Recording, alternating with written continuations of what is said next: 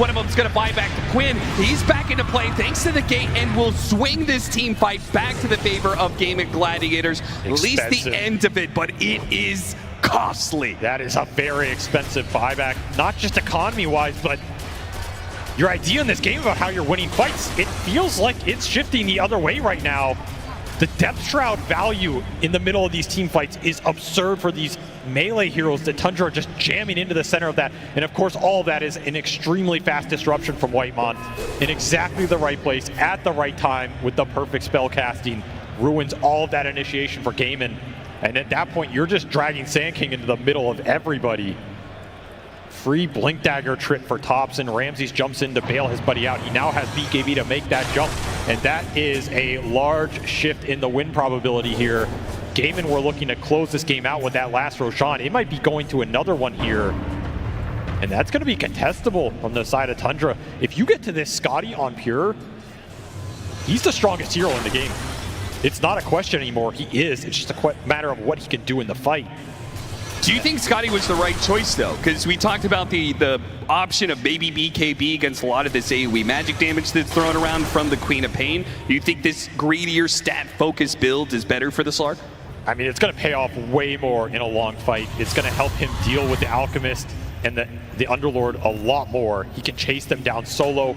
He can reduce more of the healing. It's a very impactful item for this game, and I don't blame him for skipping the BKB here because they have a lot of saves. He has ult, he has Depth Shroud, he has Dark Pack.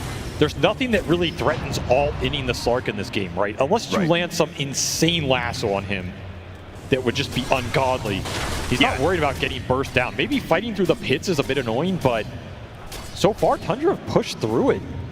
They've evened out a lot of this net worth deficit. Now all of a sudden they have 2 of the top 3 net worth cores and a BKB done for Tops, and this Sand King is starting to heat up. Ascetics cap on top of it for some extra HP regen, and the debuff that gives you the status resistance. If you lasso the Sand King, he might live with even without a disruption or something of that nature. Yeah, if he lives, he's guaranteed to get out the Epicenter Sandstorm. That is just an entirely different story.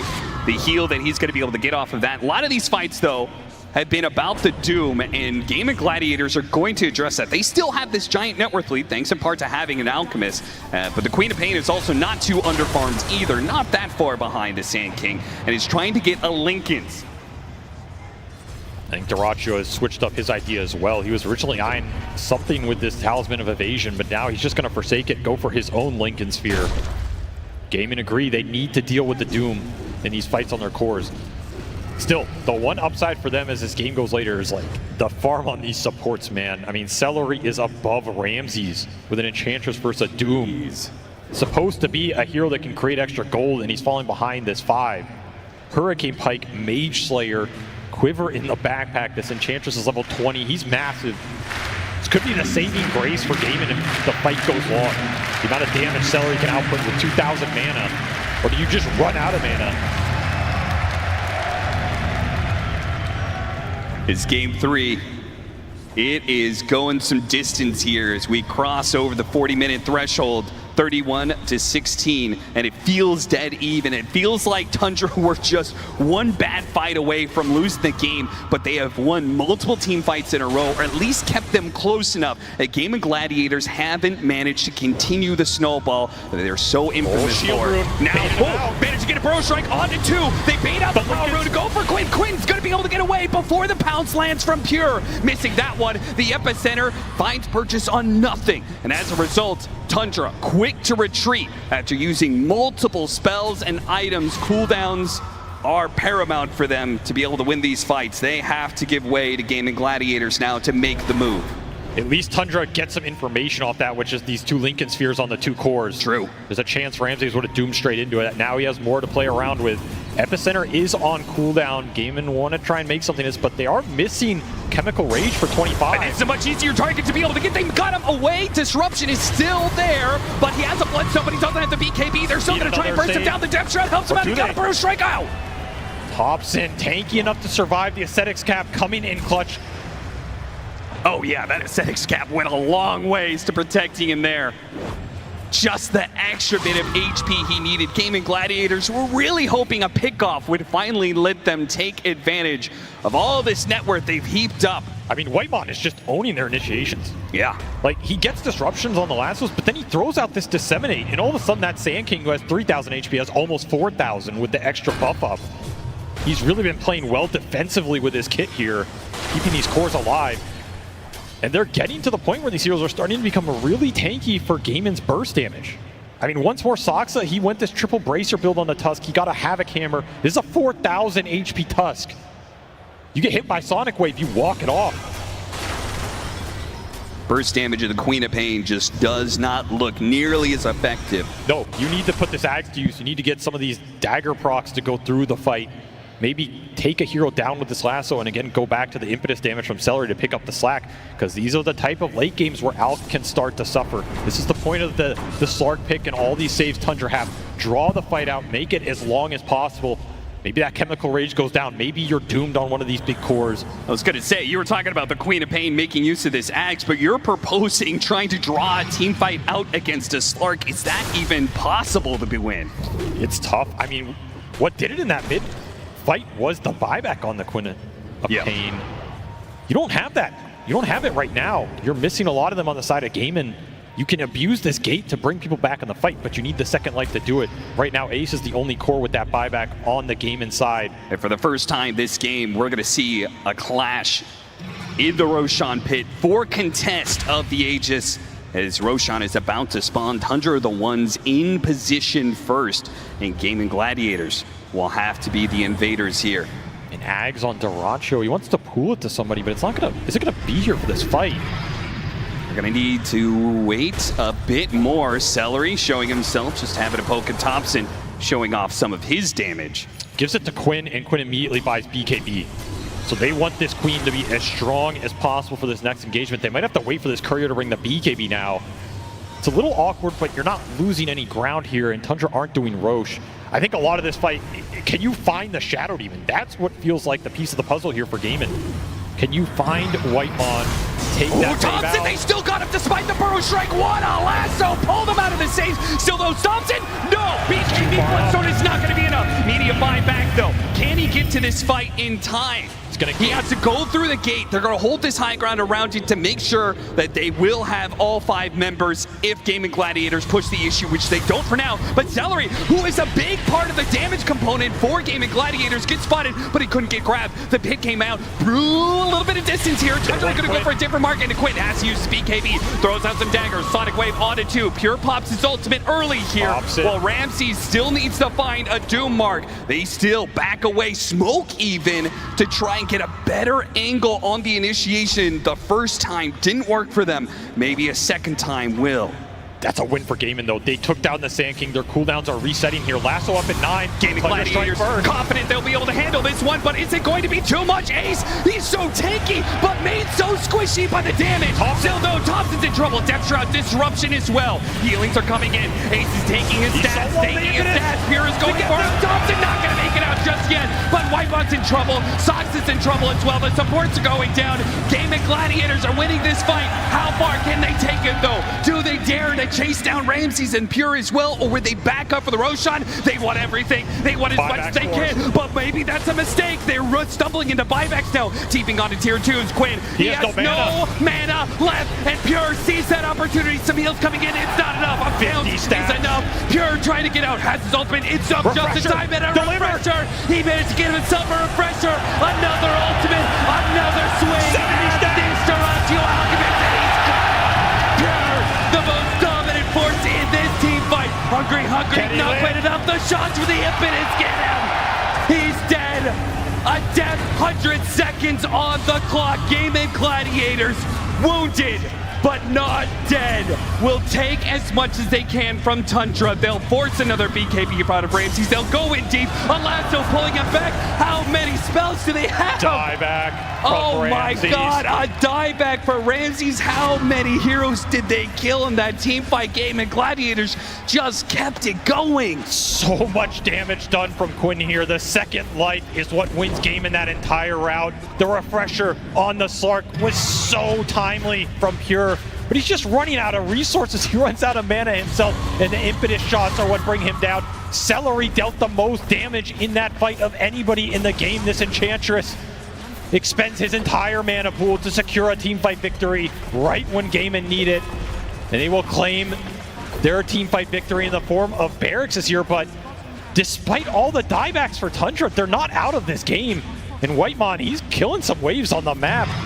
They will still have a chance to turn this game around. A lot of buybacks on cooldown here. And as we go into this next team fight, and Roshan, he is still on the map. Switch to that Dire side, switch to the upper half. Gaimin Gladiators may have used some big buybacks, but they are going to get so much for it. 2 lanes of Barracks, and they still have a chance to back up and take Roshan off. They won, or they could go for the throat. Quinn has made the call. He wants Megas. 7 seconds. 5 more seconds. Can he get here in time? Dyrachyo and Quinn have to wait out a glyph. This is a risky push. Seconds are crucial. If you die Can Thompson get his initiation? The Alchemist Illusion right now is stopping his blinking, so it's up to Pure to make the jump instead. He hits the Queen of Pain, but to look at Dyrachyo, he's focused on the objectives. He realizes this isn't going to be good enough. Their damage isn't good enough. Now they have to try and get a retreat, but Alchemist is in trouble. Dyrachyo has to pop his BKB. There goes the epicenter. Thompson slowing down these heroes, trying to stick on top of anybody he can. It's going to be the Celery Enchantress. No, he gets forced out defensively. Gate comes out from this Underlord. That is not a force they want to contend with when they're not sure if they damage anymore. That is such a risky push by Gaimin. If you get caught on the retreat there and lose heroes, that could just be the game. You have to remember this Queen of Pain has no buyback for 5 minutes. Ace has no buyback for 4. Dyrachyo can farm his up right now, and I think that's what he's trying to do. But Tundra, they have one more shot. It'll be an Ags for the Sand King. Oh man, that is a huge pickup. You believe in the Stinger procs. The extra damage. He's not 25 yet, still missing that big talent. Trying to use the Thompson gonna be able to find this opportunity to bring this game back into play for Tundra, or Gaimin Gladiators take them out in this 3rd place spot. A little bit of a poke there, but not enough to commit. Neither side feels good about the fight. They retreat to their own corners. Pure. God, you want to fight while it's nighttime, and your other lanes are going to push in right now if you're Tundra. Like, you could end up in a situation where your tier 4s are being threatened. Dyrachyo can bots to your base as well. There's some strategic options at play for Gaimin. They are the ones who can wait this out. Tofu's pulling in a smoke and wards for the next fight. They know that the initiation is so important here. The right jump wins them this game and gets them to the finals. Look at this Centaur dragging a wave top right now from Celery. It's going to hit the racks. It's going to force a Slark TP back. No way. A single Centaur has forced Pure to come back and deal with other lanes. There's too many creeps in the base. Gaimin knew this, why they backed up. Gave up that high ground position and should claim Roshan off the Rax pressure. Yeah, that Tundra just gonna have to give up entirely. So what a win for Gaimin Gladiators. Unless Tundra can get back here in time, it is gonna be tough for them to move across the map this quickly. It's so much damage from Gaimin Gladiators. Does Pure actually want to contest this? His supports are so far away on the map. They're ground boots He's playing entirely solo, trying to go for a seal on an Aegis. He will find nothing. And now he's in the pit. Now he has to make a retreat. He has no more pounces left, and he wants to wait out this one and then pop a refresher. He's got 3. He waits for a scene. Thompson fights it. He goes for the bat right now. Sonic Wave puts them all the way from the bat, and he ults. He might just be able to get off the lasso. Think for the doom. Managed no, he got blocked by the Lincolns. Ramsey Sutherland finds it still, though. The Sand King is in the midst. Dyrachyo with his BKB. Pure is going for it and hits the back line. Managed to finish off the Underlord. No comeback from him. 2 dead. They've got the numbers advantage. Do they have the damage? They've got him. Dyrachyo's dead. Celery's up next. No way. They find a way with their base being sieged. The sustain, the save, the refresher on the Slark. Pure just pushes through it all. And these stacks are going to last a long time. He has the level 25 talent. These Essence shifts stay up forever now. Tundra found Tofu at the start of that fight, and it made a huge difference. None of them were getting lasso jumped. Their supports have a free-for-all. And even though the Queen is doing a huge amount of AoE damage, the sustain from the Slark is able to keep his other heroes alive. Thompson just running into everybody with this Bloodstone. And the impetus has come out, but they're just not enough here. There's too much HP to get through. It seems like Tundra were the ones to be able to kite back and forth, making it so Gaming Gladiators aren't able to focus one target down, and as a result, they cream Gaming Gladiators in this fight. Despite the Aegis advantage, despite everything they got out of the Roshan pit, they cleanly won that one and pull back this game perhaps into their grasp. They were down over 25K going into that. It looked like nothing as Pure slices them up. They will claim a tier 1 mid at 51 minutes in this game. Goes to show how much Tundra has scrounged around the map, trying to find whatever they can, whatever gold they can, whatever experience they can, and just draw the game late and later and later. And now, 51 minutes in, the Gaming Gladiators that we're looking at 20, 30-minute high ground pushes are getting stalled. That time is long gone. You are now stuck in the late game. This is where Tundra thrive, the late game mechanical ability of their team fighters. Level 25 has now arrived for Thompson as well. He's rewarded for his presence in that team fight with a big talent for this hero. Huge damage upgrade. What can Gaimin do to find a way to start winning these fights again? They still have Aegis on Quinn. Shiva's trying to find the hero that broke the smoke. Ooh. And a brief pause as some sort of issue will allow both of these teams to be able to discuss what is happening here. And Celery says, "We are coming." He is not lying. So much of this fight rests on the Batrider initiation and what Quinn can do with 2 lives here for Gaimin. You have to find a good target in this lasso, and the Queen has to start getting these daggers up on everybody. The back line, that is the name of the game here for Tundra. Can you protect your supports? There's an Ags on this Shadow Demon. He has double purge, double cleanse, by the way. Something to think about. Another reason these long fights are just so favorable. Your cores start getting demonic purged in the middle of it. It's so much damage for Dyrachyo to deal with. These teams are going to be frantically talking about what needs to happen in this next engagement. Gaming Gladiators so confident, despite losing the fight around the Roshan pit. They say run it back, and they think they're going to be able to change what happened in that last engagement. Somewhere between the Lincolns and the single target spells, there is going to be a difference in the last team fight, but will it be better for Tundra or better for Gaimin? I feel like so much of their damage is coming out from this Enchantress. Full MKB done for Celery. He's almost level 25. Like, he has to be able to find his mark in this fight. Quinn has to be able to find his mark.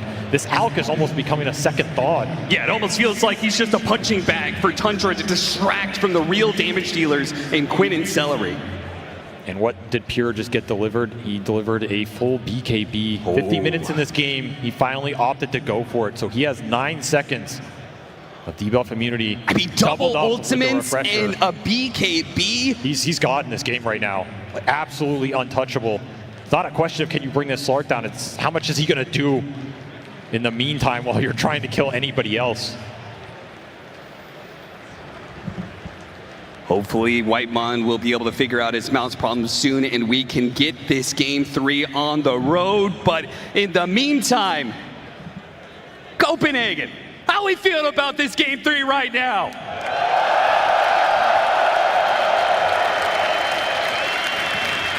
I'm so glad that we finally got a series that is worth all of you guys here. I know all of you guys have spent your money and time to be able to be here, whether you bus or you flew or you drove or however you got here to the Royal Arena. Thank you. Thank you for coming out and supporting Dota. Thank you for watching the best esports in the world.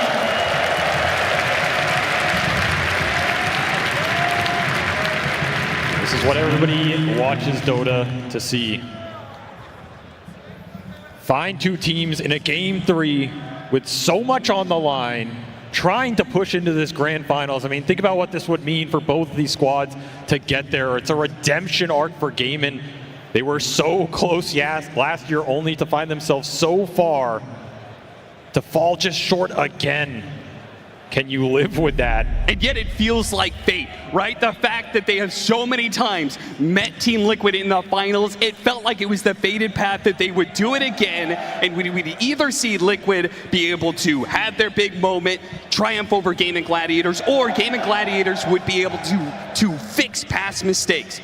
But Tundra are standing in the way of that fate. Yeah. This team, I mean, this is just a team that will not go away. No. And you knew it coming into this series today. This is not a team that was going to go down easy, even if you pushed them, even if you tried to use your cheesy Aura death ball tempo lineups that Moon Meander hates so much and has probably been shaking his head after the last 50 minutes. It did not end this game. It did not push them past the limit of what they were able to play through, and they have clawed their way back. They're still sitting down like 16K in this game. That is the ridiculous part. It feels like they have won 2 team fights down 20K that they had no business winning, and they are still trying to climb that hill to push themselves into that grand finals to face up against another behemoth later today.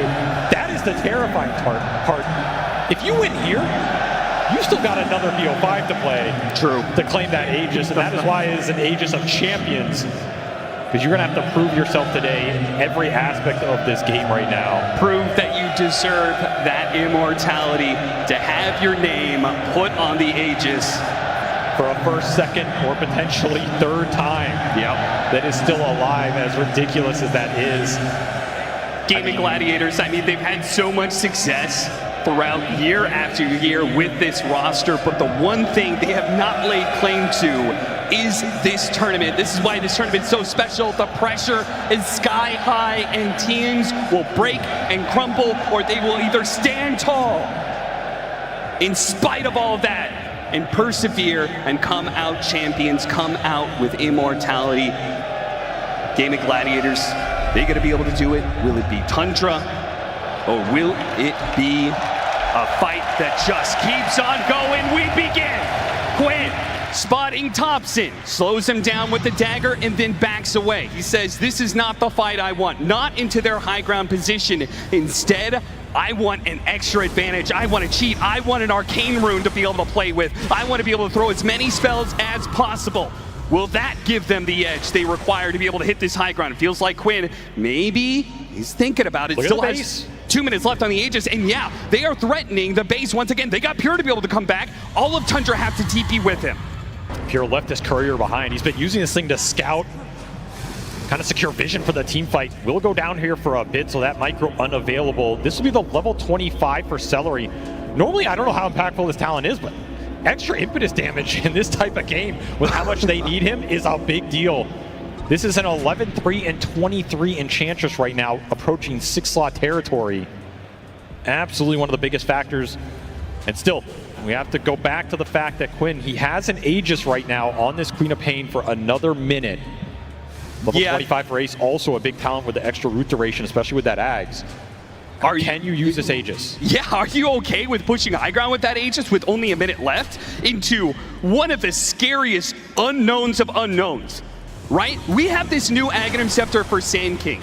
We talked about it, it's been theory crafted, it's been tested. This thing is insane. If you can get to level 25 with the extra epicenter pulses, if you get the RNG, Thompson believes.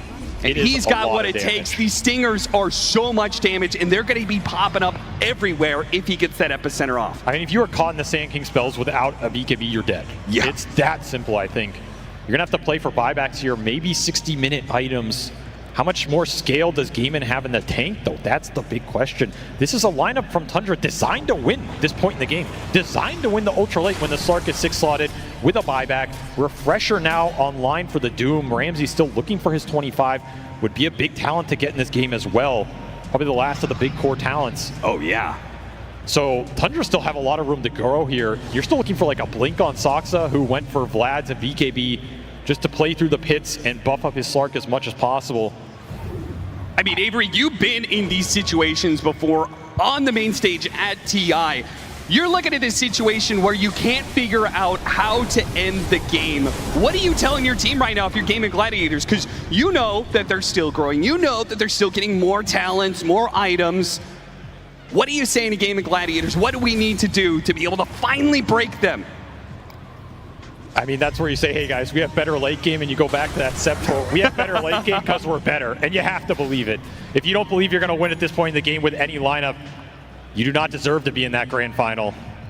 Taking it on faith, perhaps we're just going to wait all the way for another Roshan, all the way to tier 5 items. And more importantly, 10 buybacks. We are currently at 8 out of the 10 right now. Right. Thompson dips a little bit below, but he will have his up in this game. Yeah, Ace doesn't have his simply because he has so much gold. He actually bought himself a BKB and still almost has it. Just needs to farm a few camps to be able to pick it up. Sand King actually bought out an overwhelming Bleak. I thought he was looking at Refresher before that. Seems like he's going to deviate from that path a bit.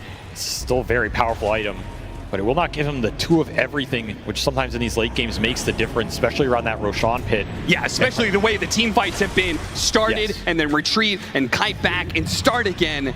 And especially when people have buybacks, right? Yeah. That second round of spells and items counts for a lot when you have to play 5 into 10 potentially to win the game and close it out here. And that's a great point because we are going to be talking about buybacks in any of these late game fights, but especially around a Roshan pit that is going to be on the dire side unless things stall considerably. It is a later Roshan. We still have a minute 20 to go, but it will be firmly on the nighttime side where the Dire have control of that outpost, something that they could play with their buybacks a lot easier.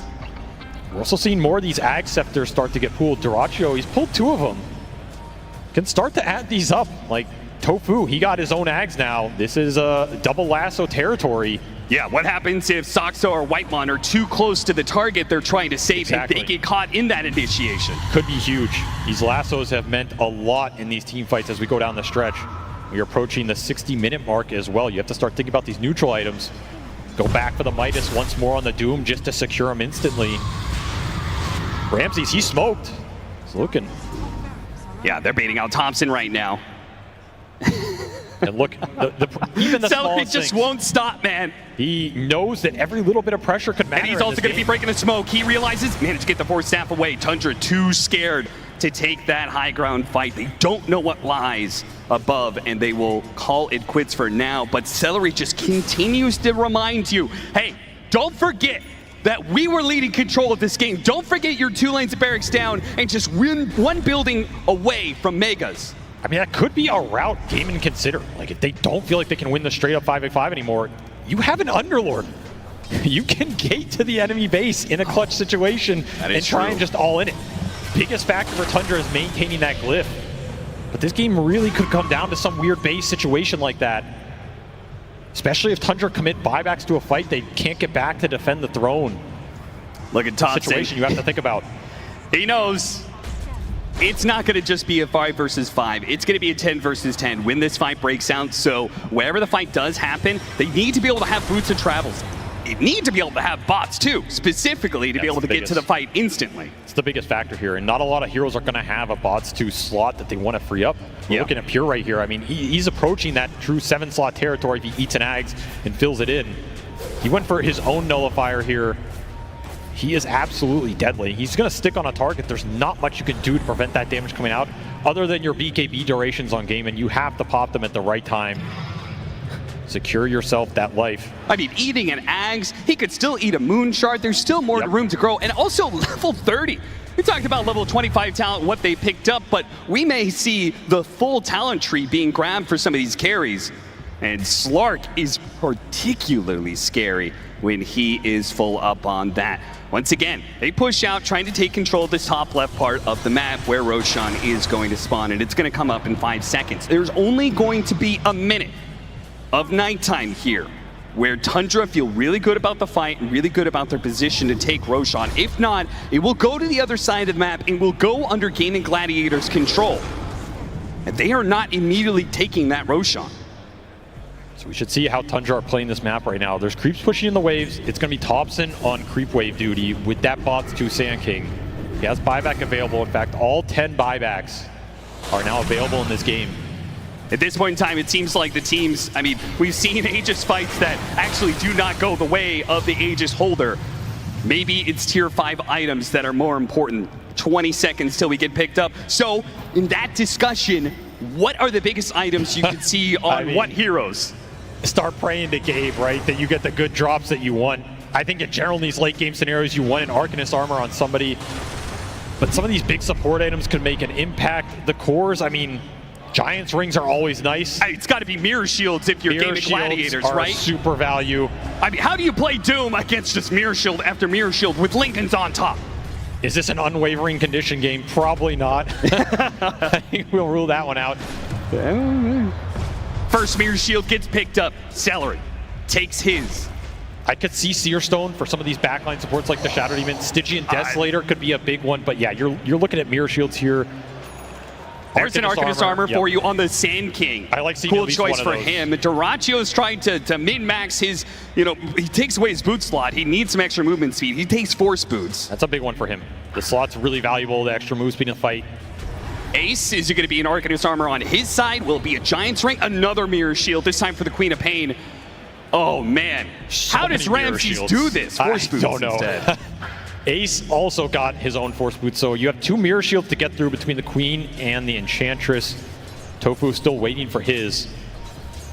See what he opts for here on this Bat Rider. The flip side, mirror shield for Pure, you're gonna have to cut through that.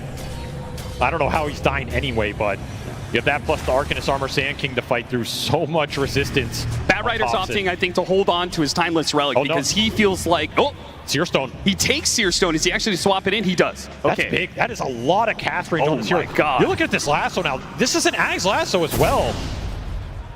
Tofu's initiation has just got way easier.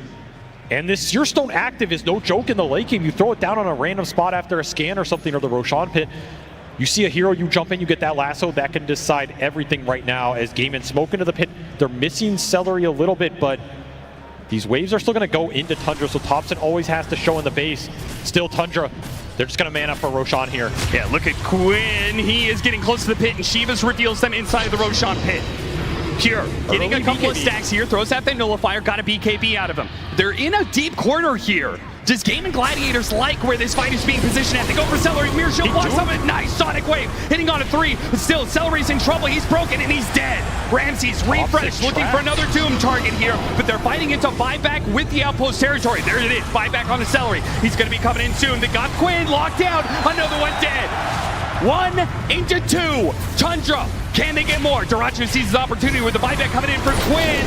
Can they push through? Ramses low. Disruption. Managed to buy in some time. Pure is getting a lot of stacks though. Pure is getting bigger and bigger. Last slam from Thompson. There goes out the lasso. Managed to get 1. Thompson's still fine. Gaiman Gladiators are running out of damage it seems. These buybacks are not doing enough. Wait, no. Another Sonic Wave. They got Thompson. A pull forward from Soxa. Couldn't actually do that much. Now he's in danger as Duraccio looks to be able to run him down. Nah, you're not getting out of here. None of that.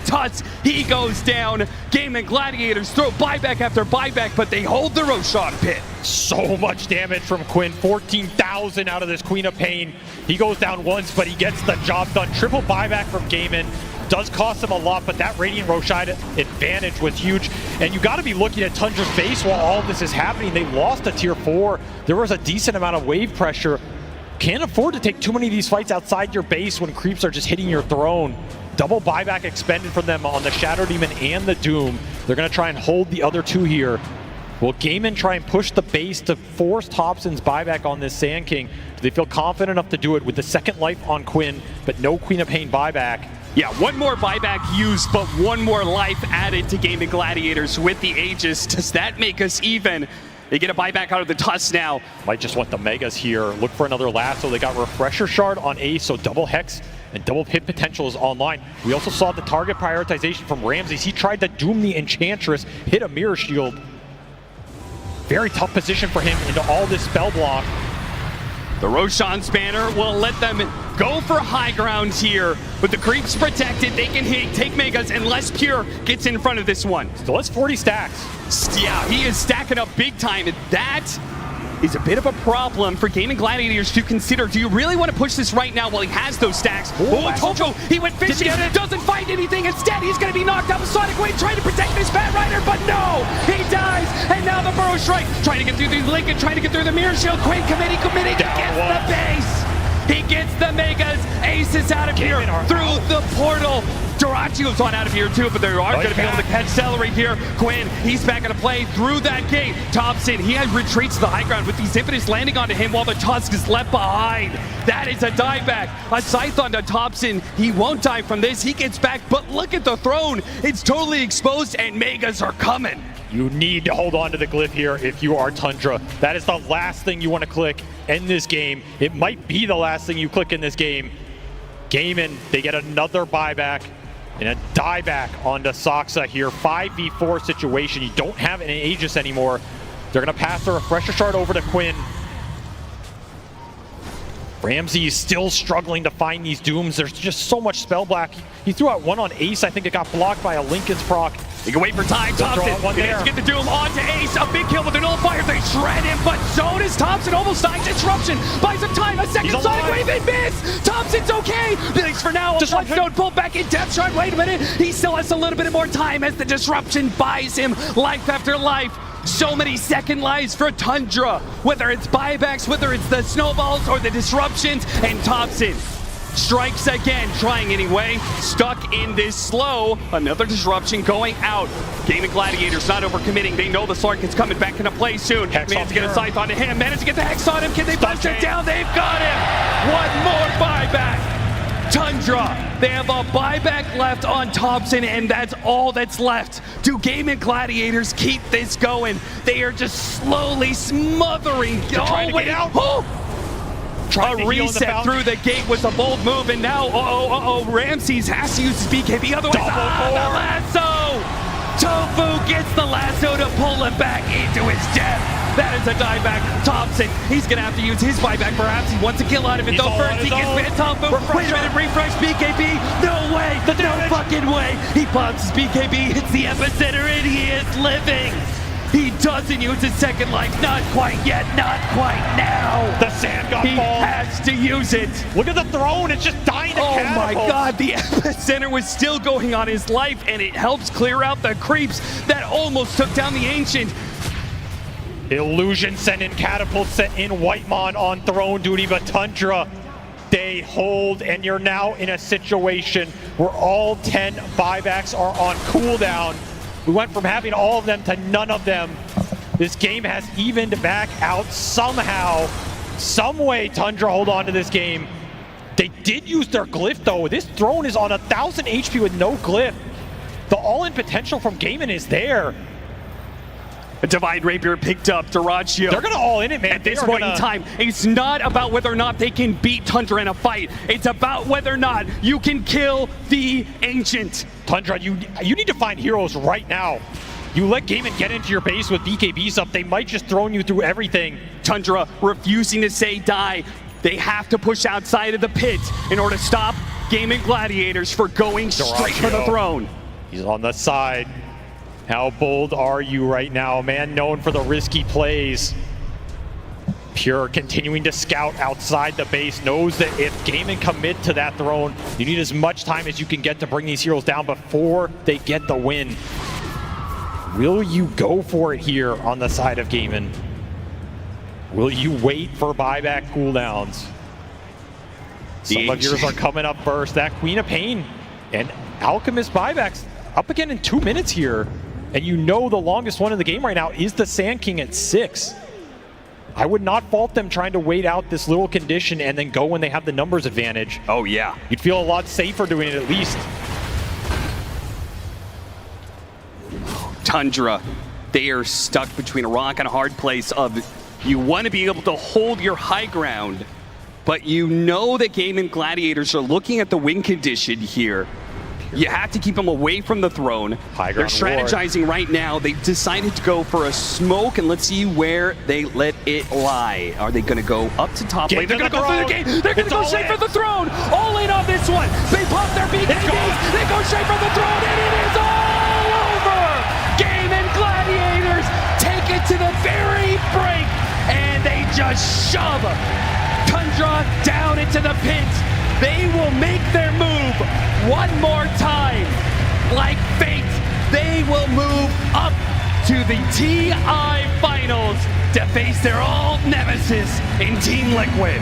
The Ace Underlord gating them to where they were a year ago, and a chance for redemption against a different foe, but one they are equally familiar with as they look towards that BO5 later today against Liquid. But man, Tundra, this is a team with a stand-in. Soxo went from couch to top 3 in a week. Thompson so close to a 3-peat. Whitemon with one of the farthest pushes for a C player in TI history. Ramsey switching his role to get one of his deepest performances on land and his best TI performance ever. And of course, Pure, perhaps the carry of the tournament in many ways, but cannot close this one out against the inevitable that is a game in Liquid final. It just is fate. You cannot stop these grand finals from occurring. As much as Tundra tried, they pushed, I mean, a run through TI that was full of the improbable, but ultimately you couldn't stop it. It was impossible to stop Game & Gladiators in Liquid. Some things are just meant to be, Austin. They will go on until the cycle is broken or someone breaks the wheel. And so far, no one has been strong enough to do it. Well, I am hoping that we are going to have a fantastic grand finals ahead. Tundra certainly gave us one hell of a performance, though. They are going to exit out of third place. Game & Gladiators, though, I mean, the grit on these guys, how they managed to do it year after year like this. They have a grand final appearance ahead of them, and we can talk to what that means to them up on the main stage.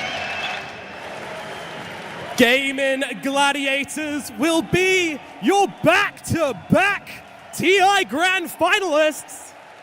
And playing in front of his home crowd, we have Ace. I mean, the nerves, the tension, how was that playing one of the best games in TI history in front of the home crowd here?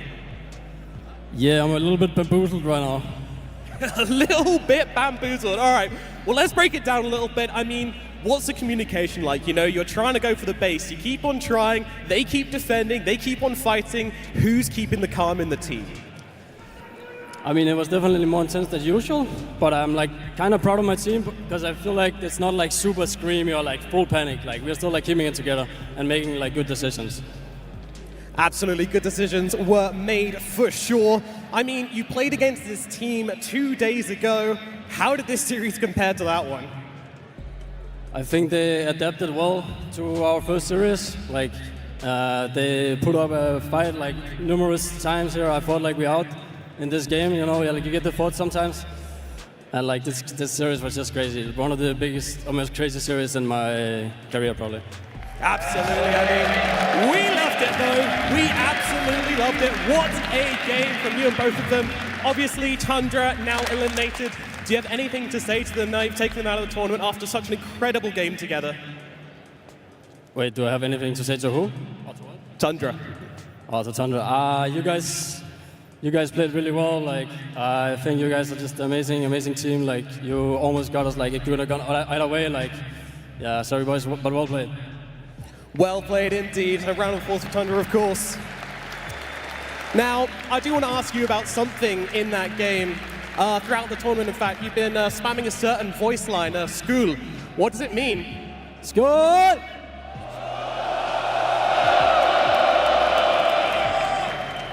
I think people know what it means. All right, well, find a day in an Arsenal, I guess. Finally, now you move into the grand finals versus Team Liquid. What do you think is going to happen? History always repeats itself. The 3-0 prediction then? 3-0, we'll see. Let's make it a bit more entertaining. I don't know. I'm not sure it can get more entertaining than that. Ace, final word for the crowd here before you go and take a break and head to the grand finals.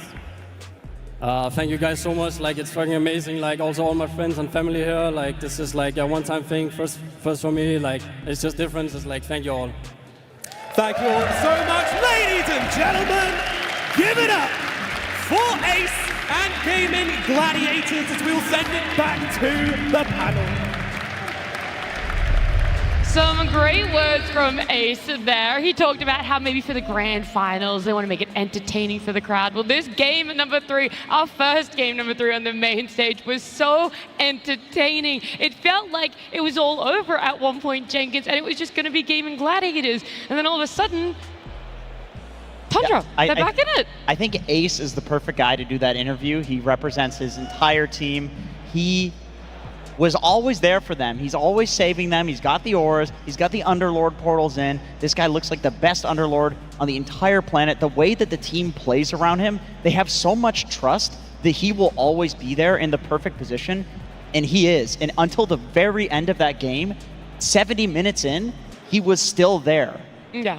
Look, we can't overlook the efforts that Tundra put into this series, into their run here in the tournament, but also that game number 3. Unfortunately, they will be exiting out of TI13 here, but third place, a phenomenal feat, and we're going to head on down to Purion with one of their players. Thanks, Nat. I am here with Whitemon. First of all, I think it's safe to say that was, without doubt, the best series of the tournament so far. I know you guys didn't come out on top, but you must be proud of how you played. Yeah, I think we kind of proud of ourselves because we have a staff for stand-in also. We're not like full roster, and we make it to top 3. But I'm just feel sorry that we cannot make top 3 times TI champion. Sorry, guys. Well, you guys definitely tried your best. Talking about Saxon as a stand-in, how good is this guy that he's come in as a stand-in, as you said, and you guys have managed to make top 3? That's incredible. Yeah, I think he's a really good player. We only have like 1 week practice before TI, and we make it like top 3. I think he's really good. Absolutely. Speaking of really good, a lot of the other players I spoke to here said that Pure on your team was the best player in the tournament. How good is this kid? Yeah, I think for me, even we have like top 3, but I think Pure is the best carry because, you know, he's carrying all the games, he make all the shot calls, he make, like, I don't know, he's just incredible. So what are you guys hoping to do when you come back next season? You're going to win TI next year? Hopefully. Fair enough. All right, now you've entertained us all, and I'd love it if you could just finish by having a few words for the fans who supported you throughout this season, but especially at this TI. What, sorry? Some words for the fans. Some what? Like say some nice things to the fans, like thank you and stuff. Okay. Thank you for the fans and for friends and family, anything, like, thank you for supporting us and cheering us. Sorry to make you disappointed, but we try our best. Well, you guys were phenomenal. Big round of applause for Tundra. Whitemon, thank you so much. Back to the panel. Let me tell you, that applause is not for disappointment at all. Whitemon should definitely be proud of not only his team and their placement here, but also for himself being the first ever Indonesian player to be able to podium at an international. It only took 13 of them, but he was up there. He was making space for his team. He was crucial in all 3 games as well. And it's a phenomenal feat and a phenomenal way to go out. It's just so entertaining, Sind. I don't think I can say it enough. No, that was a crazy game for multiple reasons. I kind of thought that game was going to finish around 35 minutes, but a couple of things went back and forth. And honestly, for the side of Tundra, I think the most impressive thing about this game was you could tell how crisp the communication was at all stages of all fights. Like just good understanding of who's going in when. They were playing multiple saves. You're going to see that in basically every single highlight that we're going to be showing is that there's the Slark Depth Shroud, there's the Shadow Demon Disruption, and there's the Tusk Snowball, which makes it difficult for Gaming to approach these fights consistently because there's going to be so much variance in every single fight that they have to play around, but ultimately they finally did manage to break through and win their first game past 40 minutes of the entire tournament. I believe you pointed that out when we were talking about it, Fear, that Gaming just don't win late.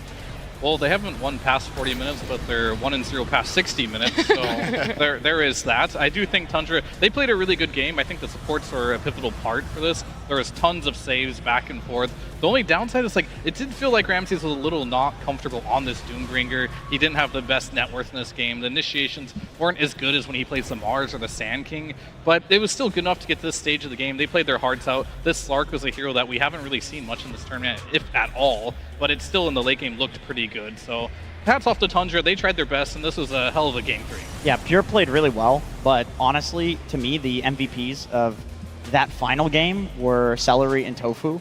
There were some fights where Celery was just an absolute turret, dishing out damage, also using the Hurricane Pike to save people from the Slark.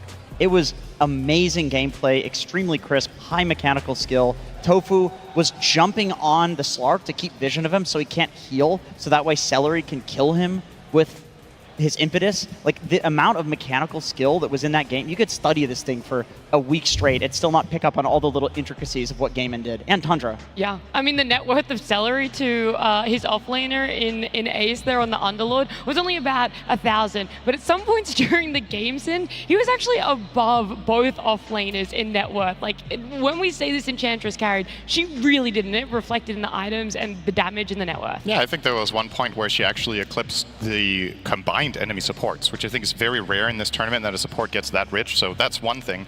But it's also, I think it's extremely important for Gamen's ability to win this game that I would say this was a game where Dyrachyo made a couple of really crucial mistakes that made this game a lot harder for them than it perhaps could have been. So it was very important for them that they had multiple heroes that could get in there and dish out that damage and kind of, you know, play off each other to clutch it out. Yeah, they're going to have a break, and maybe there are things that they look at, maybe it's not really, but something that we get to look back on is who made the final call for that final push to win a game number 3 on Game & Gladiators.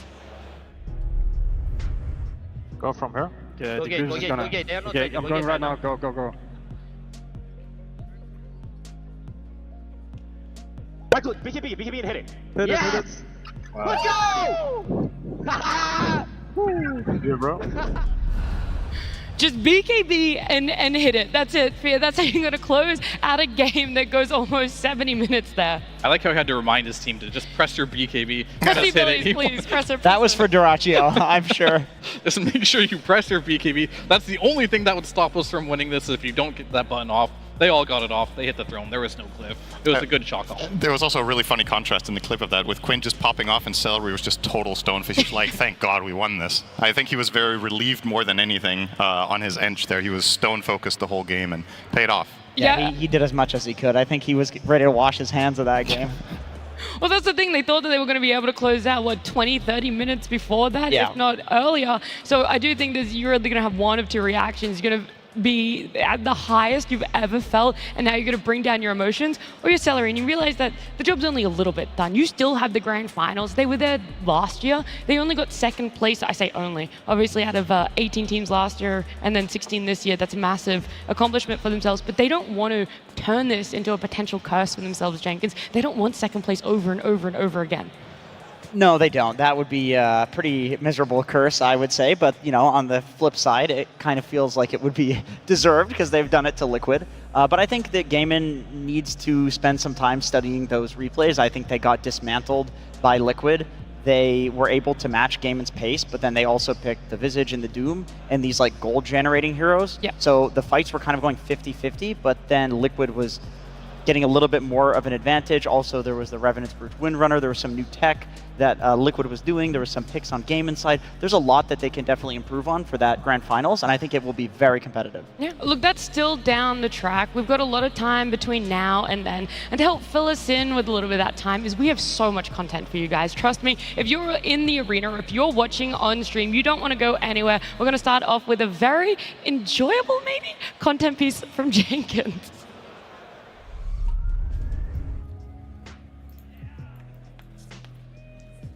Well, heading back to the base now, a little bit of a lull in the action as we get set to go in this one.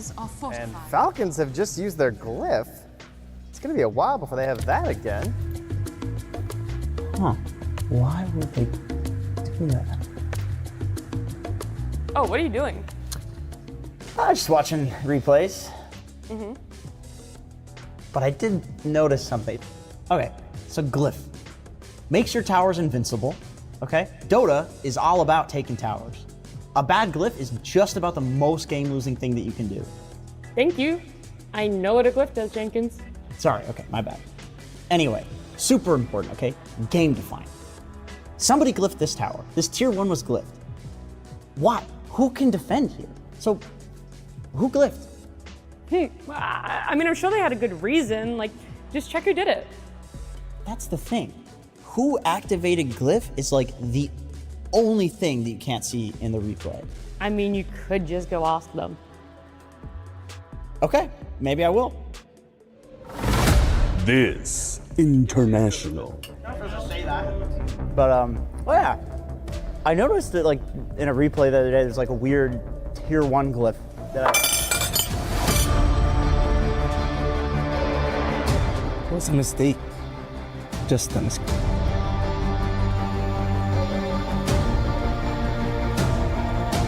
Uncover the mystery.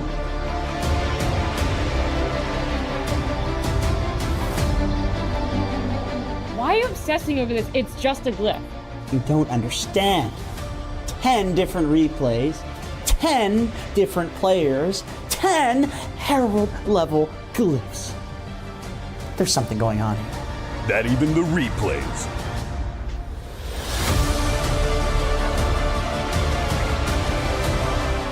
want you to know.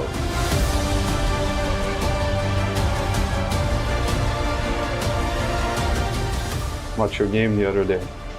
Yeah. How are those structures doing, brother? 45. Glory to the Glyph gods.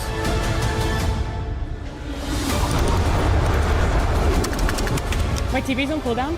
Yeah, me too. They're gonna. Radiant structures are No. fortified. Who? Did you waste Glyph? No. Oh God. Oh God, they're in the pubs. They're in the pubs.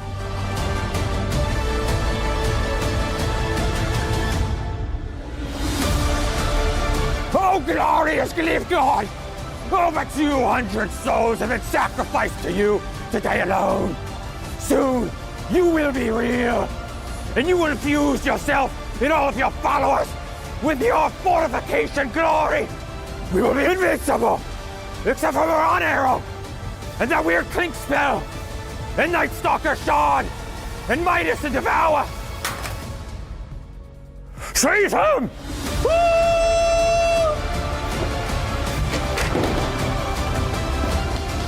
One man will find the truth. You're getting close to solving the glyph. Check the combat log. I need to know. The world needs to know. Who pressed Glyph? Coming to a post-game chat near you. Coming to a post-game near you. Did you enjoy making that one, Jenkins? How could you have kept that a secret from... I was losing my mind. Well, look, I know we've worked 11 days pretty much straight together, but sometimes you need your own secrets. Why would you waste Glyph? Why? We lost that pub. I doubled down. That's why. That is exactly why. We've always talked about this inflated MMR going around, and Jenkins, it's just not deserved. Traumatized. I'm good. I'm fine. Look, it was a very beautiful content piece, though. I know a lot of you guys are working hard in the back ends. I mean, maybe a fun little mini game everyone can do is count how many special appearances were in that one content piece alone. We had a lot of the talent lineup getting in on this, and I know Slacks and Tsunami worked really hard behind the scenes as well for it. Did you enjoy it, Fia?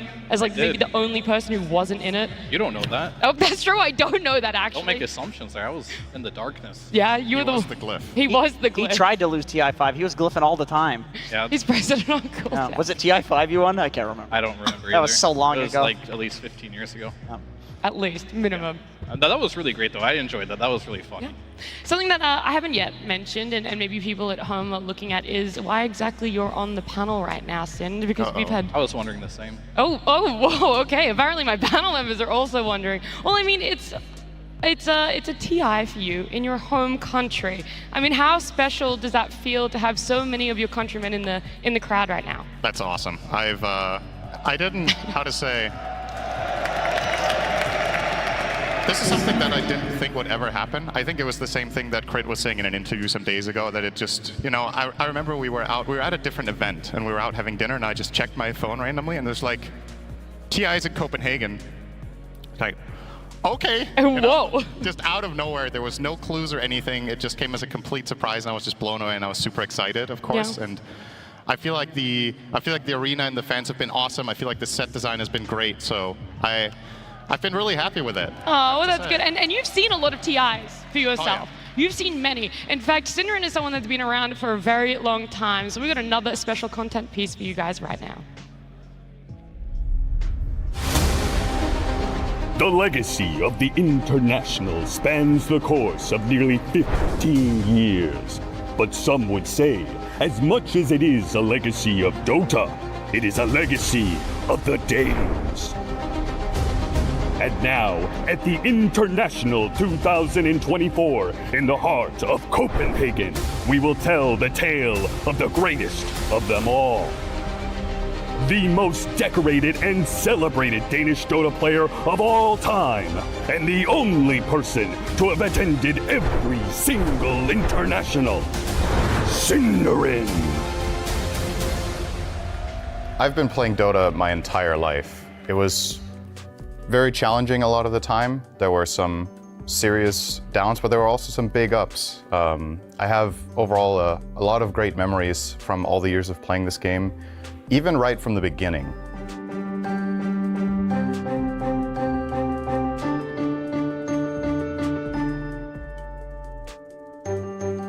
I started playing Dota when I was just a kid. I have a lot of very fond memories of playing in the biggest Danish LAN cafe at the time, Cybermøllen.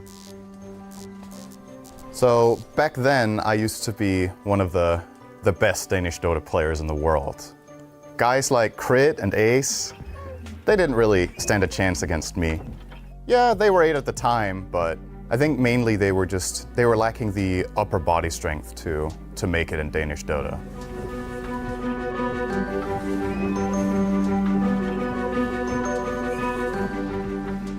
I won't lie, it definitely wasn't easy.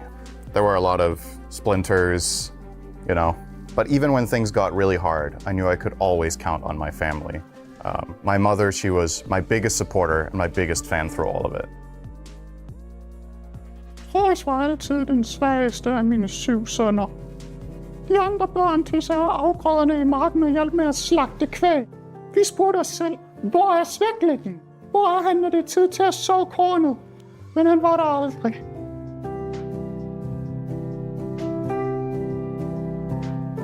Han gav altid nogle åndssvage undskyldninger, såsom, men mor, jeg er allerede god til at farme. Jeg har lige fundet ud af, hvordan man kan få 200 GPM på Alchemist. Så sagde vi, at han skulle stoppe med det vrøvl, og at alkemisten ikke er i byen under høstsæsonen. På et tidspunkt blev han så sur, at han løb væk hjemmefra. Vi troede, vi havde mistet ham for evigt, men nogle måneder senere, så var han der pludselig. Han havde åbenbart spillet et eller andet computerspil dernede i månedsvis. Han kom ud af kælderen som en lille trold, kravlede ud af sin hule, når det er tid til at gå på jagt. Så besluttede vi os endelig for at give ham sit navn. Troels. Også fordi han lugter en lort. Shit. My dad was a farmer, so he didn't really approve of me playing video games very much, but once I started making money with it, then he came around. What money? He never made any money. There's a highest kæft! He could have done something good with his life. He could have saved the planet. For helvede. The ice is melting at the poles. 20 years. It's been a long time. I remember TI1 going with friends. It didn't go so well. We got 16th, but then came TI2. I went with a new team, and we also got 16th there, so that didn't really work out either. But then finally, TI3 really had the team that I was hoping for, and we got 16th. And then there was TI6. These are our family goats. That one is Sumail. That one is Miracle. And that one is Arteezy. You can tell by the big balls. Those two were huge, my parents. But I didn't only have that family. I also had a second family in Dota, my teammates. Teammates.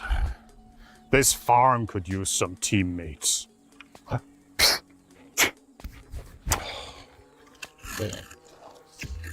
Some of my close friends from those teams back then would go on to do great things. I took them under my wing, I taught them everything I knew, and now they're here still playing at this TI. And you know, it's a real source of pride for me. Who? Synderen, you were on a team with him. Doesn't really ring any bells. Eventually my time as a pro, it came to an end, but I still absolutely love Dota, so I wanted to continue working with it. So I got into talent work, and honestly, I've never looked back. Is Synderen over being a pro player? Man, I mean, he's a good friend of mine. We cast a lot together, but definitely not over. I mean, anytime we would cast a former teammate of his, whether it's like Yapsor or Seb, he would just cry his eyes out. I feel like you do need to get over this stuff eventually, though. I mean, myself being a former Counter-Strike pro player. For most of my life, I have dedicated myself to Dota, and now this year, we get to have TI in my home country, which is super special to me. So I can't put into words how much that means. It's been an honor to be a part of this community for all these years, and yeah, I just want to say thank you guys for watching and letting me be a part of it for all this time.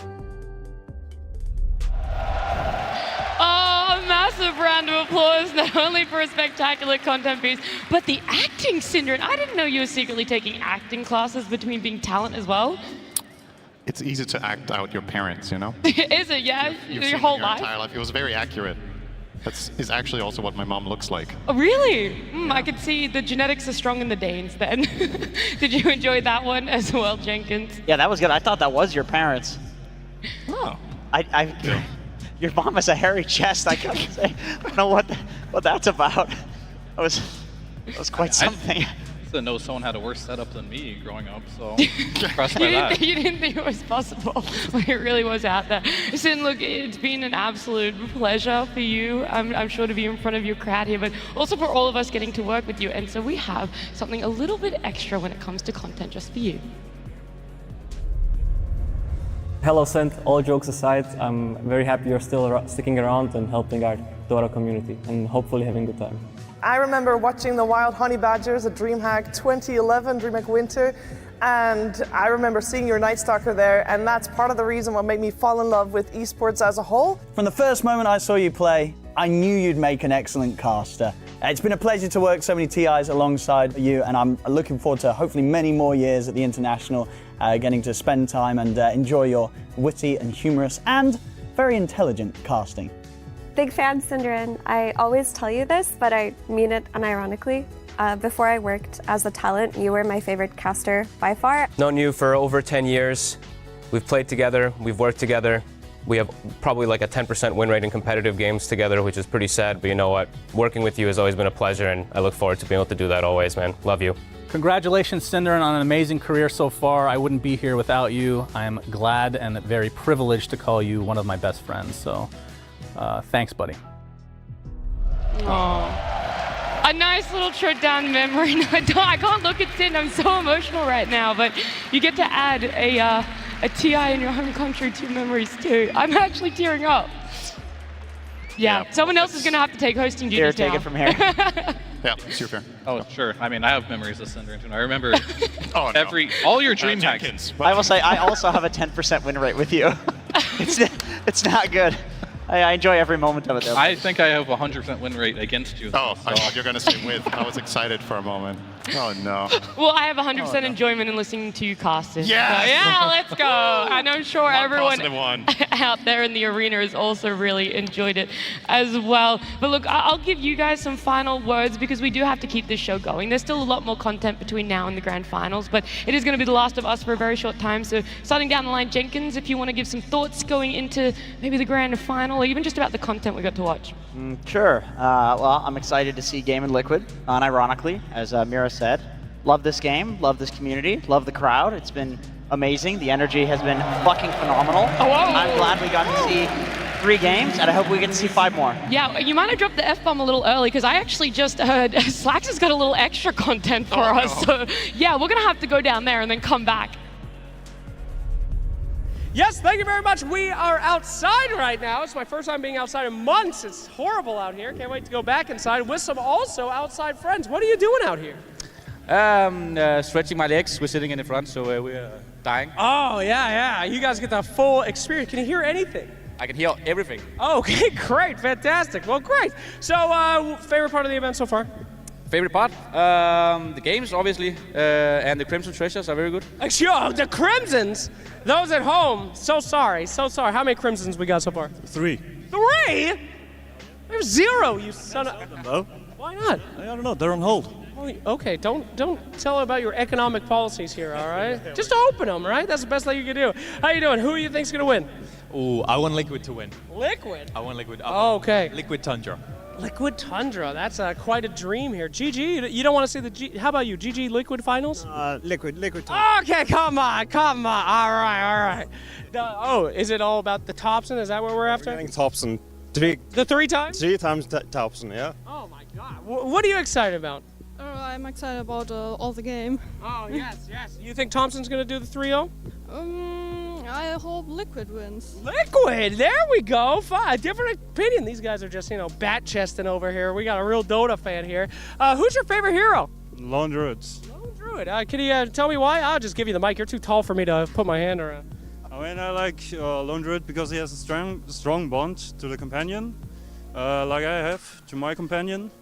So I'm gonna show you my true form now, and I want to ask you to marry me.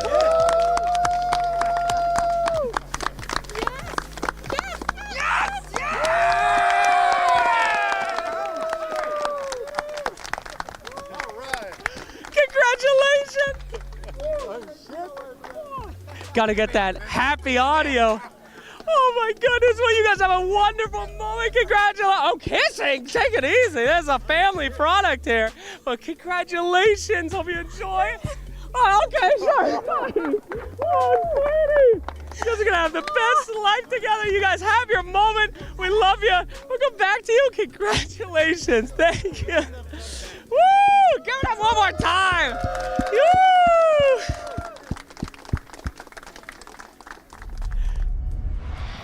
Dota players stay winning is what I will say there. There's going to be one team walking away with an Aegis, but that one couple right there walking away having a fantastic memory here of her saying yes at TI13 in Copenhagen.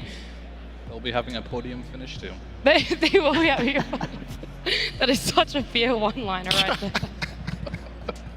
All right, now I'm not getting ahead of myself, Jay, because you've already said your final words for this. I'll go to Fear, then I'll go to Sin, and then we've got some more things coming up. Sophia, some of the final words for you before we do get some more content. Yeah, I mean, this international has been absolutely amazing. The crowd, as usual, has been on fire. So I've been really blessed to be able to be part of every single international so far in one way or another. As a player, as a coach, as a spectator, I've pretty much done it all. So like every single time it gets more and more special for me, and I absolutely love this event. Yeah.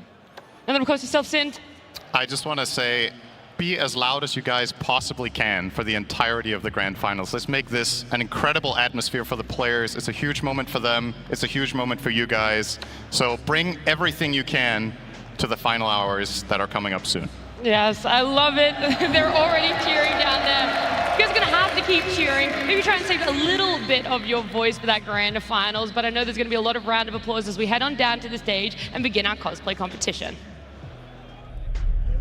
That's right, it's time for another time-honored tradition here at the International. Welcome everyone to the International 2024 Cosplay Contest, sponsored by SteelSeries, because we have got a lot of contestants and a lot of amazing art to show, and it was art that I thankfully got some feedback from thanks to our judges. Could we start out with you, Snapfire? I love the look. Could you introduce yourself?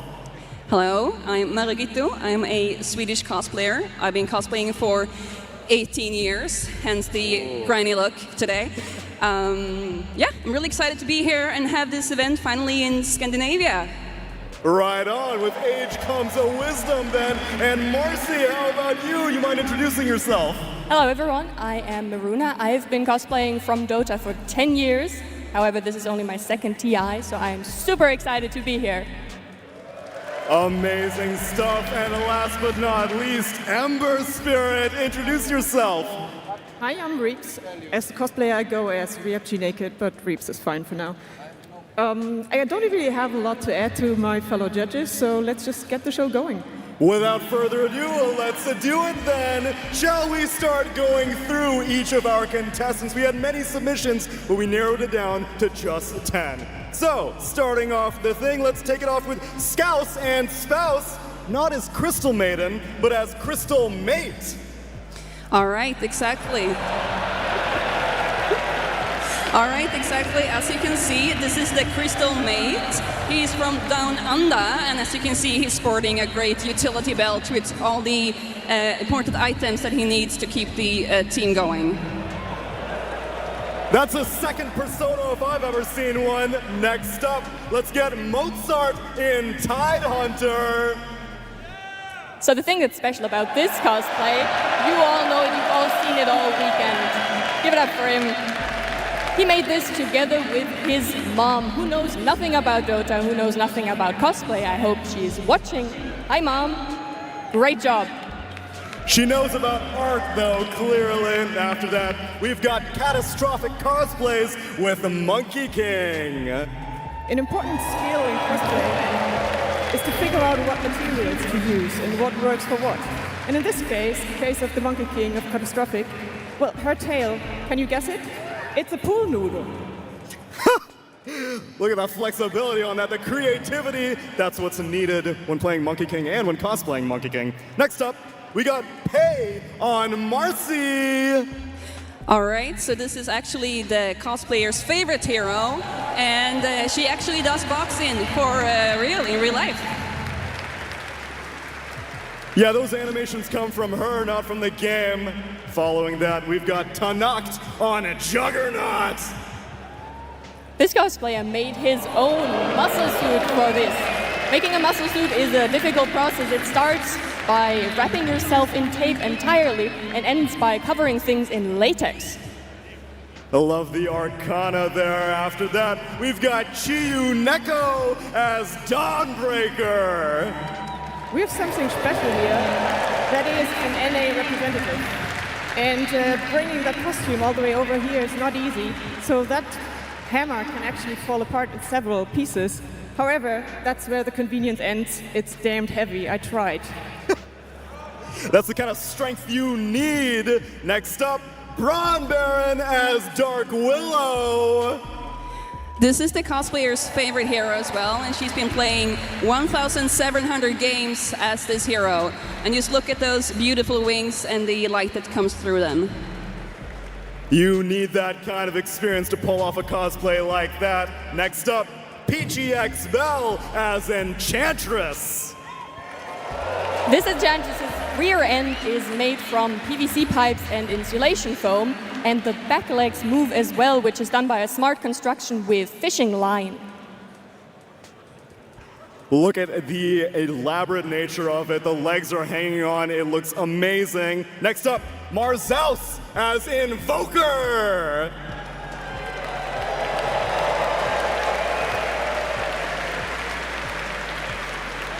Good things sometimes take time. Have your moment. Give it up.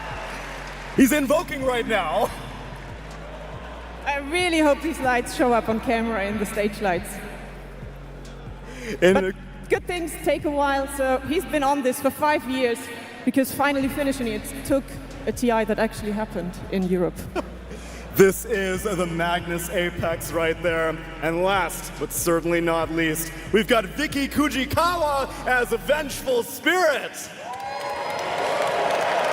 This cosplayer has fully articulated wings, and as you can see, she has the bird claws that stands to create the bird-like features of the character. And also look at all the different iridescent colors of the costume. She had so many different colors to get it all together. And this Arcana just came out and she put this together. What an incredible showcase that we have. But now we've shown you the contestants, it's time to hand out some awards. So let's take it from the top. Our first award out of 4 is a Judge's Choice. You mind explaining what Judge's Choice means? So the Judge's Choice Award is given to a cosplayer who nails both the presence of the hero they're portraying, but also has awesome craftsmanship. Well, then do you mind telling me who won the Judge's Choice? Can we get a little drum roll from the audience? Royal Arena. The Judge's Choice goes to Tanak as Juggernaut.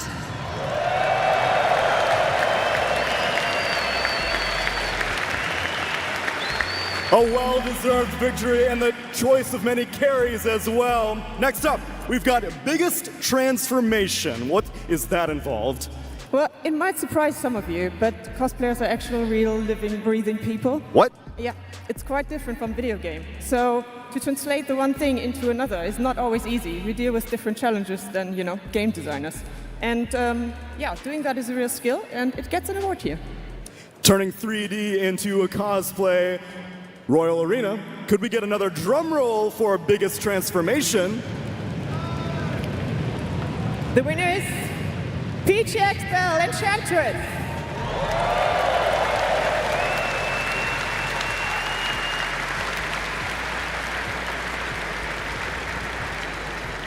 Amazing work. I thought for sure she had 4 legs. Next up, best technique. Okay, so for this award, we have really looked at the craftsmanship of the costume. We had the pre-judging on Thursday. That means that we have looked at all the costumes individually and looked at all the seams and all the props and their foam work and everything. So basically, it's how they tackle the costume and the quality of their work. The precision, I love to see it. Royal Arena, you know the drill. All right, so best techniques goes to Vicky Kujikava as Vengeful Spirit.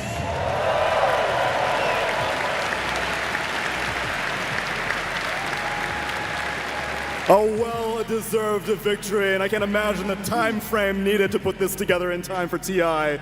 And now it's time for the best in show. This is the champion of the cosplay contest. I don't think it needs any further explanation, but Royal Arena, I want drum roll, I want woos, I want cheers, I want claps. The winner of the International Cosplay Contest sponsored by SteelSeries is the one, the only, Marsaus as Invoker!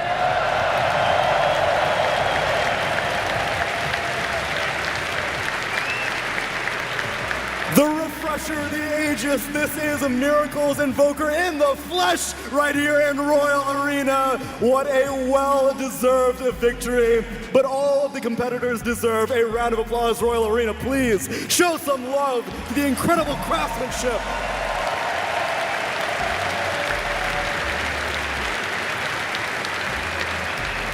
Love to see it. And judges, thank you so much for joining me and giving your expertise. But we're not done yet. I know you guys are waiting for grand finals, but there have been other community-oriented things going on. So I'm gonna pass it over to Slacks with the short film contest. That is right, Tsunami. Indeed, indeed. The International is a celebration of the greatest Dota in the world and the best esports players out there. But it's also a celebration of us, the creative noobs out there that are doing some fun things in the community. Your passion, your love for this game, and here is where we celebrate it. So that is why I am so honored to go through our short film contest winners this year. But before we go to those top 3, I did want to say thank you for everyone who's put in time, effort, and energy, passion, and love into this game and into this contest. Please, a round of applause for them.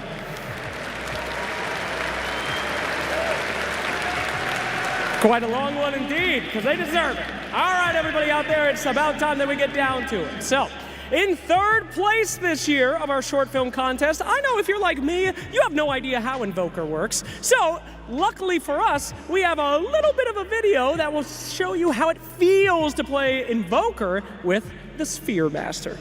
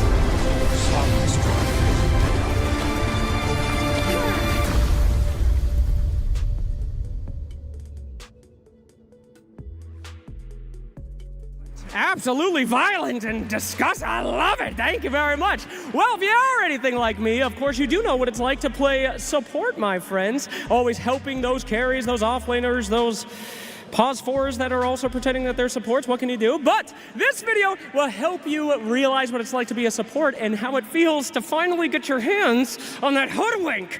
This one is called Support.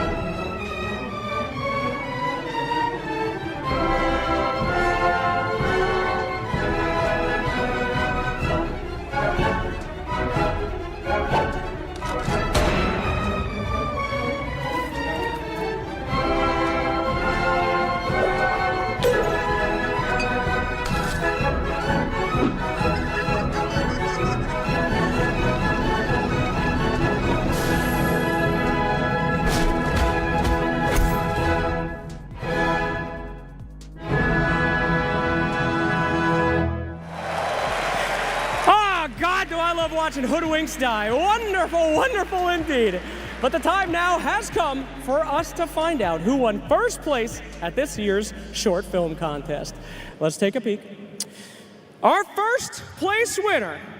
Yeah, makes sense. You ever wonder what it's like to be Tinker? Hey, you guys ever got bloodlust and you just keep chasing someone and you just want to take them out at any cost? Well, this video is just about that.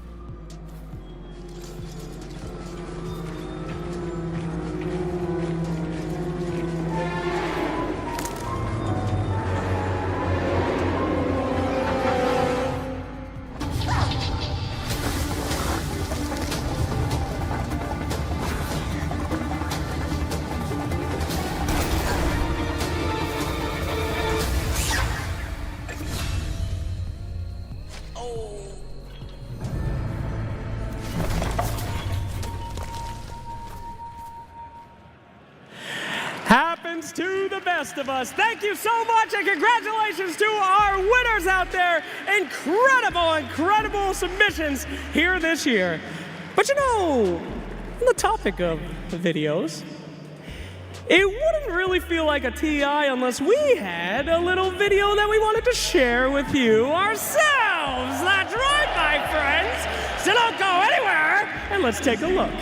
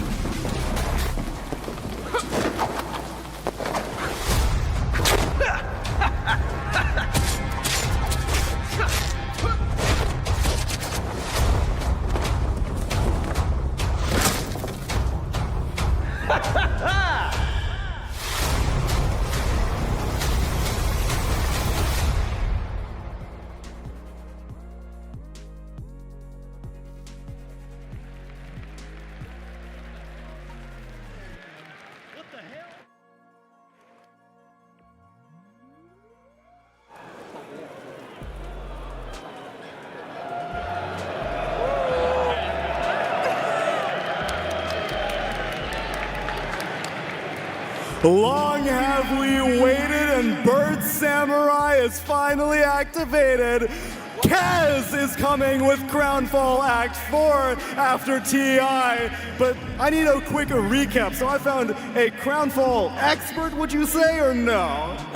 Just a casual player. Okay. Give me a quick recap. How have we ended up here? Who is this dude? He's the revolution that is gonna help the queen, the righteous queen.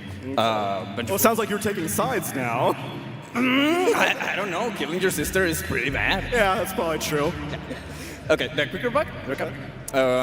So basically, Skyrat tried to make Vengeful Spirit to live again. Okay. Then they found the goddess Skriak, which gave them their powers. So they are trying to move around different places to find allies in order to fight a war.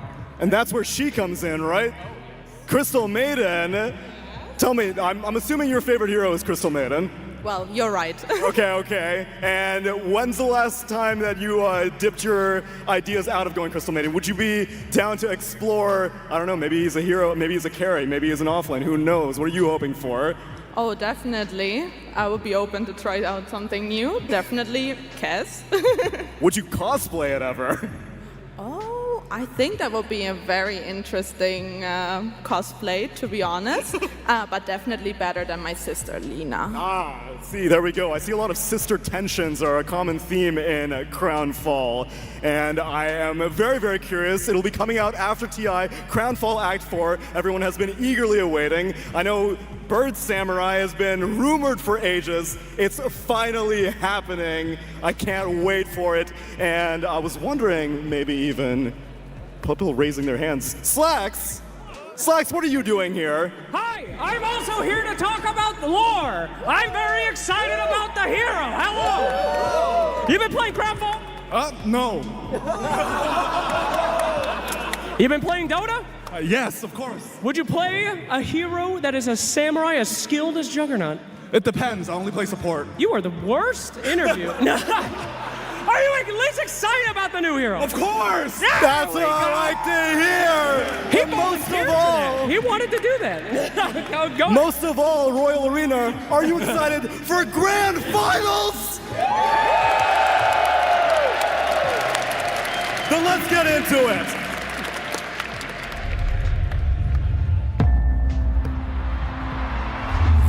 Aegis of Champions.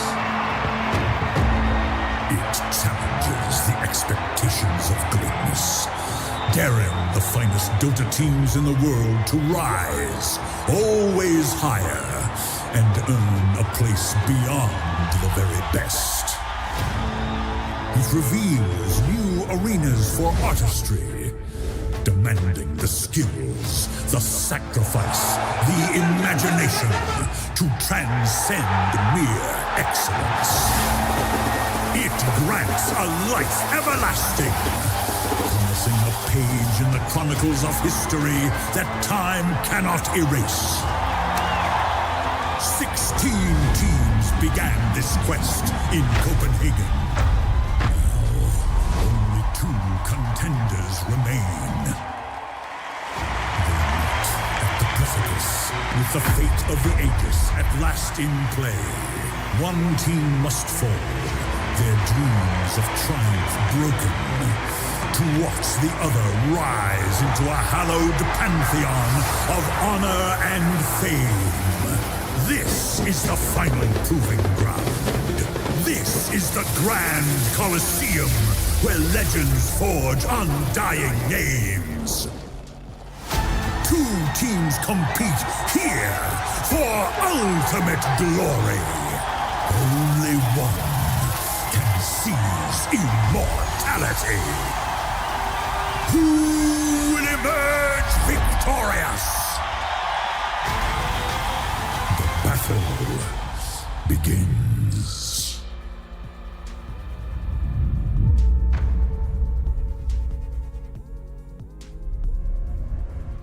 Welcome to the grand finals of the International 2024, and we have got 2 top-tier teams that are going to battle it out in a best-of-5 So much to talk about, so much history with these two players as well. Although I do know it might get a little sidetracked potentially if people want to mention Kiz. That's okay. Hopefully, though, we'll get to play him soon enough, so all the speculations, we'll save them maybe for a little bit. There's so much to talk about. TGov, Team Liquid, Gaming Gladiators, back at it again. I mean, the entire couple days that we've had teams chanting for Team Liquid. We've seen gaming as well. I think we've had maybe the loudest teams have got to the grand finals. So I'm hoping the arena also is very loud during the grand finals. But I know this is everything we wait for. Every year this is the tournament, the aura, everything. Like, you cannot match what TI brings. So come on, please, 5 games. All I ask for, please, 5 games. I say this every day, Shiver. I say every game will go all the way, but I really do believe it this time. We've been here time and time again with these two teams that we've never had the stakes be this high for the International. We've had them play in 5 grand finals total. This time around, TI, they haven't played a TI grand finals yet, so this is the culmination of their rivalry. You can throw all the other wins down the drain if Liquid managed to beat Game in here.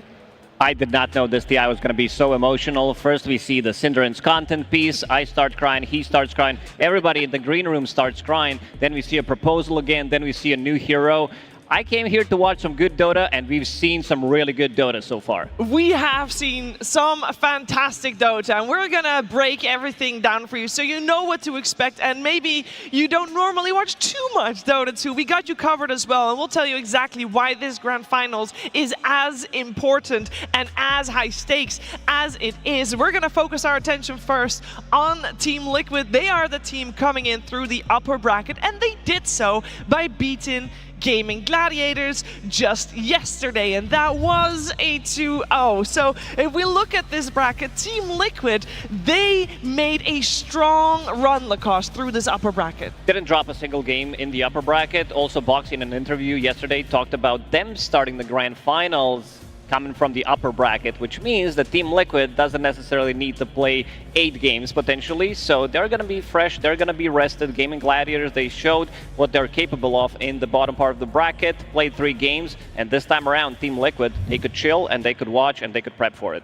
They could, and they are no strangers to playing on the final day of an international TGov. For Team Liquid, their best performance at an international so far, 2022, for all 5 of them. Yeah, no, they've had an incredible run, and it's like after that, it's been multiple grand finals where they're trying to get there, and I feel like at this point, this team should have won something by now. That's like the hardships for this team. Like, they've had incredible journeys. Of course, 33 winning that with Tundra Esports, Liquid getting 3rd with that beautiful story with Matuma Man, and now this time, fast forward a couple years, they're now in the grand finals with the chance to lift the ages. It's like the perfect story for them.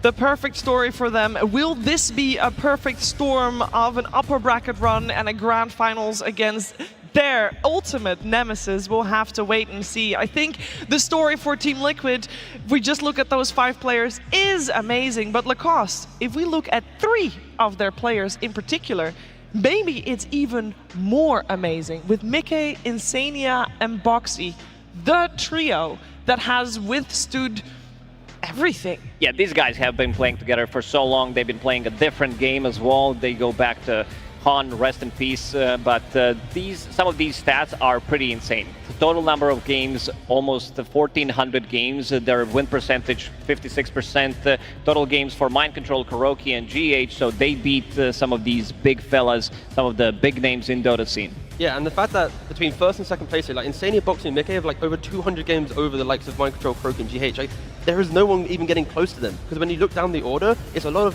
history and legacy between the Liquid Enigma era, and then on top of that, it's like before then, it's like Bulldog, Loader as well. Like, the fact that there is not a group of 3 players in modern Dota even close to these guys is just incredible. And you have to commend them on staying together for that long, because when you're playing in a competitive space for that amount of time, you will often hear a lot of criticism internally and externally, and it's very easy to point fingers when things go wrong and try to fix the problem through maybe switching in somebody. To be able to withstand in Dota for this long, almost unheard of. And it really shows in the way that they play together, the trust that they have, the way the friendship kind of shines through in their interviews and the content that they make. Very true. We do have to mention also on the side of Gaming Gladiator, Effie, we got, of course, Tofu and Ace. We do. Tofu and Ace have played together for a very long time. They used to always duo queue together as well. They haven't been doing that much lately, but they also partake in traveling together. They're also friends the way that Liquid are friends. But actually, I know that you, T, coached them on the first team ever that assembled the Tofu and Ace duo. Shout out to Misery, yeah. So basically, Misery captaining me, coach. We had to look through the pubs, we had to find some players, and when we found Tofu, and then there was Ace, and then boom, 2021, Hellbear Smashers formed. We got DPC Division 2, promoted Division 1. But as soon as we saw these two players playing together, of course, Ace has an incredible history. It was like they were meant to be together. And just the way that they communicated, they're always playing together. It's like you knew they were destined to be here at the main stage. And again, 3 years since Hellbear Smashers, they're here at the main stage. So an incredible story between the two of them. And on the topic of main stage destiny, this TI is in Copenhagen, Denmark. And we have to talk about Ace. He is the Danish hometown hero. He is here representing the crowd in Copenhagen. So it's going to be very high pressure for him, but it's going to be something he's going to remember for his entire life. It definitely will be. Ace has had a tremendous road here to get to this point. He is, I believe, the oldest offlaners at 30. He has also a lot of TI appearances already, Lacoste. This is a veteran, and he could crown it here with a TI in his hometown. Yeah, he was a little bit bamboozled, as he said, after that series against Tundra, but this is the guy that specializes in quite a lot of these heroes. We've seen meta changing quite a lot. His Underlord always going to be a fearsome when you play against it. All these zoo heroes pretty much, but he also has some of the other heroes that he's going to bang out. This Lone Druid that is becoming like the carry of the tournament, but also he can play it from the offlane. He also brought in some new heroes when it comes down to Visage. He's playing Doom, he's playing Centaur for the team. This guy overall one of the best offlaners, and one thing I want to add, during the last year he was by far the best offlaner, and he was studied, he was nerfed to the ground, and still was able to reach the highs. He has been second place last international. That is no small feat for the entire team of Gaming Gladiators, of course. And on the topic of finals, and on the topic of a lot of players staying together for a very long time and having great times together, these 10 players are having great times together as well in Grand Finals, although Gaming has had a little bit more luck in the Grand Finals that they have faced each other in TGov, but a very vast history. As far as two teams going in Grand Finals, it is a new El Clasico for sure. Yeah, when you think back, it's been 2 years of competitive Dota. These two teams have been on top. Liquid hasn't just... It's like 5 Grand Finals. GG has won all of them, pretty much. And yeah, Liquid, they wish to get it. I hope they can't hear me right now, because it's kind of awkward whilst they're doing their team huddle. We're reminding them, but it's okay. But yeah, we see the graphic here. 7 Grand Finals in the last 2 years, Liquid have been part of. They have faced Gaming 5 times. They lost it. They faced Falcons. They lost it. They faced Spirit. They've lost it. They have yet to get the Tier 1 victory. But the fact that they've been part of 7 of the last 18 Grand Finals in 2 years is still kind of like a dynasty in itself. But they just haven't got the trophy. They haven't got the Aegis. It's like every time it's so close. Some copium here. TI22, 2022. You had the team going through the upper bracket, winning 3-0. TI 2023. Also 3-0 coming from the upper bracket. This year they are coming from the upper bracket, so are we going to have a 3-0 for Team Liquid? For the fans, I hope it's at least 3-1 to Liquid, because not a 3-0. Please, 3-1, 3-2, then we're cooking. Even if it's 3-0, at least hopefully FE competitive close games, like for example that Game 3 we just saw.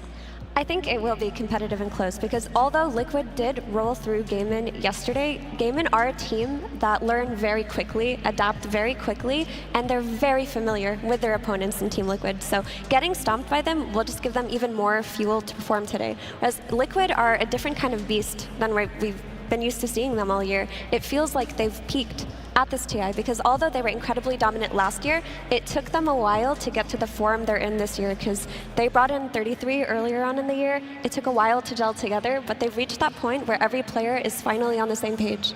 They are on the same page, and will be on the same stage soon as well. And I do still want to touch upon the attempts at the Aegis that both of these two teams have had so far. The appearances of the international, oh my gosh, maybe we need to hold that thought. We all know that horn, we all recognize that horn. That means that those players, those 10 players will be taking the stage. So let's welcome in our first team.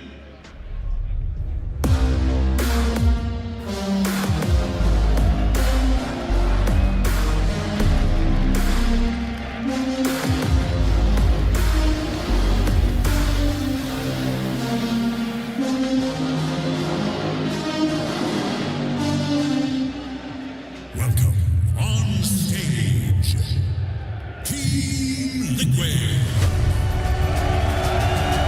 We got Mika, Nisha, Boxy, Insania, and TI champion 33 taking the stage under leadership of Coach Blitz. This is the team that has made such a dominant run through this upper bracket, 2-0ing everybody that stood in their way, including the opponent that they are so familiar with by now. Let's welcome on stage, Gaming Gladiators.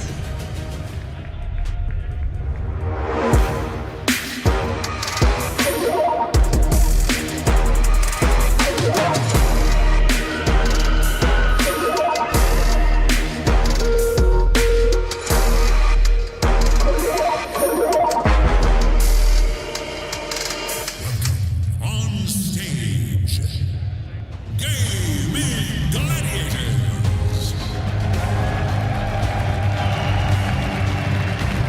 Daraccio, Quinn, Ace, Tofu, Celery, underneath Coach CY. The runners-up of last year's International are now back on the main stage to finish the job they started last year. They were the team to beat in 2023, and they want to prove that they are on top still here at the International in 2024. 10 players up against each other. There is rivalry, but I know there's also so much love and friendship, and I know they're gonna give it their all on the battlefield. I don't think we're gonna go for any favorites here, especially after what we saw yesterday when both of these teams faced each other.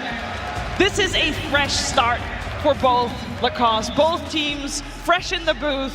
One best of 5, that's all.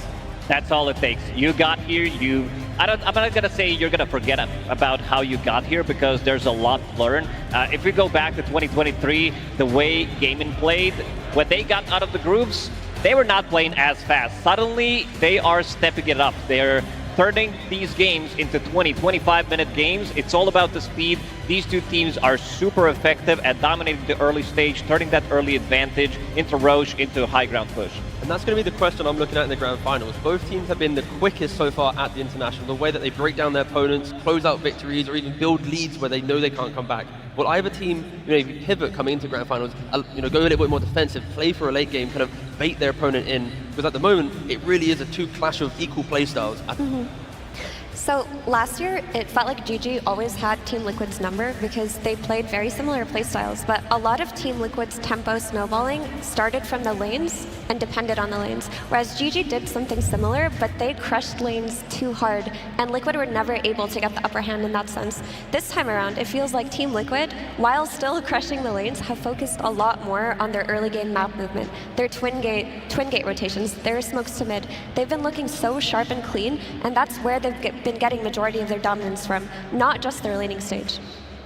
Yeah, we'll see who comes out ahead of laning stages in this upcoming game. I think it's also time to talk about one lane in particular with that in mind. It's a lane that always draws attention.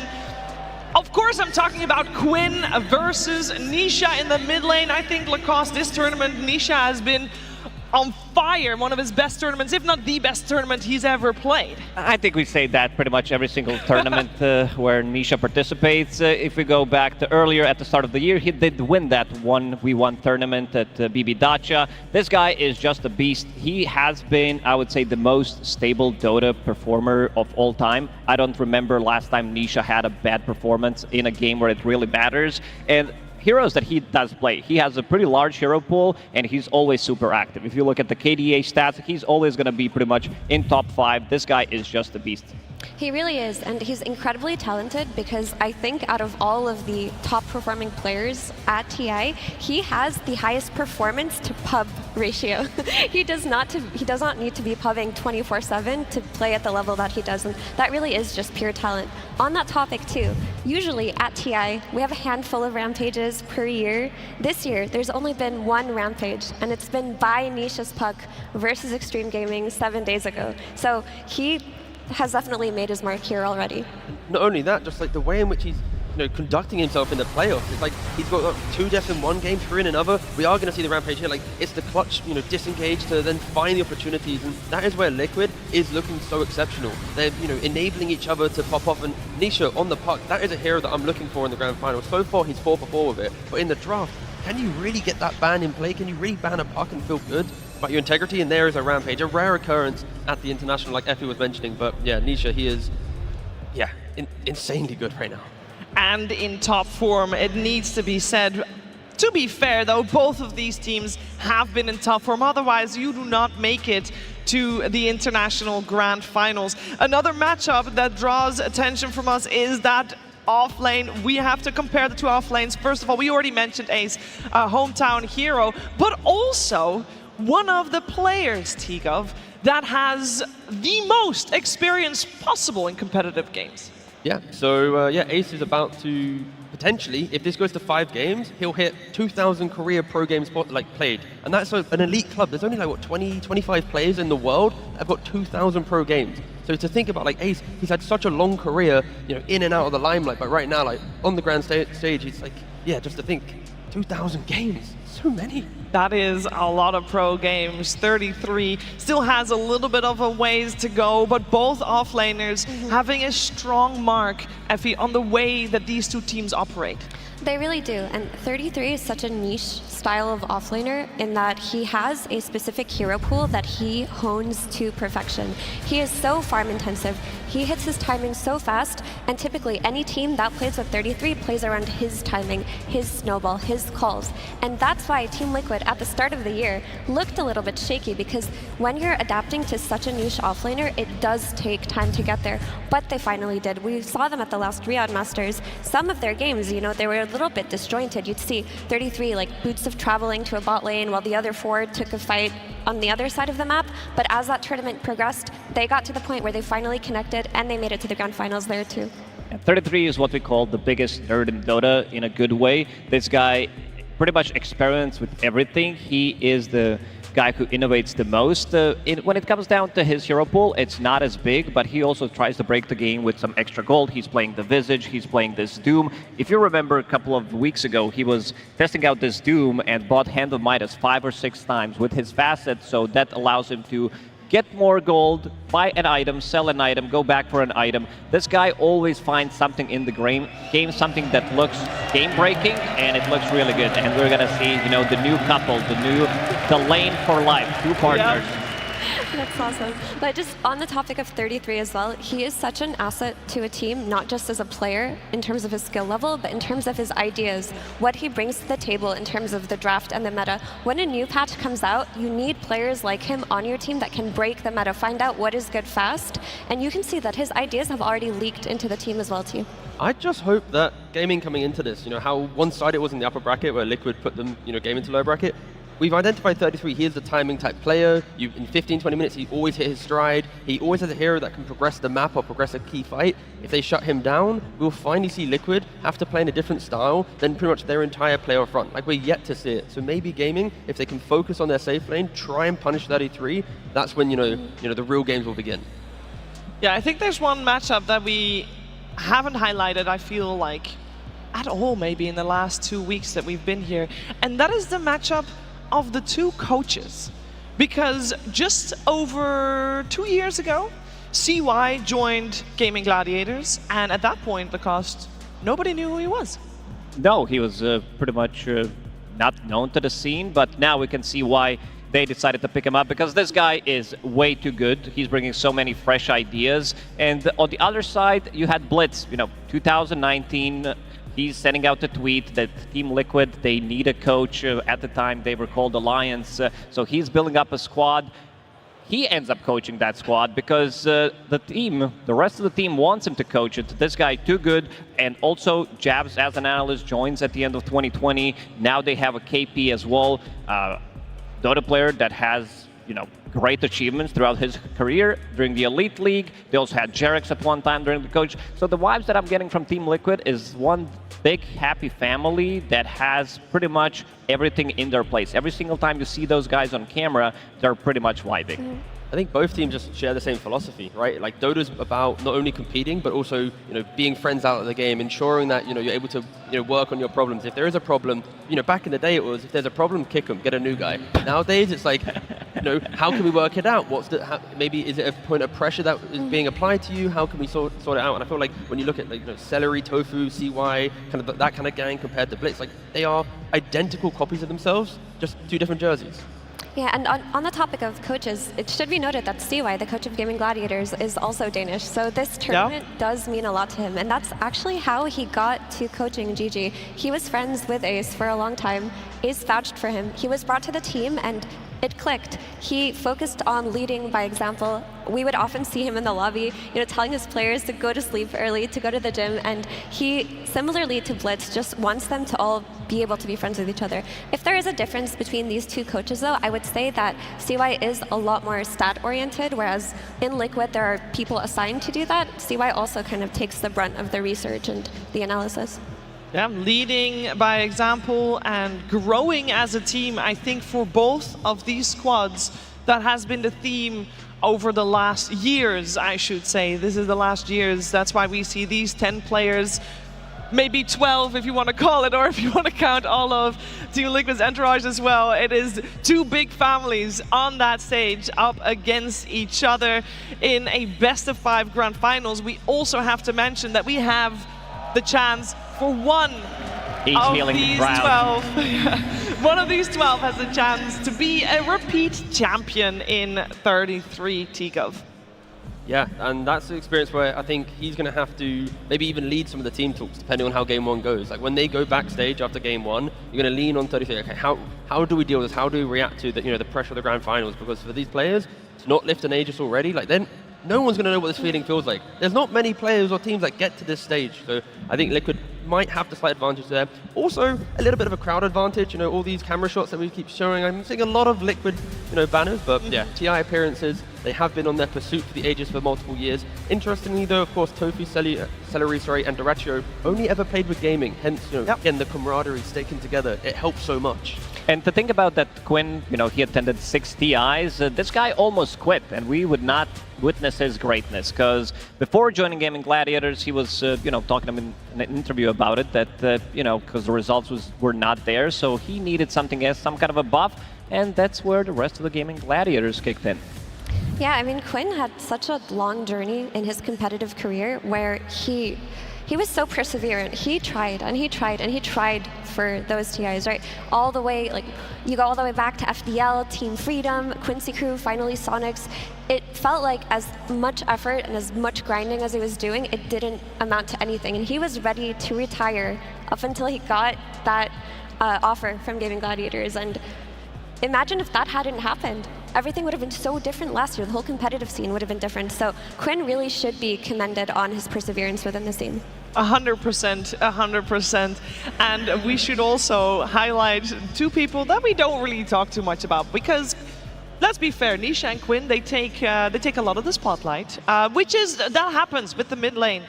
There is one person that for Gaming Gladiators, when they're winning, it's Quinn doing great. When they're losing, Doratio is the scapegoat every single time, T. Yeah, but that's because Doratio, he likes to be aggressive. He likes to go for the twin gate. He wants to be finding opportunities, taking the fight. And when we look at the overall structure of the team, Ace is a little bit more of a focal point for late game scaling, and Doratio, he has to open up the game somehow sometimes. And so it can hurt them a lot, or it can get them to the grand finals of TI. Yeah. I mean, I think it's a perfect meta for that kind of carry style. First of all, the carry hero pool in these Wind Rangers and these Miranas and these Lunas and these Blink Dagger first DKs, this carry pool is made for hyper-aggressive early game players and not for the typical late game carry.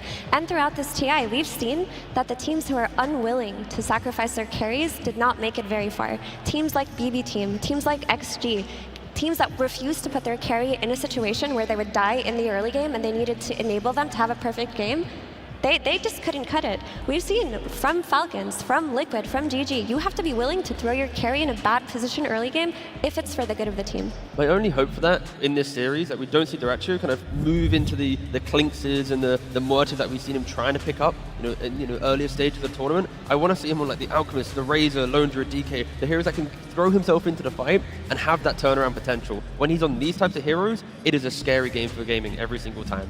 And some of the top 3 safe lane combos that we've seen throughout the tournament, Mirana, Treant Protector, win rate is not there. I don't think we're going to be seeing Mirana played from a carry role anymore.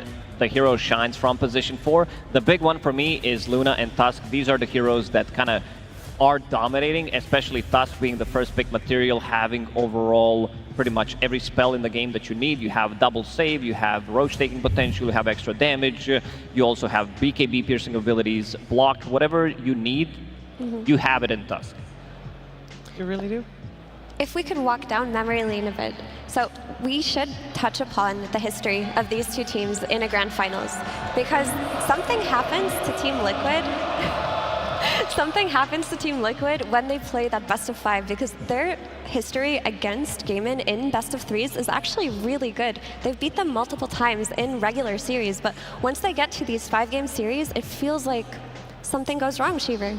Something goes wrong, but that is when they come from the lower bracket. Potentially, this time will be different. As we mentioned earlier, this is a fresh series, a fresh best of 5, and how it will play out, nobody knows. But it is time to get started with our grand finals. Team Liquid versus Gaimin Gladiators Grand Finals. Game 1. It has begun, game 1 of our best of 5 here in Royal Arena in Copenhagen, Denmark. And for that first game, we got Team Liquid coming from the upper bracket to the dire side with first pick. They already got their hands on Nature's Prophet. Gaimin Gladiators will play this first game. From the Radiant side, they will also get that strategic overall last pick. And Lacoste, I think we are seeing an opening here from both teams that is basically throwing out the playbook. Pretty much. Team Liquid, they did not lose with Nature's Prophet yet. They played 2 games on 2 different roles, won both of them, and now we're seeing Underlord, something that worked out amazingly in their previous series that they played. They did open up earlier today, literally 2 hours ago when they played against Tundra.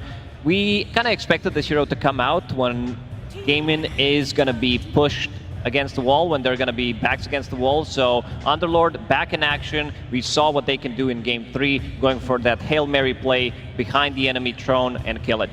Also, Nature's Prophet is a hero that is typically counterpicked, or was typically counterpicked throughout the last few months by Dragon Knight. Often teams have reacted to NP with this hero, but yesterday Team Liquid put Gaimin Gladiators in a position where they picked Dragon Knight twice and lost twice. So they're kind of just throwing them the gauntlet here. I dare you to pick Dragon Knight. I dare you to counterpick our Nature's Prophet. Yeah, and the thing here with Nature's Prophet, I like how Gaimin have already made a statement. Nature's Prophet cannot play Dota if in the first 15 minutes you don't take towers.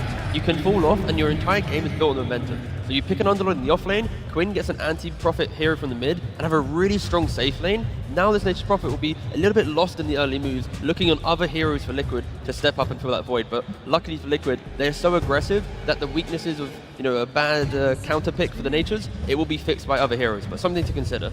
Yeah, and betting out Enchantress, this hero, we said it a lot of times, but I would say position 5 as well of the tournament, besides Tusk, when it comes down to damage dealing. Win rate, I would say it doesn't do her justice. This hero has been pretty much a turret with the pure damage, and also because you're playing off the Greater Treant, she can easily steal that, use it against you, so very good ban from Liquid. And as we have the Grand Finals mini-meta already clear in Game 1, Gaimin having to ban the Rubik in the second phase because of the Underlord. You give a Rubik to Liquid, that's a free Pit of Mana's, free Firestorm, he just becomes the better version of Underlord, but you'd never see that ban really if the Underlord wasn't picked. Pasca is still available. This is the hero that kind of struggles against root mechanics, against leashes, but we've seen in the previous series what he can do, even though playing in a bad matchup. This is just overall one of the best heroes that gives you everything, so I want to see this hero being contested in the second pick phase. Mirana and Omni Knight are also available heroes Yes. that haven't gone ignored that much this TI. Mirana is a really great hero that you can build your draft around. Both teams have a good track record playing it, and it amplifies a lot of damage coming out from ranged cores like Furion. I would imagine picking Chen as well kind of increases that hero's value because of the arrow as a counter to his creeps. There is still the Tusk too, which is, again, hard to ignore. They've been playing it mostly on Boxy, where other teams have been running it on position 5 instead. Chen is, in the hands of Celery, one of the best heroes that he can play. You got the Divine Favor for the armor as well in the games and the fights. Like those, so many clutch moments. It's the aura from the Chen that he buys, the aura he provides from his spells, the bonus healing. With then any jungle creep he wants to try and influence. It's so hard to deal with. Auras from Underlord, auras from Chen. And it's all about the speed. If you have Underlord plus Chen, that also means that you will have two heroes who are going to be buying into auras, so you will hit an earlier timing. But I like this. This is Team Liquid's bread and butter. Tusk that we did mention, plus the Visage, super strong lane. You get that extra gold whenever you get the kill with Visage, up to 210 gold with the Facet. Super speedy draft. It also gives you an overwhelming amount of tower pressure, because now you're looking at Visage plus the auras with his familiars at level 6. You're looking at the Nature's Prophet TP in with the Greater Treant, and I would imagine that Liquid want a hero that can go through the Twin Gate early, get that bottom lane tower with 33's Visage, kick the enemy carry out, and make Gamon's maps smaller. This is where Chen does come into play a little bit, because Chen is also considered a counter pick to Furion, because he can enchant his Greater Treant and take that away. Again, with Chen, the jungle. If you get the Frost Mage, get the Ice Armor from the jungle creep, you're throwing even more armor into a Tusk and a Nature's Prophet that like to utilize the right-click damage, but still, CK. Strong lane. They're fitting the formula that I mentioned, right? Strong safe lane to try and apply punishment. Off lane that doesn't care about profit. They're taking the fight to Liquid in that laning stage. CK was also one of GG's favorite pairings with Chen at the last tournament, the Riyadh Masters, where they would just throw in CK's body with all of Chen's healing and auras and try to out-pressure the enemies. This hero did fall out of they're so cute. This hero did fall out of meta though because of the meta shifting to the semi-carry range players, but I think within this draft it still does a great job. Yeah, and they've not played CK so far at the International, but again, we know that they play it throughout the year, so it shouldn't be a shock to Liquid. I want to see which facet he's going to go for. Phantasmagoria, it does give you damage reduction on CK illusions, but Irrationality, that's the one that has been buffed. You can apply Break, Disarm, or Silence for a 50% of the base debuff duration. So it could be really nice against Visage. This Batrider also very nice against Visage, especially in that early game. You want to kill Visage where he's most susceptible, which is the laning stage. If he has heroes that can go on him, that can reposition him, then that's where you can threaten him the most before he gets his familiars up early, before he starts taking your towers early. So I would hope that this Batrider is being played on Tofu, that he's going to go through the gates and try to get 1 or 2 kills at least on Visage. Now you see the mid lane, the undefeated Puck from Nisha coming in to punish the lack of lockdown. The Batrider and the Chen, if this is your support duo, it's really difficult for them to ever kill off the Puck. Same thing, like Underlord with a root, it's nice, but it's not enough. You always need that +1. Remove Monkey on side of Liquid. This hero is still a bit... Oh, never mind. He's banned. He's banned. This is one of the worst matchups for Pucks we've seen. Gaming Gladiators kind of owned the map 7-8 minutes in. Yeah, I think Quinn in one of those games was godlike. I would like to see Quinn get maybe Earthshaker. I was about to say. I want like a little bit of instant stun. Again, DK, it is available, but that was like the old school. The new school is going for Earthshaker. Instant stun, there's going to be, again, not a lot of treants because it's the only single tree, but with the birds, the tree, the grouping, the natural objective pressure Liquid applies, you're going to have opportunities because Underlord will soak the initiation to get good jumps. The Omni Knight ban would have been such a great hero for Liquid, especially with this Batrider coming out. The need to counter the last one to make sure your carry Nature's Prophet isn't getting jumped on early on. It gets taken out. Another potential save support that Liquid could run versus the Batrider is Oracle. It is a hero that they enjoy. This is going to be sustained. These fights, nobody's going to die instantly. So many saves coming out from, just Underlord with his auras, buying Chen with his ulti. Everybody has some kind of a lifesteal as well. I don't see any Shiva's buyer or Scotty buyers yet on side of Liquid. interesting. Gaming opt to ban the Clockwork instead of the Treant Protector. I think Liquid Treant Protector, living armor against the CK, the overgrowth to kind of secure some additional team fight to ensure your lane goes well for the Nature's Prophet. Could have been pretty cool, but again, Clockwork a little bit more aggressive for the mid game at least potentially. But yeah, I'm expecting Treant from Liquid here.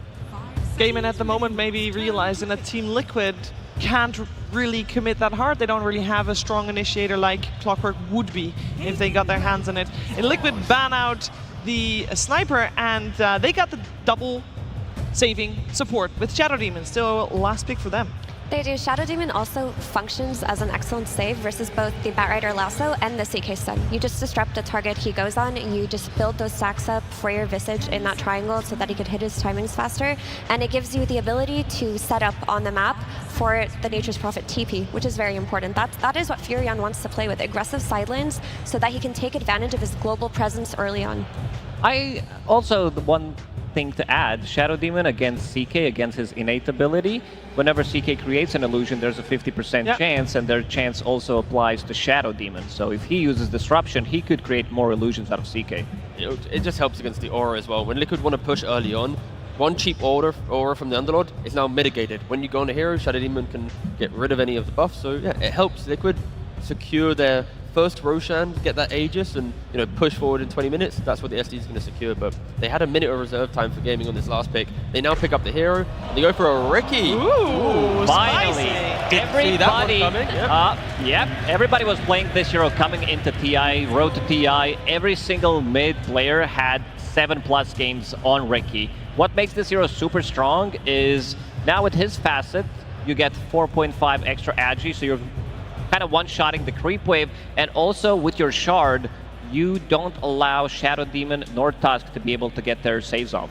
And not just that, the facet makes it so you're not just one-shotting creep waves, but the jungle, you clear that so fast because Ricky's abilities are low cooldown. But the biggest factor for Ricky here is his silence, his smoke. He's going to use this to try to kill the Puck early game with the defusal plus smoke cloud plus +1 rotation from his team. Puck should always be dead. Also, when you've got 2 save supports, T, like Tusk and Shadow Demon, you need backline control like Ricky provides. And you can't target when you're in the smoke screen if you get the shard. And on top of that, you're going to force Nisha to have to think about a 4-staff or a BKB on the Puck. That just sounds awful, because every Puck player, they want to go for all the damage, the Witch Blades, the Blink, the Kaya, everything other than save. And now he has to think about it. So yeah, Ricky pick, pretty niche. I like it. A lot of cool options, and yeah, nice refreshing draft. Gaming bringing out, 2 heroes that we didn't see so far at TI in game 1 of the Grand Finals. I love it. I am very curious to see how this first game is going to play out. I am also very curious to hear some words from Coach Blitz, who's on the stage. Thank you very much, Blitz. Welcome to Grand Finals with Team Liquid, where it seems like Gaimin, they still have tricks up their sleeve. Quinn, last pick Ricky mid. What do you think about it? I mean, he's a rat. He only plays these cheese heroes that require 0 skill. He's afraid of playing Nisha straight up 1v1, so he's gonna do some stuff like this all the time. I understand it, it's all good. I'd do the same if I was playing Nisha. I see, so it's a cowardice strategy perhaps. And also, I was hoping to get some questions about your fashion choices. I see all the other coaches, they go into their jerseys, they have their specific uniforms, but you come out looking nice. I like it. What's the reasoning? I think it's important to look your best before you bury somebody.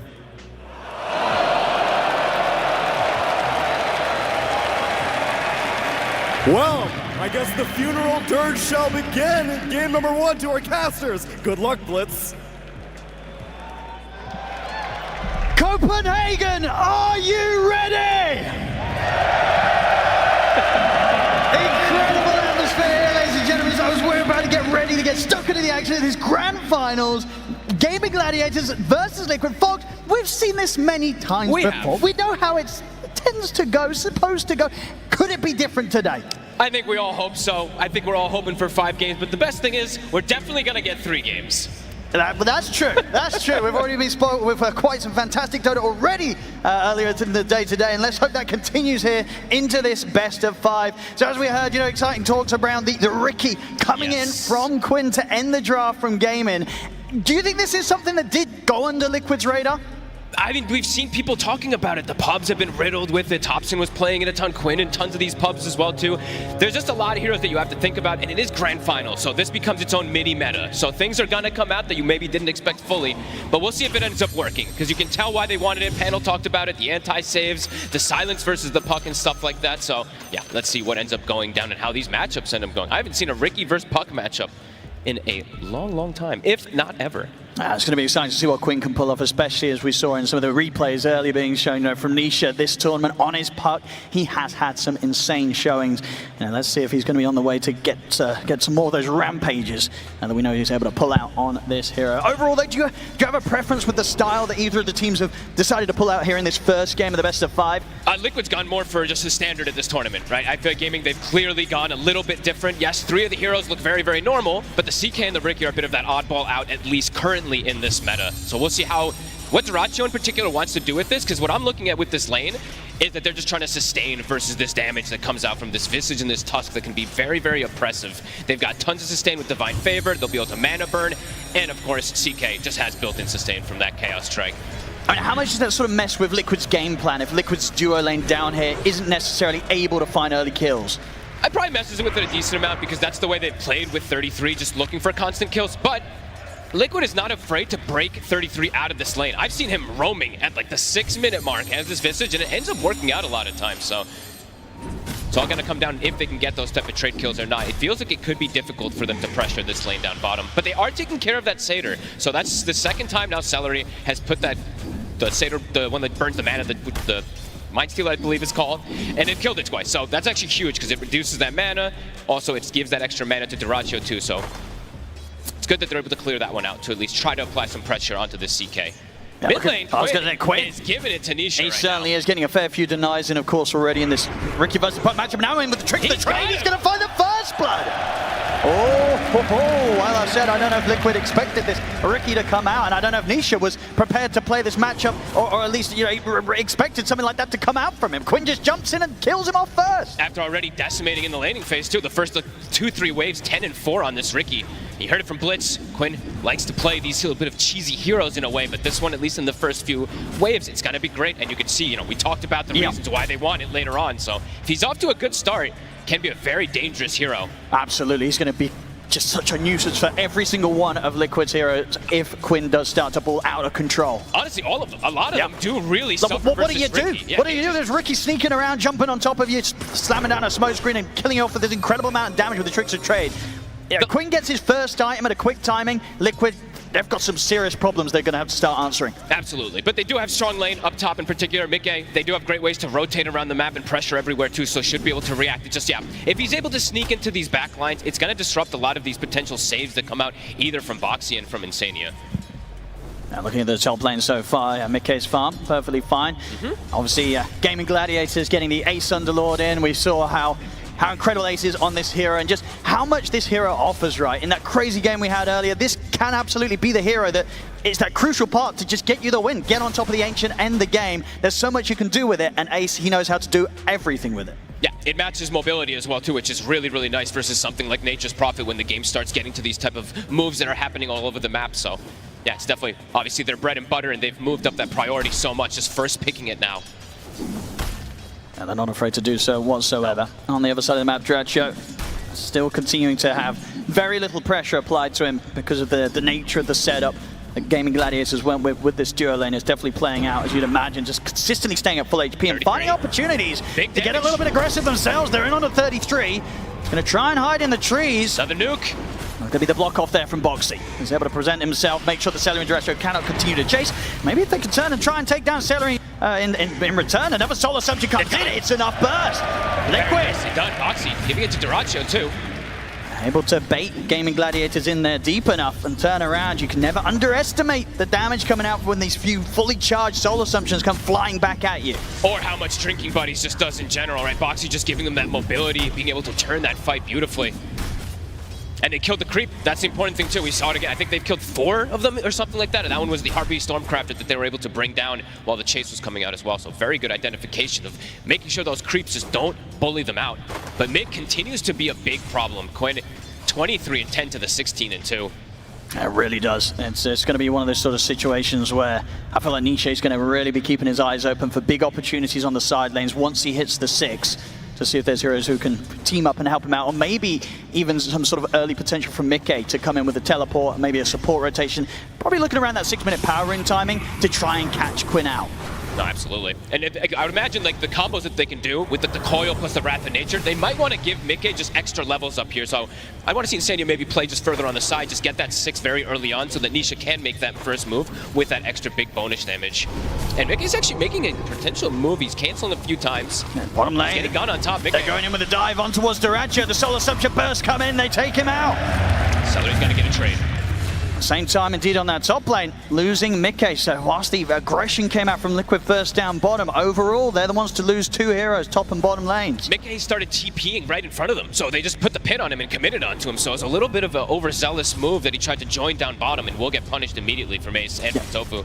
Yeah, rare mistake from Mickey on his profit. Something that can happen, I guess, when you're watching the minimap, looking elsewhere, and not being too careful with the position that you're actually leaving your actual unit in. Mickey, it's got to be more careful against these 2 top. And overall, I would say for Mickey, it is the first pick hero of this game, and it does feel like it does have a lot of counters in particular. We saw it struggle a couple of times on this main stage as well. So we'll see how Mickey can endure. Just these heroes getting on top of him early.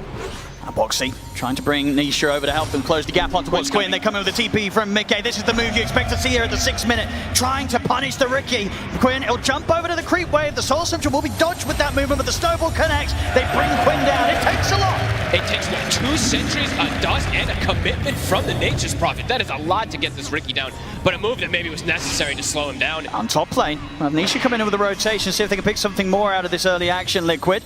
Face down on towards Tofu, but to deal with the orb missing, Tofu's going to opt for the TP out. There's nothing to stop it. So Liquid, they won't find anything more. Just trying to get involved though as much as possible. Get these early moves to just slow down the Ricky, who's having that amazing start. But yeah, a lot committed. Literally 2 sentries plus a dust plus an extra rotation. And now Celery, he's felt the option to be able to actually move top and potentially play around Ace here. And Ace, pretty terrifying already, of course, as the Underlord. We've seen so many times when he's on this area, once he gets the ball rolling, it definitely becomes this lane, this area that the opponents just don't really want to go to, and if they do, it just takes so much to try and slow down an Underlord when he's really hit his stride. Yeah, and it's a standard Gaming Gladiators kind of draft, right? These auras are going to come, and they're going to come quick, so if you start losing these towers too early, those auras will come even faster, especially that pipe in particular for Ace that will come out, which is going to be pretty crucial, honestly. Like, the damage from Liquid in the early game is pretty much all magical, besides that Visage plus the Drinking Buddies.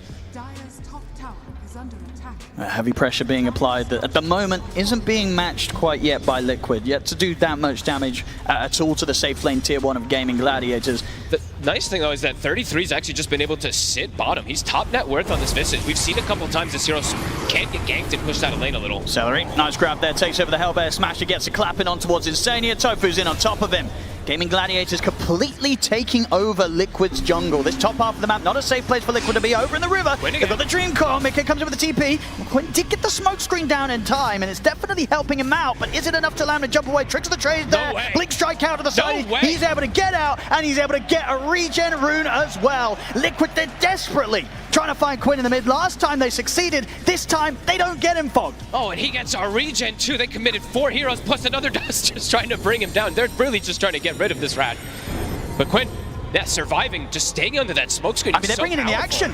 Duracho's collapsing in on mid. Ace is ready to come over with the ultimate. They want to try and take this fight. Gaming Gladiators, they jump forward. Duracho's going to get caught with the immediate stun, but now he's ready to turn. Has the control in on towards the tusk. Boxy to fall. Gaming Gladiators, they're feeling strong with the group up. They lost the birds, the familiars. Both just get taken out immediately from the group up. And they're ready to split back up straight away. Go back to farming. Ace will stick around in the mid. Putting this pressure on. I mean, they're just showing themselves, you know, Liquid, they can try and make these moves, but now, Gaming Gladiators, they will be ready to respond. And under the tower, Quinn's in with the tricks of the trade. Insane, he's already used the disruption. He's trying to juke around the tree line, but Quinn will find him. Another one for the Ricky. Celery, in return, does get caught out. Nisha Boxy and 33 pick him off to the side. They're trying to match this tempo. Just, I mean, how many heroes are we seeing brought to the mid lane? But immediately, as that mid lane hole pressure happened, Duracho just bailed out. He's like, I don't want to stay around here. We're not going to get the tower. I know they're going to match us. So he goes back to farm. Tofu is a little bit deep here. Another soul assumption. Oh, uphill miss, uphill miss. Okay, well, that's going to cause some issues. Soul assumption will solve the issues, though. Gets the hit in. 33 able to finish up another and continue to just have this incredible amount of farm. Top net worth right now here on the Visage. Yeah, he's having a great time. And we'll have always drinking buddies plus his familiars when it does come back up. Now the cooldown is back, so we'll have that one at the ready. The wards right now placed from gaming, it's very oppressive. So you can tell the type of game that they're liking to play, which they usually do, is apply pressure, take these early towers, and kind of snowball off of that. So Liquid responding nicely and will be able to respond again. They've got Coil ready, and they've got Wrath of Nature. Every time they have these two ultis, it feels like they can try to match that tempo of gaming. Nisha. Ooh, easy deny. Got him. Just in time. I wonder if that was going to be ones where they get the pickup and then deny at the same time, but not quite. Nisha able to take it out before Quinn gets the refuel. And Quinn, of course, working well on the way towards that diffusal blade first. Wants to get completely stuck in on the action. He's got the setup here with the silence. Good knockback with a flame break, keeping him in the silence a little bit longer, but they don't have any further lockdown beyond that. So Nisha still able to escape. But every time he shows his face, Nisha's getting put below 50% HP, so the extra kill threat could come through that next jump. Nisha does have to be very cautious. I mean, we might see that jump come in. Maybe not towards him, but maybe towards the bottom instead. And as soon as they show their hand mid, make that play, Quinn and Tofu fall back. They've got the Fiend's Gate ready. Has been scanned out, though. Liquid has to be ready with the numbers, because the extra number can be brought from gaming from that Fiend's Gate. So Mickey has to be at ready. And with the scan hitting, looks like Liquid should not get caught off guard by this. Quinn's looking back towards the mid. Sure. I do have the Fiend's Gate, as you say, if you want to make this play over towards him. Silence to set things up. Good angle with the flame break. Keeps him in range of the stun as well for Duracho.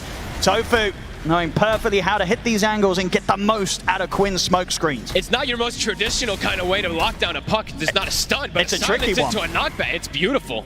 3K lead off that. Now potentially be able to pressure this tower here, and they still have Fiend's Gate at the ready. So Liquid, difficult to be able to contest this one until Nisha does respawn.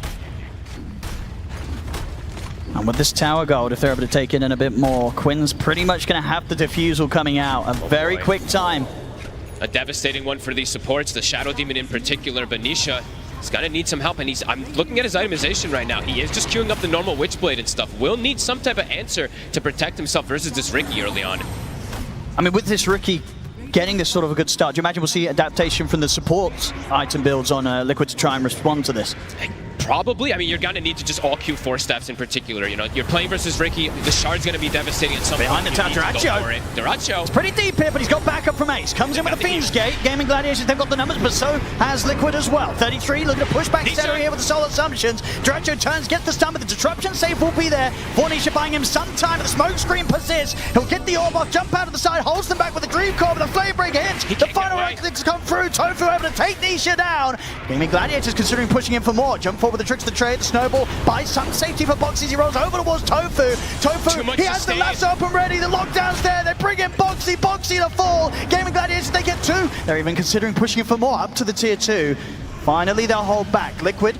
They'll be pushed right back away from this all, and each and every one of these fights, we're seeing both teams turn up in their numbers, but Gaming Gladiators, they've just got that extra little bit of power that's required to make sure they come out on top each and every time. I mean, it's these auras. You can see that the damage, which was actually even pretty much across the board inside of this fight, 5,000 from both sides, but that little bit of extra sustain that you see that Gaming has, they've got the heal coming out from the Chen. He's got 4 of these auras blocking magic damage, giving extra HP regen, giving extra armor too. That's the difference maker. And now Quinn, the diffusal is done. We'll see how much he wants to move up the priority of that shard, since it can be great versus these shaves.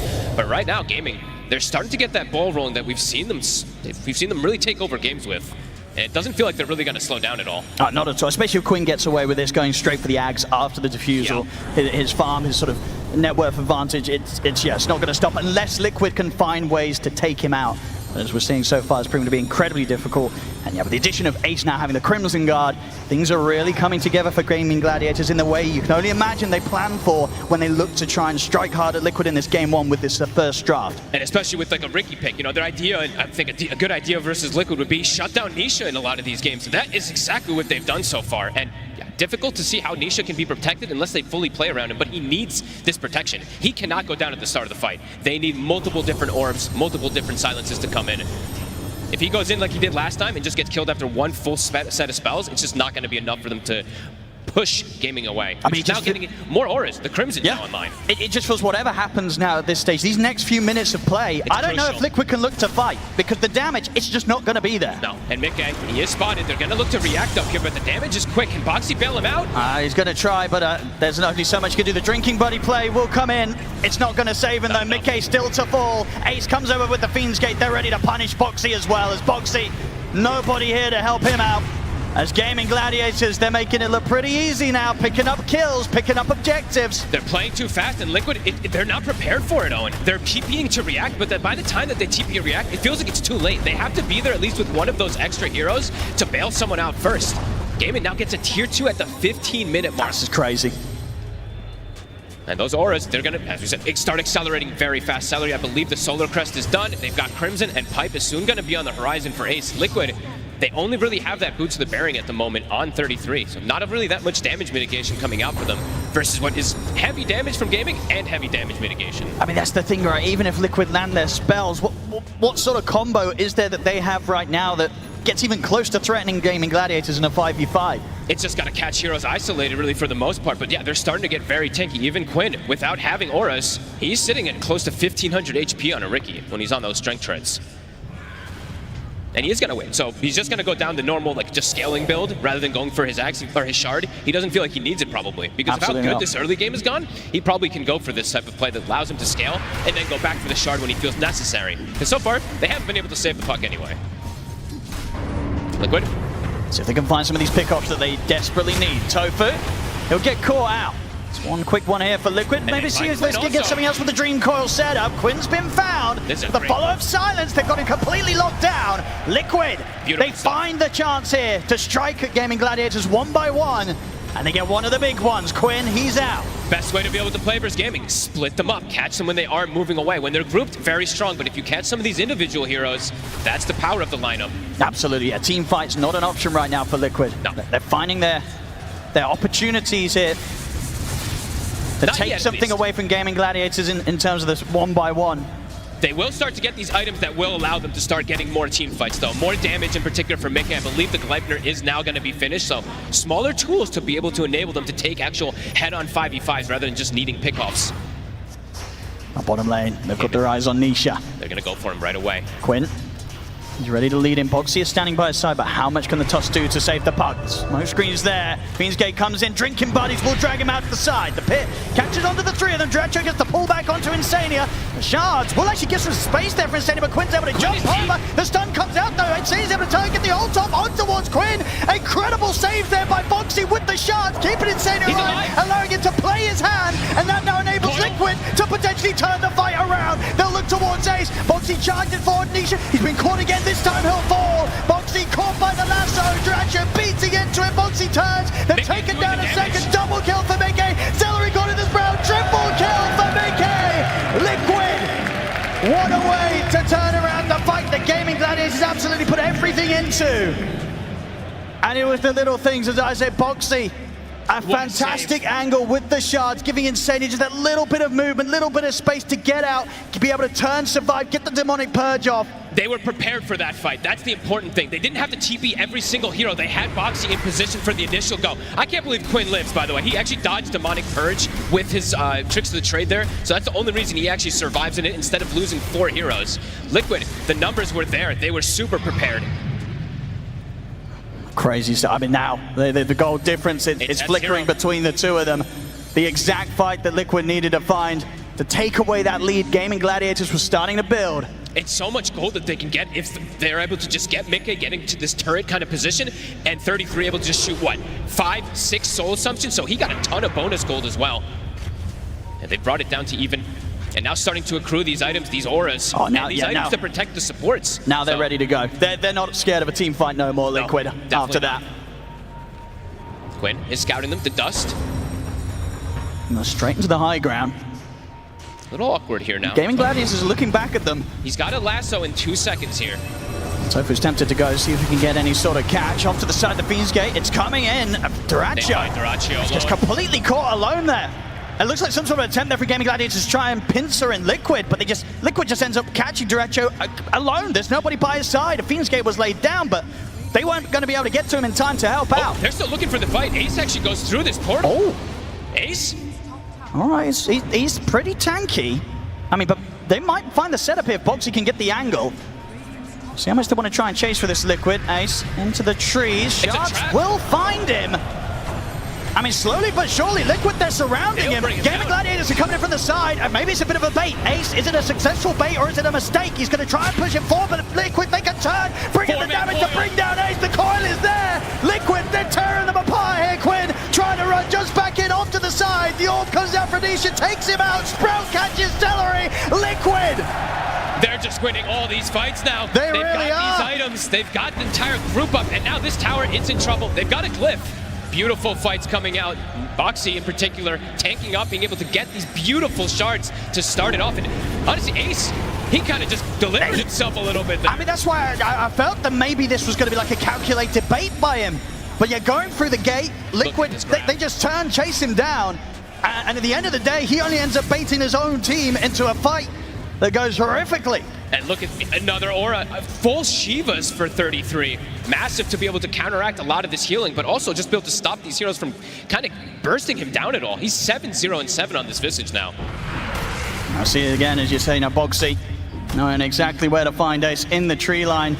Gaming Gladiators, they really try and rally around their Underlord at this point, but at that stage he's too low. I mean, the coil catches literally everybody all clumped up. Nisha, he's made the full recovery from that early game. It's a distant memory now.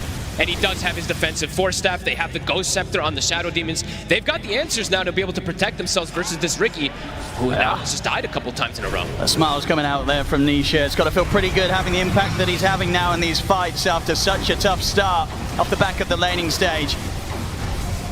Needs to calm down a bit again. Gaming Gladiators, they claim their Tormentor.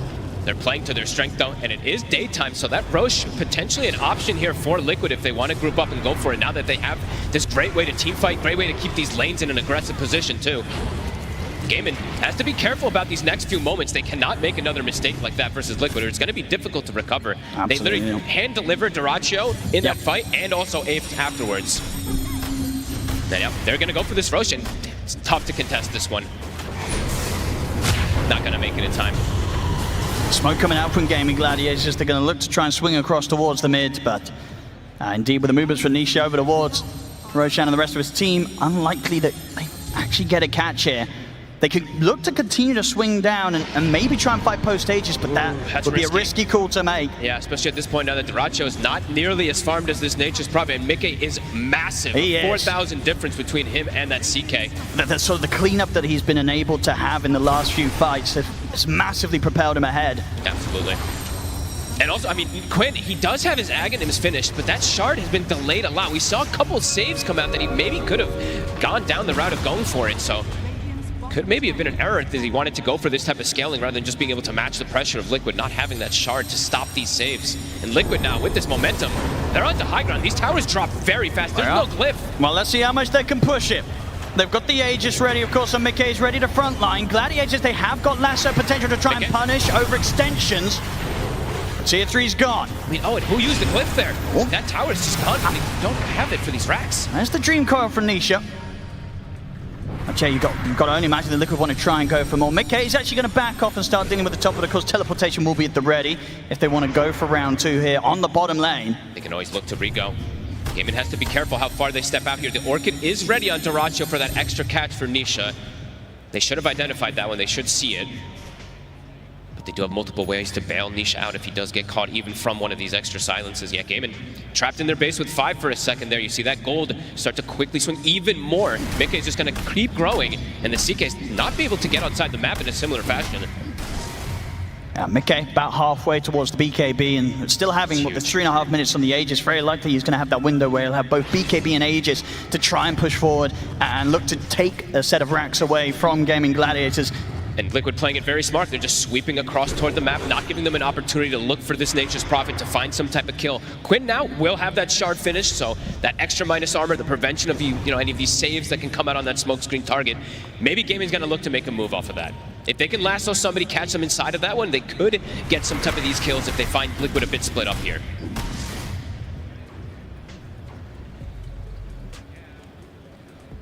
It depends how sort of far Quinn wants to delve into Liquid's half of the map. It is scary. It's very spooky right now. They have limited, if any, vision on Liquid's side. And look at how they're playing as well, too. The two supports on the side of Liquid. You see Boxy is playing near the puck, and you see the Shadow Demon is playing near the Nature's Prophet. So they have a guaranteed way to kind of bail out. Even though there is this shard, of course, on this Riki, they're preparing for this next move that could come out from Gaimin. I mean, with the D-Ward occurring, Liquid definitely going to expect that there could be a high chance that Gaming Gladiators are looking for something around this area. And they're playing incredibly defensive, Liquid. Just waiting, sensing if Gaming Gladiators do try and lead the charge here with Quinn. They're just playing smart. They're sitting on top of a sentry. So if Quinn does walk up too far, could just get burst down instantly if he gets called from a coil. Looks like Quinn knows, playing to the edge of the map. Sneaky, sneaky. Will clear the wave, does show himself for a second, the dust, not quite in range. They're not going to quite clip him. Quinn playing perfectly sneaky. The damage output stepping up here. That's a full Parasma now on Nisha. Just steps up the aggression, feels like he doesn't need to have that defense anymore. He is very tanky with the Pupil's Gift. It is a 2,500 HP puck. I mean, Liquid's ready to go. So if he can get the catch here, Quinn turns with smoke screen, force forward for Nisha, able to jump forward, get the Dream Coil up onto the two of them. A beautiful setup that comes in from Nisha. The Fiendscape will come in and attempt to turn things around, but Quinn's already gone. Celery's going to get left behind. Gaming Gladiators cannot fight Liquid right now. And now beyond the tier 2, they may just find Ace on top of it all. They get the silence, the shard trap from Boxy. They'll find a third Liquid. They can go high ground again. There's still not that glyph available. They can start threatening this. I mean, they can start threatening Rax and maybe even threatening the close-up of this game. Gaming, they cannot contest this group up. This is going to be such a strong push. A minute left on the Aegis. A full BKB birds coming out from Mickey. And these Rax are dead. The birds plus this tree, it just dies in a heartbeat. And they can look for more. They'll take the top set. They're ready to swing across over towards the mid here, Liquid. It feels like they've probably done it here. I mean, still 20 seconds for the Underlord, the one who can de-push. The glyph is popped, but they're sending treants even down toward bottom. Yeah, they're not going anywhere, Liquid. They're like, oh, Gaimin, you like to play with your 25-minute timings? Well, so do we. 26 minutes. They're looking to potentially close this out here. They've really sort of turned the game on its head if you consider what we were seeing in the first 10 minutes of this one. Liquid hitting back harder than ever here. Duracio's going to try and start some action, but the BKB comes down for 33. Illusions will remain on 33, and they have the lasso as well, dragging in the Visage. 33, is there going to be any sort of save for him? There is not. 33 will fall. Can they chase for more? They need more Gaming Gladiators. Oh, nice shards trapping Durachio. See what they can find, but Ace is caught in the Sprout, trying to get out of this. The bottom Persian's down, upon him, Boxy comes in with a punch up. The Dream Coil catching them all. Ace, he's out, has the buyback available if he wants to consider it. Gaming Gladiators trying to find Boxy in return, jump forward from Quinn, but he's caught by the silence. He's trying to get away from Mickey, but the right clicks from Mickey, and Nisha too much. Quinn goes down. They tried to chase to get some kills, but Durachio was stuck in shards for the entire duration for it. While Ace was going down, he couldn't help his buddy. Liquid continue to play strong. Durachio with the silence, but Nisha's trusting in Insania. Insania, he'll have the save or the offensive disruption when needed. Gives Nisha the chance to continue to play and live. The orb comes in. In fact, Nisha, he jumps in. He's got no fear right now. Mickey steps forward, gets the drag back here. Durachio, as he turns towards Mickey, he's going to catch on to Mickey. Mickey's getting torn apart by the illusion. Mickey's dead. Durachio will fall in return. Nisha. The buyback's going to come out from Quinn. Gaming Gladiators and Quinn, he knows he's got to look for whatever chance he can to punish back onto Liquid. Tries to make the jump over towards this, but Mickey also in with the buyback. The smoke screen's down. Quinn, he bought back for this. He's out for 75 seconds. They're looking to end it, Owen. The buyback from Mickey. Quinn's gone. This is likely Megas. Can Ace hold on to it? They've got a buyback from Durachio. Liquid, will they respect that? I mean, that's the question. How confident does Liquid play? Yes, they know there's no Quinn for a minute. It's 5v4. How much can they take? Liquid. Tofu, waiting in the wings, looking for a lasso target. Still being very careful, indeed, respecting the catch from Bat. It's just tough because the double saves. Mickey, he's at the ready. His BKB's up in 4 seconds. It's the mid-rack's gone. Liquid. The final set. They'll tick off another objective, and they're ready to keep it going. 30 seconds, they know there's no Quinn. It dies so fast. They gotta look to go on the side of game, and they can't just watch these racks go the Megas. Tofu is going to try with the grab, but the disruption comes in immediately. They try desperately. Gaming Gladiators here to fight for, but it's fine. The hand of gold comes down, but it won't save Ace. Ace, he's out.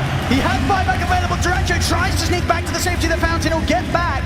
but the racks are gone. Liquid, they've claimed the mega creeps. 29 minutes megas. Good luck coming back from that one versus this type of lineup, and I don't think Liquid's going to look to get out of the base. They still got 30 seconds to keep the push going. They know that they can get so much done here. They call it. Oh, they do.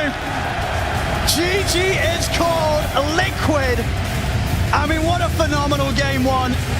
Considering what happened in the opening moments and in some of those lanes, when they started to turn it, Liquid, there was no looking back, folks. I think they really started to identify quite quickly, I mean, it was pretty much all around that bottom fight, that they needed to just have the numbers at the ready. When they started TP reacting with multiple heroes, that's when it was a bit of a problem, because Gaimin was getting these number advantages. But that time, they had Boxy. You see the man on your screen right there? I gotta say, yeah. The Drinking Buddies pulls, resets the fight, and then the dive. You can see Gaming trying to push forward for it, but multiple different saves coming out from him with the snowballs, Drinking Buddies, shards, etc. That was beautiful for Liquid. Hey, incredible stuff across the board. Boxing and Sandy with the saves. In a game against a Ricky that was getting kind of out of control those opening minutes, it didn't matter. They still found the chance to get these incredible saves occurring. The damage out from 33 and Mickey and Nisha making quite the comeback story that game on his puck. What a game one. Liquid, they'll take the first of this best of 5. Woo! Game one of this best of 5 goes the way of Team Liquid. A lot to break down with this one, and I want to start with the double support duo coming out from Team Liquid. T-Gov, it was a stellar performance. No, just the moves that are making the saves again. Shadow Demon, he is one of the supports of the tournaments, right? If you have the positioning, you keep finding the save, you push them forward. But Liquid in this game, it was incredible. They're under so much pressure. A couple key fights, the turnaround, and they just, obliterated Gaming so quickly. It feels like it was like one tier 1 fight into there is no map for Gaming to play. I mean, Gaimin played a really incredible early game. I love to see the hyper-aggression coming out of both teams. They really took advantage of their defusal, Ricky timing, hunting for Furion deep in the jungle, killing Puck a few times over and over again. But this fight here is where this game was entirely different, and we saw the power of Tusk here. He actually tag team pulled out Nisha's Puck from that smoke cloud, making it so that he was alive for long enough to cast the coil later on here, which is where they got the turnaround fight. And then we just saw all of the damage coming out through Visage's Soul Assumption, through Mickey on his Nature's Prophet, who was joining every single fight as early as he could. It was just beautifully played. They needed all the auras early on so they can take the fights. Visage, he's getting all the money in the world. If you look at the network chart, he's always top 3, top 2 here already. Some really nicely placed shards from Boxy. He's playing out of his mind. This Drinking Buddy is pretty much acting as a force staff, and you can also use it on birds, so the birds go brrr pretty much every single fight. And the coil has been something that they didn't have any tools to deal with, because Ricky, yeah, he's annoying, but the problem always was with the hero that how do you get to your BKB timing? Like, sure, you're having a good time, you did solo kill him in the mid lane, but after that, you can feel him suffer. And itemization-wise, they were really on point for Team Liquid. This force staff on Puck forces out of the cloud, and knowing that he needs to itemize for himself, Ricky had the shard at that moment, so others can't really use any of the abilities, and after that, the game was pretty much done so. Yeah, and Liquid identified that after that fight, the game was theirs. They made a beautiful play where they cut off Duraccio trying to join his team in the triangle, killed him first. They snowballed off of that, and they realized that this was their game at that point. All they had to do was bring their heroes together, place some sentries, and there's nothing Gaimin could do. That is the issue with Ricky. While he is very snowbally, he's also very reverse snowbally, because once you've itemized against him and his net worth is low, there's really not that much he can do. And we also saw the power of Tusk not just as the pseudo save, as the pseudo force staff, but the tag team, the Drinking Buddies damage on the Prophet. He was out DPSing the Crimson Guard on Underlord. Underlord looked so squishy in this game. And it was a slippery slope for Gaming, right? When you have Ricky and CK as your position 1 and 2, if you're not finding pickups on the map, if you're not dictating the pace of the game, your enemy balls up, you can't find pickups because they're always going to be 5. And I think that's where Liquid, they identified that very quickly as it hit kind of like the 20-minute mark, and then, sure, Quinn might have some laning advantage, Duraccio might have an early Orchid, but that's all they've got. They're hoping for a pick. It felt like the last 10 minutes of the game was just Liquid sweeping through the map, finding whoever they want, and Gaming was never really in position to utilize like the blink from the bat, the jump of a CK, and again, it's testament to Liquid. They itemize, they identify a window and when they want to break their opponent, and they did it so swiftly. Yeah, and we knew that Gaming was ahead at like minute 15. But Lacoste, was their plan to be even further ahead? Where did they fall with their plan? So Tofu diving tier 4 towers 8 minutes in. So they wanted to play this hyper-aggressive, which I don't really mind. I think this is how you need to strike back against Team Liquid. But the problem was, I'm going to go back to Ricky. This is super strong hero, but that's why everybody practiced it. But it has some of the flaws still where you're unable, like if you get focused down. And I also want to highlight the Shiva's guard, the bongo boots, the boots of bearing from Visage. I think this is the key moment as well for the game. You're playing against CK, so you want to slow down his illusions. You really never felt those illusions dealing damage, fighting into all of that. And I said during the draft, they don't have the Shiva's hero. You know what Visage does? Buys Shiva's as the second item, buying all these small items to be on top of the network pretty much. Bracer, Null Talisman, Boots of Bearing, so they can strike back. He understands that they need any kind of item they can have early on to punch back because they're playing so fast on game in the first 10-15 minutes. Yeah, and you see the items that 33 has. I think, you know, strategically, I think Gaming coming into this game one, they put such a large target on Nisha's back. They wanted to shut him down. They wanted to kill him very early, you know, try and prevent him from having a game, that they kind of forgot about applying the pressure to Mickey or to 33, right? Like Nisha, he doesn't die too often in series, right? Like when you think about like the previous run in playoffs, like he's been like the unkillable mid laner because people focus other, you know, the strategies of 33 in the early game. But, you know, coming into this one, Nisha, in the last 6 playoff games, totaling, he only has 10 deaths. The fact that he's died 4 times in a single game shows that Gaming wanted to shut him down. But maybe going into game 2, they're thinking, wait a second, we're wasting too many resources killing the mid lane. 33's hit, like Lucas was mentioning, the Boots of Bearing, the Shivas. Mickey's got the Gleipnir, the BKB. I think Gaming maybe have a misread on who they need to shut down, because it doesn't matter if Nisha dies 4 times, nearly 50% of the entire playoffs run, you need to stop 33 from just breaking open the game on these tempo heroes from the offlane. Yeah, there was a lot of freedom coming out for the other 2 cores of Team Liquid there, Effie. There was pressure on them, because once Ricky got that defusal, we saw them scouting for Nature's Prophet in the jungle. We saw him getting lassoed a few times. We saw Quinn on that Ricky hunting anyone he could see, no longer focusing on just the puck. The issue with Gaimin is that Ricky kind of tied their entire draft together in the sense that you have this Bat Rider, you have this jump target, this jump hero in CK. If the Shadow Demon on the enemy team or the Tusk are able to cast their spells to save them, your initiation is broken. You have no means to fight back. And once Ricky got to the point where his game was too difficult, there was nobody stopping the 2 saves from the supports. If Ricky kept his dominance, kept jumping the supports, we would have seen a different game. Ricky has pretty much the same issues as we've seen with the Storm Spirit. Once they group up as 5, you don't really have kind of a play in the game. Cloud is super strong. It's a 6-second silence duration at every single level. It gets even better. It got a buff so you can stand inside of the Cloud, even if the allies, even if the enemies range are attacking you from the inside, you're still going to get the miss chance. So really good spell. The experiment for Ricky probably failed. I don't think we're going to see it again, but it looked really good for the first like 12-13 minutes of the game.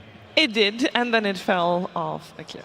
That happens sometimes, it's fine. It's just game 1 of a best-of-5 grand finals. Now, during that game, once Team Liquid got off a couple of good team fights, you could sense that emotions were high and everybody was in great spirits. And I wonder if the comms reflect that. Here. I can TP, I'll TP, go, go, go. It's a good fight, I'm mapping it, it's a good fight, it's a good fight, guys. Just watch me. Watch me. He's Carl. Can we save Mickey? Yeah, I'm fine, guys. Take the fight, What the fuck, they're all dying. I have big flower, Kill Ricky. Any silence? Okay, I'm chasing Ricky. I think we get the Ricky. I'm killing Chen with Nish. Chen? Woo! Let me. Yeah. Oh, sorry. Can we go tier 2? Oh, you gotta love it if Give your him the carry is popping woo! up like that.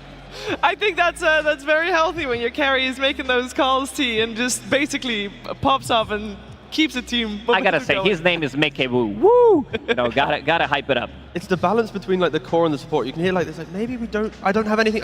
It doesn't matter if you have nothing. I'm the core. Go and then go. Yeah, exactly. I just love hearing the team comms every single time, and a little bit of energy as well. Hearing the emotion, the woo, like of course it means so much to them. And that's game 1 down. Just 2 more to go. 2 more to go for Team Liquid. I love hearing the emotions coming out there as well. I also always love hearing from Purge.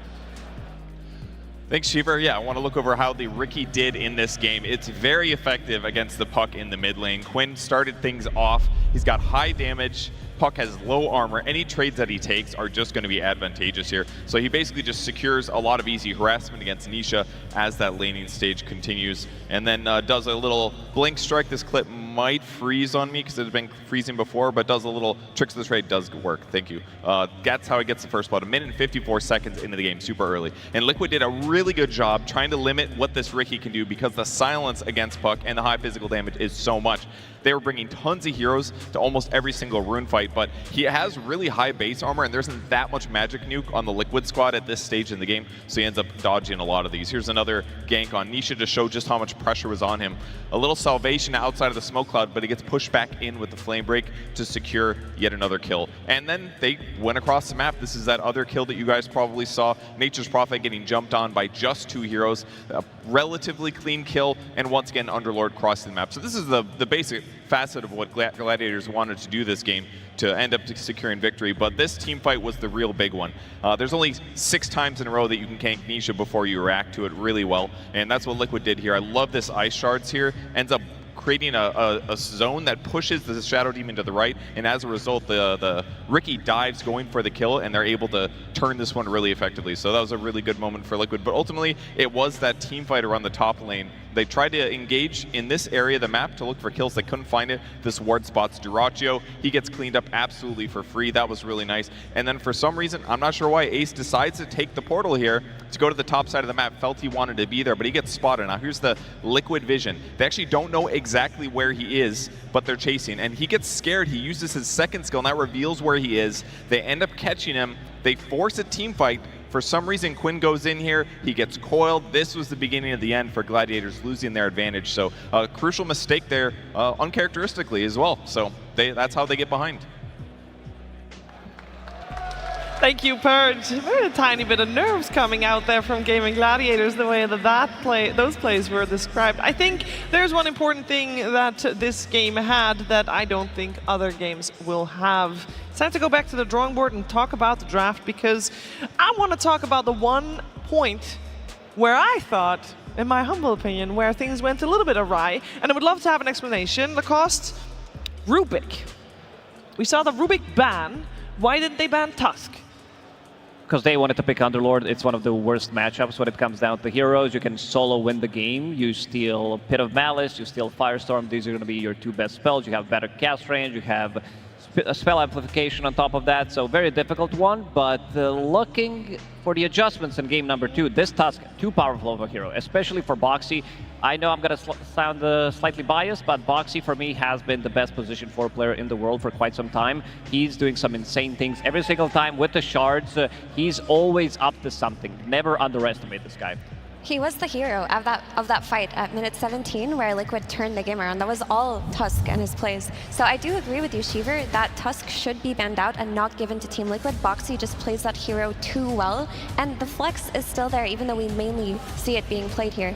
I think that if you're putting yourself in a position where you're first picking Underlord, not allowing yourself to not give away Tusk to Liquid, you have to rethink your opener. Don't open with this Underlord if you are still allowing heroes like Shadow Demon and Tusk through, because you also drafted a Batrider. Batrider is completely countered by saves from the enemy supports. I think it also goes down to the CK pick, right? Like, sure, you want to get your CK to kill Visage, but then you're bringing the CK to the mid lane to, you know, contain the Puck inside the smoke screen, using the flame break from the Batrider as well. Like, you're doing everything to kill Puck, but you didn't ever really kill Visage. He died 1 time in the game. The fact that 22 minutes, 33 has Boots of Bearing and Shivas, your entire plan of win lanes, tempo pickoff falls apart. So for Gaming to even have a fight in this best of 5, they need to make sure their safe lane can kill off 33. And don't just run to mid lane and kill off Nisha. That is a recipe to lose, and Gaming need to identify that and hopefully fix that for the upcoming game. Yeah, so we feel like Gaming potentially drafted a little bit too one-dimensional, that if indeed the tempo could not continue, which it didn't because Team Liquid put a stop to that, they didn't have anything Lacoste to fall back on in their draft. They were super strong first like 15-ish minutes of the game. If they continued the domination, the lineup would look really good, but they also needed some extra items. They needed, Ricky to have a BKB, which never came down to that.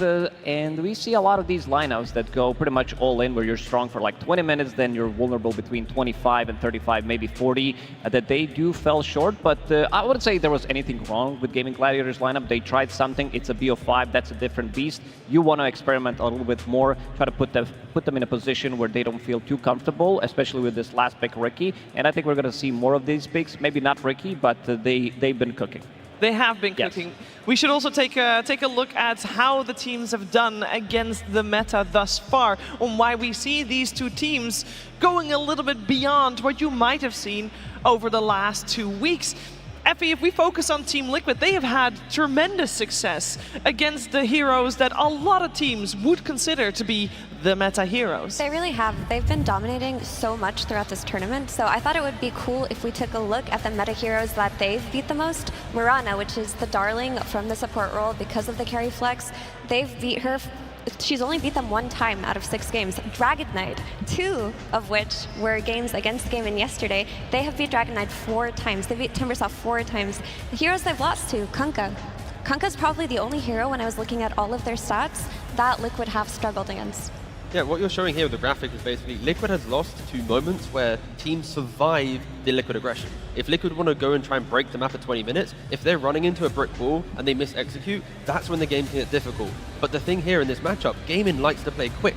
And unless Gaming want to change their playstyle in a grand finals, we are just going to see 2 teams clashing into each other to see who breaks the map first to then close out the game. Because if you swap the drafts around, Gaming will do the same thing. They'll win that 1-tier-1 fight, then they'll just break the map and win the game. So I think, at least for Gaming, if they can just slot in a couple counter-aggression heroes, it might allow them just a bit more, ease of fight. Because, yeah, with this type of draft, it is so volatile. One mis-execution and see ya. Yeah, this is also a best of 5, which is a whole different beast from what the players have played so far, as they are ready to take the stage again. Game number 2 soon being shown on your screens. I'm sure emotions are high, and all the energy that this Royal Arena has to give, both teams will soak up, because they need it to go head-to-head against each other. And when we're focusing on this second game, we are focusing on the learning curve, which in a best of 5 is a little bit different than in a best of 3 Lacoste. Do you feel like both of these teams, sometimes you have teams like testing the waters, letting a hero through to see if they can play against it? Absolutely, because you want to have that advantage. You pick something very cheesy in game 1. If it works, they need to make all the adaptation, but you have also other strategies prepared. I would say Team Liquid is in a good hands right now, considering that they only played 5 different heroes from their offlane role and 5 different heroes from their position 4 role. So that means that they have a lot of stuff prepared. They've been winning most of their games. They played every single series in the upper bracket was a 2-0, so they didn't show. They were never had their backs against the wall. That means that they have a lot of different heroes they can still play, but they're not going to change anything, because for now it is working. But that also means that 10 unique heroes from their offlane in Boxy and 33 should make it so that they are easier to focus within a draft. And that really does go back to the supports that Gaming went through. I think that if you can limit the hero pool of 1 out of the 2 in that offlane duo, you're making the draft and the game much easier on yourself. So, yeah, who are you going to focus on? If you had to choose, pick your poison, T. There's what, 5 types of poison you have to take, but I'd argue maybe because they have such a small pool, you know what's coming every single time, so find safe lane combinations that can at least play into it, right? Like Dyrachyo, he's played, of course, Alchemist, but it's getting banned out. I think like Razor's going to be pretty good for Dyrachyo if you could pressure in lane. If you push back 33, I just want Celery and Dyrachyo to have kill threat. If kill threat independently is available, that's when the twin gate gets opened up. You then make moves, and I think that's what maybe Gaming was missing a little bit in that previous game. It could be that they were missing that. We're talking about adaptations being made, and of course it is Gaming Gladiators that lost that first game, so they will be focused most on making adaptations. And even though Team Liquid won, I do want to focus a little bit on those first 10 minutes, because Team Liquid winning, great, but I'm sure they did not like feeling like they did in those first 10 to 15 minutes, Lacoste. I'm sure they're going to try to avoid that. Oh, that's for sure. They were, what, 7k gold down in the first 11, 12 minutes. So they will try to punch back. A little bit of a misplay. Sometimes it does happen. You know, Nisha solo dying to Ricky, underestimating. I'm not sure if he played as many times this matchup. Casters also talked about it. They didn't see it in a really long time. So sometimes these forgotten heroes, you tend to be surprised by what they can do, especially with the small buffs throughout the last couple of months that did happen. I think that's a hero that they will think about for sure, especially if they get Nisha that puck in this game too. I would not be surprised at all to see Ricky banned out in that final phase, because even though Gaimin did lose, they showed their hand there. Like, that was an incredibly dominant first 15 minutes. And for Liquid, they just did a great job at bouncing back. The two heroes they had on their side lanes, Nature's Prophet and Visage, are just very good money printers. Visage, with a couple of kills, any comeback fight is just topping the net worth. Nature's Prophet, when he gets kicked out of lane, he has that ability to just be anywhere he needs to be. The enemy jungle, his jungle, he can find the farm. So I think that Liquid at the moment are feeling very good about themselves looking into that game too, and they're not going to make any gameplay adjustments, just draft adjustments. Yeah, I could see a world where Gaimin respect the Nature's Prophet a little bit more, put that into the ban phase. Maybe even we see the Naga Siren that's been banned pretty much in every single game of TI. That might slip through in one game, just to put a little bit more respect on 33. And you think it will slip through in favor of who? Probably Liquid will be picking it up. They will be picking it up? Potentially. Okay, we'll see. I don't know if Naga Siren will make an appearance, as this is the most dominant hero that we've seen over the last 2 weeks. But we're going to find out what is coming our way for game number 2. Team Liquid versus Gaimin Gladiators. Grand Finals, Game 2. What is coming our way for game number 2, Effie? I got a little too excited there, Shooter, but for Gaimin, I think that they really do need to give Dyrachyo a hero with a better timing.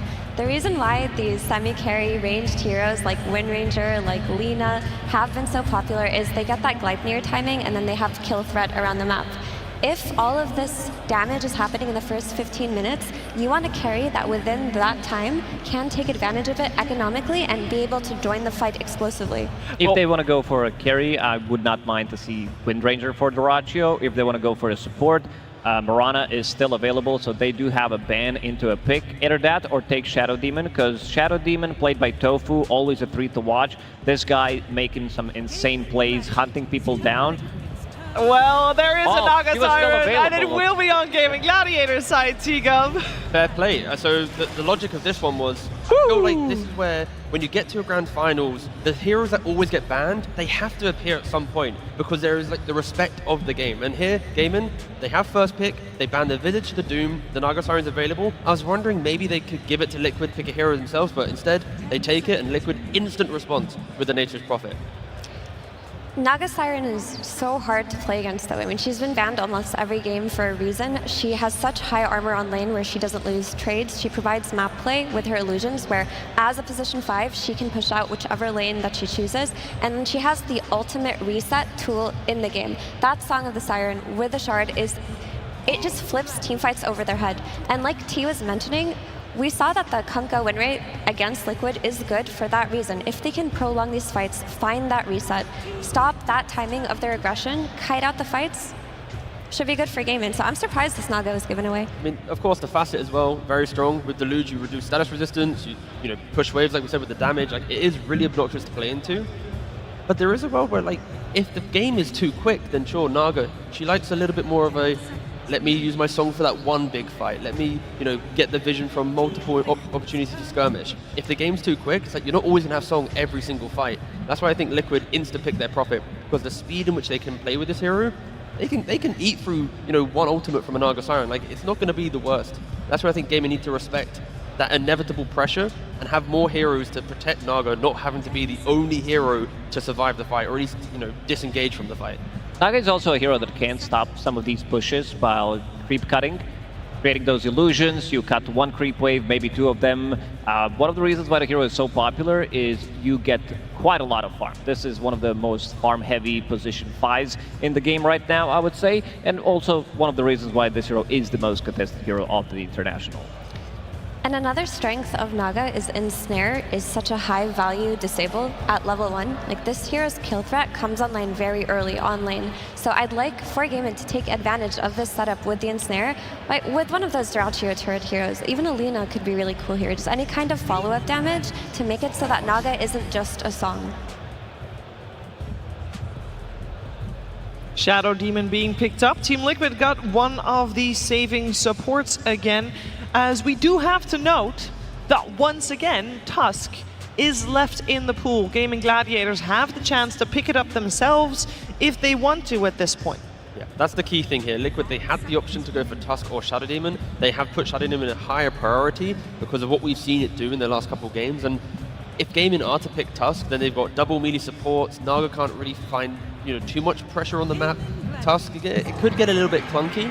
Hence why I think Liquid hedged their bets, went for the Shadow Demon. If Gaming don't pick it up, they'll take it themselves. And also Shadow Demon is the anti-Ace hero. If you're playing against Ace, he's going to have 1 trillion auras. With the Shadow Demon Purge, you can just remove that on a single target and take them out early. Yeah, but not in this one. Centaur, he has, with the Stampede, this is the statement. This is not anti-carry. Shadow Demon ulti, we don't care too much about it. Once you pop it, we're going to be able to reset. You also have Naga Siren. So Gaming Gladiators looking forward to see some of these more prolonged team fights. And once again, they're respecting what Naga Siren can suffer with because they're picking heroes who, in theory, should be independent, not requiring heroes to help them out. Like Centaur plus ranged hero, when you get Centaur to his first cheap item, you can leave him on an island. He can play by himself, and that's when you make other moves. And Enchantress, how many times have we seen Enchantress just free cast the spells? Impetus constantly, Dragon Lance, Moon Shards. I feel like Snaking, Celery, every +5 at some point has just had an insane game on this hero. Now, I will say that Naga Siren has been incredibly popular, but mostly as a position 5. And you are also right, it is normally Celery that plays the Enchantress. So which one would you like to see bumped up in priority? As once again, the Tusk in the hands of Team Liquid. So they got the double saving support, and they follow that up with the 33 Bristleback or Mickey Bristleback. Yeah, but with this draft that Liquid have crafted, it's skirmish, skirmish, skirmish, run at you, run at you, run at you, and there are no stuns on the side of Liquid. So I want to see Gaming, with this 18 pick, exploit the lack of stuns and go for a Storm or a Puck themselves, something that can have free reign at later parts of this game. Slight concern potentially for Gaming. Competitively, Tofu, the last time he played Enchantress was in 2023. Before that was only a game, 2019. He's only got 4 pro games on Enchantress. So it's not as if it's like a specialty for Tofu. And I feel like Naga Siren is always going to be the 5 position. Unless Tofu wants to bump it up in priority. Again, I feel like Naga needs to be the 5, Ench needs to be the 4. But yeah, Tofu's going to be pulling out a hero that he's not too, at least competitively seasoned on. And in that case, you can always just have a support swap. Like, you can have Celery lane bottom. He doesn't necessarily have to go top if you are committing to playing this Naga Siren on Tofu. Sure. And now the counter-aggression pick with the Puck. You want to try and prevent that movement from Liquid. My concern here, where is the damage? When Liquid gets to Bloodstone, Axe on Bristle, and Prophet has his BKB, what stops them from just walking down the lane, hitting the tower with a tree, Tusk and SD saving? There's no real kill threat coming out from Gaming. Get that Luna for Dyrachyo. I mean, you need bonus damage. She provides that damage to the entirety of your team. She's going to be a strong on lane versus Bristleback. And it'll give them that early tempo to play on. Also, like I mentioned earlier, no stuns for the Puck. So I do think that Team Liquid need to draft a failsafe, a means to stop Quinn if his game starts to get out of hand. I feel like I'd prefer to see a Monkey King type option for Gaming to take a little bit more fight. I'm worried a Luna is a bit too slow, where after lane you play to the jungle and there's no real map play to be had. Invading stacks, contesting is a key theme for Gaming, at least in this one. Yeah. I wouldn't mind seeing some stunners from the mid lane for Team Liquid. Earthshaker definitely comes to mind. You're playing against Naga. There's going to be a lot more illusions. Instant stun against Puck. This is something that they did play once or twice against the same matchup. The other one is Tiny. I think this hero also works because you want to have some extra burst damage when it comes down to the Enchantress. Avalanche, great tool against the Centaur. And also you can toss somebody into the team. Bristleback is not answered yet. I just realized, Monkey's banned, so... well. But that type of hero, and along that line of that type of hero, Ursa banned out as well. We haven't really seen too much Ursa, but they are respecting the thought of what if this core just blows up our bristle? If we don't actually end the game in 25 minutes, does it not get pretty scary? And yeah, they're banning out these heroes that have that X factor, that comeback potential. And that is true. Voxy on Tusk is pretty free win. I like the Earthshaker idea you mentioned, Blackost, or DK for Team Liquid. Just that stun, that ability to play off of an initiation that doesn't come from your Tusk will simplify the game for Liquid. It will really go a long way. Well, let's see. They have got still also half a minute left in their bonus time, where they can decide not just what to play, but what their game plan will be. And what Daracho is going to play. That is the main question. I just want to get this out. Naga Siren, there's no chance it's going to play it as a core, right? No, she's not. Okay. This is going to be the I just wanted to get it out there. It's been a long time since Naga has been played as a core. Another option for Daracio could be the Alchemist. That way they can play the Eng 5 and then just experiment. Okay, the DK does come out. They stole it. They took it away. I think this is excellent. And now they have a carry on Daracio where he just buys Blink Dagger first, which is the item timing we talked about around that minute 15, runs in with his team, has the ability to take the towers, has the ability later on in the game to outscale the Nature's Prophet. Yeah, this is a good game where there's two types of Dragon Knight, right? You've got the Falcons type Dragon Knight, which is the high-speed Blink Orchid, or you have the scaling Dragon Knight with the Armlet into SMY, and then you're like Daedalus Satanic, and you become the unkillable Red Facet DK. Potentially this time around, I'd like to see him go greedier to become the true core of the game, because if they do go active, they still have damage issues early on, so I'm hoping for Elite's gaming's sake, it does feel like a flip on the script. They aren't going to be the aggressors on the map. It's about how quickly can you scale whilst dealing with Liquid. What you're describing is some K1. Yeah, I want K1 level DK, exactly. Yeah, because he was staying 5k ahead, and Tiny comes out, good solution, as we mentioned. Great against Puck in the lane. You'll always have some kind of a stun. Cheap as well. Blink Dagger, this is something that they have been lacking. I see a lot of speed on side of Team Liquid again, and I think they're going to be hitting an earlier timing. Mickey on his Nature's Prophet, double save again. You can make quite a lot of stacks with these heroes, and Team Liquid so far in this tournament has been top 2 teams when it comes down to stacking. You have Tiny who can clear the stacks, and most importantly Bristleback. I think 33 in this one takes priority, because once he gets down to his item timings, you did mention the Aghanim Scepter, the Bloodstone, SNY, that's going to follow up later. I think this Bristle has a pretty free entry to the game. I think we've got Celery on Enchantress. We've seen him excel on that hero. We have Quinn playing versus the one threat of the Avalanche Toss, Tiny. This should be a really great puck game if he gets a few support rotations to mid. He's got a bone to pick with Team Liquid. I think Quinn will take this game too. Daracho has to ignore his team in this game. Stop playing the active carry that you've done in the past. I need you to focus up, just hit the creeps, become the K1 of Western Europe, and make sure that when the game gets tough, you've got 3-4 big items to bring to the fight. If you're not, then yeah, Liquid are scary as ever. I can't wait. I feel like this game, both teams will bring that aggression inside the game. Before we head to that game number 2 of this Grand Finals, though, we're first going to head over to the stage where Sir Action Slacks is with Coach CY. Thank you so much, my friends. Yes, we are here yet again with CY. CY, thank you so much for taking time with us. Now, we've been in this situation before, but a little different now. It seems like potentially a new Liquid. Were you guys kind of taken by surprise in that last one? Not really, I think. I actually think we did a lot of good stuff. I think we messed up some stuff as well. And I kind of brought them back in the game. Like, Visage gets a lot of gold, obviously, with the Facet against, like, when he starts getting a lot of kills. So, in the end, it gets pretty hard eventually. But I actually think it was our game, yeah. Absolutely. Now, in a situation like that, where you believe that you got the game and then it kind of got away from you, what was it like in the booth? What did you tell these guys to get their heads back in the game? Because this isn't your first time in a Grand Finals, and you got to get their heads on right. No, I mean, like, I told them that we actually did the right thing, and, like, I think we comms well as well. I can hear the communications behind the scenes. So I think everything is, like, good. I think we just try to run it back and, like, stay focused and calm and logical, and I think it will be fine.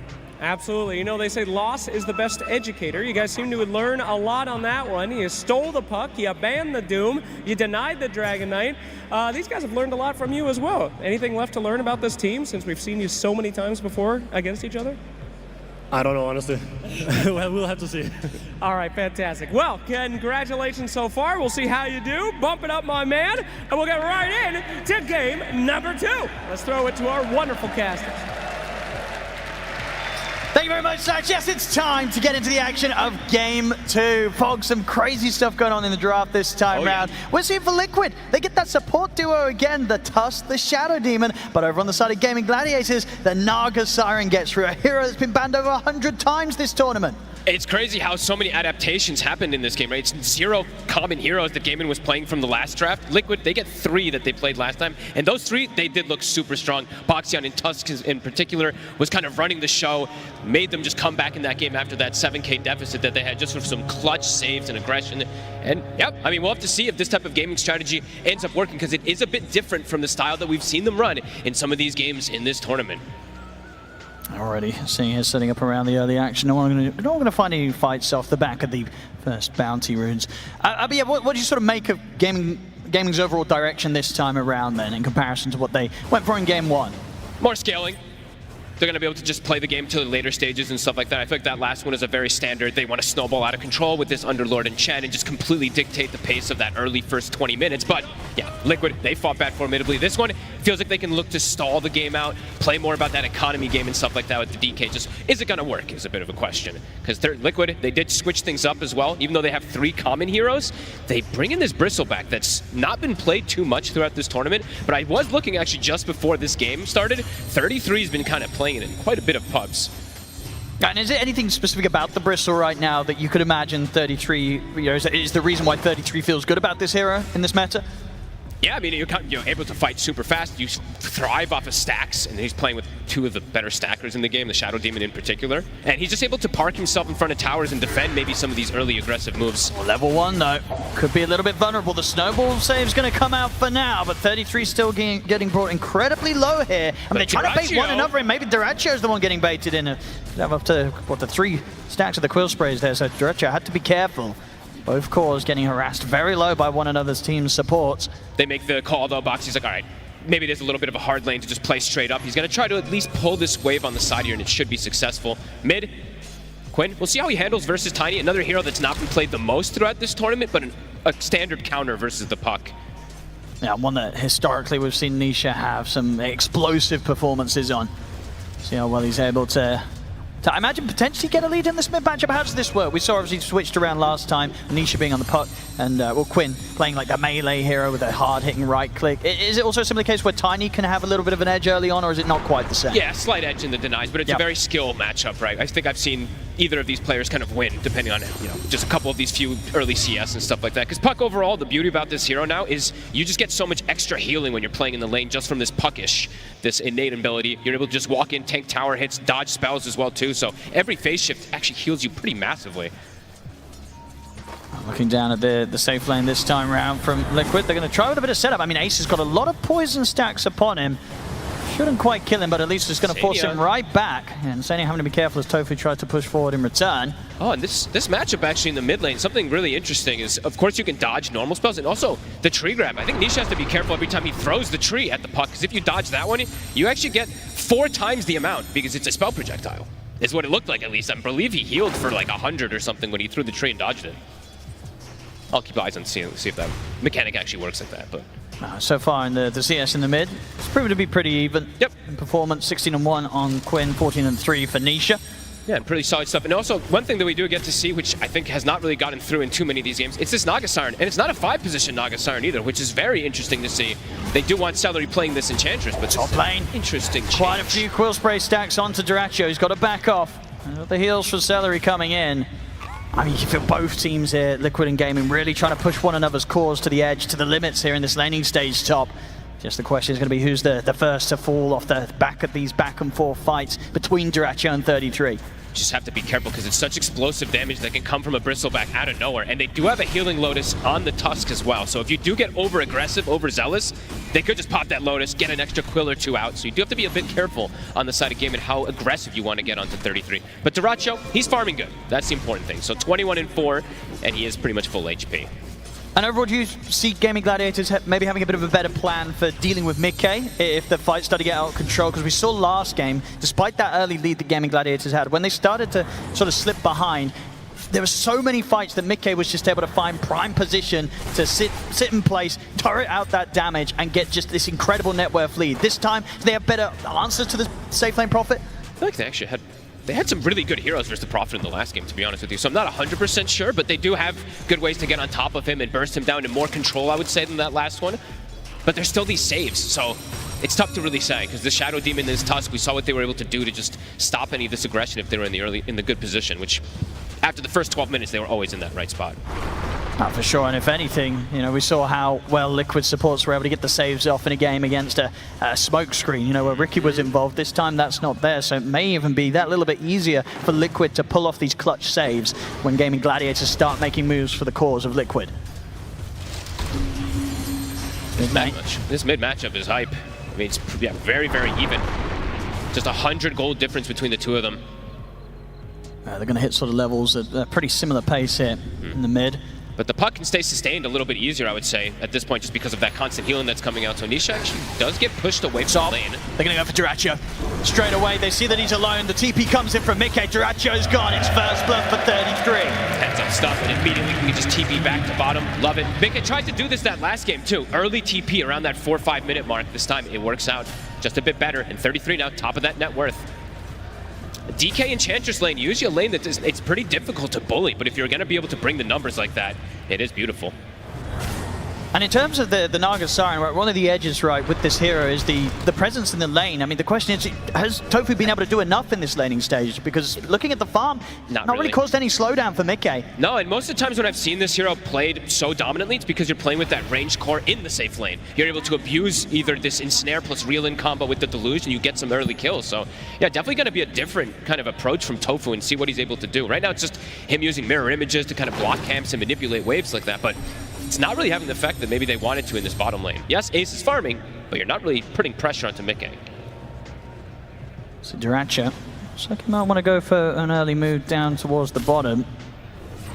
Oh, this is cool. They're actually bringing 4 heroes. So I guess this is the way they want to pressure, because they don't have the best dual pressure. They want to do this, but Boxy's reading the movement. Liquid seem to be relatively prepared for this potential play, or maybe they're just going to look to go aggressive first themselves. They go straight over towards Tofu. Just centaur creep. You're going to get the follow-up stun as well from Ace. This could give Gaming Gladiators the chance to fight back. Celery and Ace, do they have enough damage to threaten Mickey? A bit of body blocking here from Tofu with the Naga Siren illusion, but Mickey's still able to get around, get back to safety. So yeah, Dyrachyo didn't want to be a part of this. Resumes farm up top. So Gaming Gladiators, as soon as they lose Tofu there, they decide against trying to make that sort of wraparound play. The Wisdom Rune, it's going to get stolen. He's able to just take down away Tofu. He's already limited He's got no way out, though. He's got no way out. Does he see him? He's sneaking. He's actually been able to juke perfectly outside of vision. I don't think Tofu's seen him at all. Celery, they see this with the scan. Celery's trying to catch him up, and Mickey's just waltzing past them. They see him, of course, now with the micro. I mean, surely he doesn't get away with this, Mickey. Surely not. Ace is looking to go get him now. Yeah, they're going to put an end to him here, Ace.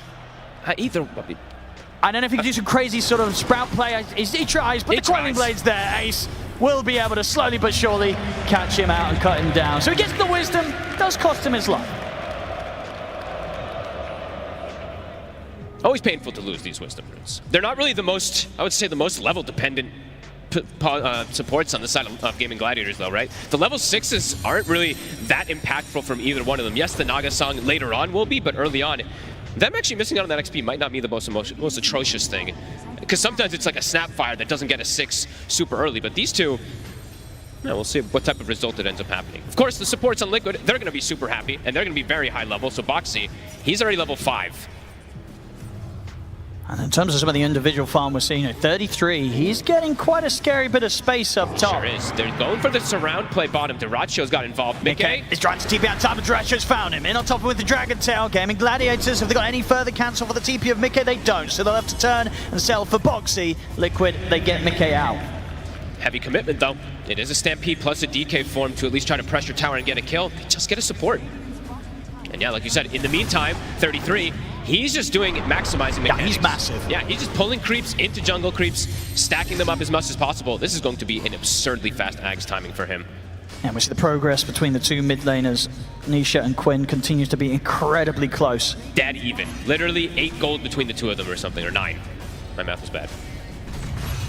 But yeah, looking at 33, you got to sort of ask the question, Gaming Gladiators, what's the plan with regards to this Bristle? Because at the moment, 33 is on track to get one of the faster Ags timings you'll see on a Bristleback this patch. I imagine it's just to get a really, really farm DK. Maybe at some point the Silver Edge later down the lines can be something they look for an answer, but I would imagine it's Dyrachyo getting this armlet, getting this type of crazy type of farm to deal with him, because besides that, their damage is definitely quite limited versus a very farm Bristle in the early game.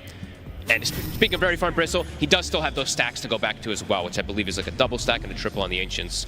Yeah, that's insane. Actually, if things continue like this, this is going to be a completely insane Aghadim's timing. This game for 33. He's already half the way there. As you say, with stacks to the plenty, he'll be in a very, very solid time. And across the board, though, the three cores of Gladiators do have the tools to make plays. Definitely on heroes outside of the Bristle. So we'll see what Gaming Gladiators look to make their moves. And just in general, look to see if they try and check out this area and get some information regarding the stacks of Team Liquid. Celery, been caught in. Big Wrath of Nature. And with the burst coming in as well from the snowball, Stampede is not going to get Celery out in time. Same time up top, Dyrachyo's going to try and set him on a 33. Really he really is, and backup is in for it. And Sania holds back Dyrachyo. With these two heroes, there's just not a chance. Even with Quinn being present, he knows that using a Dream Coil there is just not going to do a whole lot at all. This Bristleback is very unlikely to die unless they bring all 5, and even at that, it might not still be an easy job. No, absolutely. It's going to be till later on when they have the answers, especially like we're saying, the DK, or if they can get him actually facing the right target, because they do have stuns at the least to be able to stop and hold that Bristleback in place. Nisha? Going to try and get the catch. Nisha optic to immediately break the Dream Coil. TP's were going to come in, but they've actually backed off on that Gaming Gladiators. They know they're not getting a kill quick and easy. Nisha's going to be fine. Quinn's in trouble. He's ended up under the tower, jumping over towards the orb in an attempt to get away from Nisha and Insania. He's got another orb to try and break away. Have they got anything to stop it? They have not. So Quinn is able to dance safely back to the side of Celery's Enchantress. Almost had the vision there from Nisha. If he was able to get that toss, the phase shift and everything was actually down, could have almost maybe gotten that pocket. But they're going to smoke instantly, even without the coil at the ready. This is a very unexpected move that could catch Liquid off guard here. They're going to throw the scan. Let's see what they can find. Mickey would be the ideal catch. I mean, they have this deep ward. It's about to expire as well, too. Mickey might not see this coming. That ward was literally right outside the sentry range. Now, this is a solid play here from Gaming Gladiators, but it will get shown now. So TPs do start to come through. Maybe these two can't get the burst off in time to kill him off. Mickey's going to come in with the snowball. They got Quinn from Boxy, and indeed they just turn and kill Quinn off. Boxy was that was the fastest TP I've ever seen. It was literally before they even showed on the smoke. It felt like that was crazy. He's on point with this Tusk. It looked like they were going to get away with it as well, if it weren't to be for this pesky Tusk. Boxy, save after save. Mickey's doing some really cool little stuff here too. Just planting this tree for extra damage. It's actually kind of neat. Just this GG branch with his innate. Actually very cool. I don't think I've seen many people do that. I was wondering why he was just randomly dropping the GG branch, and I'm like, oh, very cool. The farm continues, and indeed this Bristleback, 33. He's completely out of control. The Aghanims, ridiculous timing here, pre-12 minutes, I believe. That's insane. And he's got the Voodoo Mask. Yeah, the Spell Life Steal's already out on top of it. Overall, looking at the lineup of Gaming Gladiators too, nobody really wants to build a Vessel. I mean, Vessel's kind of a dead item right now, but no one wants to build Vessel, and Shiva's is not going to come down for ages, even if it does come out for something like Puck. So definitely going to be some problems that they have with this Bristle. I mean, for Gaming Gladiators, what sort of item timing or strength do you think they're looking towards to make their move this game? I think it's going to be pretty farm heavy, actually, on this side gaming. I feel like it's a very different strategy that they've gone for this game around. Usually they're around like 25-minute aura timings. There's a lineup where we may not even see too many auras come out from either side, let's be honest with you. So definitely a bit of a different kind of style game that it could lead up to these like late games, which I think we're all looking forward to, because we've had quite a bit of these games around like the 20 to 35-minute mark that kind of end. This one could get pretty late game if they end up playing just for this farm game, which for gaming, it looks like they want to. So Liquid definitely have a way to set tempo, though. They have this Bristleback who's massive. They can force objectives very early on, and that's what it feels like they're going to start doing, playing around 33. Yeah, we'll have to see how much they can force, because indeed, if the game gets to a point where we're sort of 25 minutes in and the Bristol's at the high ground of Gaming Gladiators are going to have to come in with some sort of answer. Yes, absolutely. I mean, that's definitely the ideal play the Liquid wants to do, is pressure the map early. Strong lead in from Quinn. Do they have the damage for evading the Stampede and the Who Stomp? They certainly will. Mickey, there's no saving him this time. Gaming Gladiators think it's the kill, but can they get out? Nisha, he's in with the combo. Avalanche to follow up onto both Nisha, onto Quinn and Celery. Snowball over towards Quinn. They've got the start and the punch up. They're taking Quinn out. Celery, he's been caught in by the shards. 33 and Insane are ready to chase down Ace. Celery's going to TP out as Liquid. They'll look for the bigger target instead, getting Ace as well. They'll get the trades. And the more advantageous ones, they do have to swing 4 heroes down here, so it's quite a bit expended. Dyrachyo will be happy to be able to farm off of that timing. But Liquid, it's such quick reactions that they've been able to do here. And Nisha now at this point has a very large separation between him and Quinn. The amp damage rune already finished up onto him, or amp damage is on in for him, and he's gonna have a phylactery pretty early on. So the scaling is also gonna come from Nisha.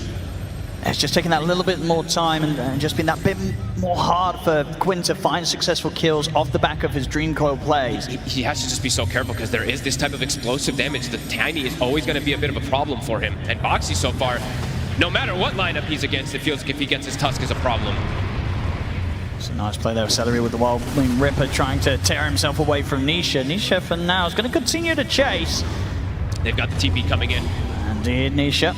Slowly playing around with Celery. They've got the numbers here. Insania, Boxy, Mikke, the whole team pretty much turning up to get another kill on the board here, Liquid. And the crazy thing in the meantime, look where 33 is. He's just occupying the enemy triangle, kind of challenging them, telling them to come at him because he knows he's pretty much invulnerable unless they bring all 5. Buys an early shard as well too, so he's got the hairball even stronger.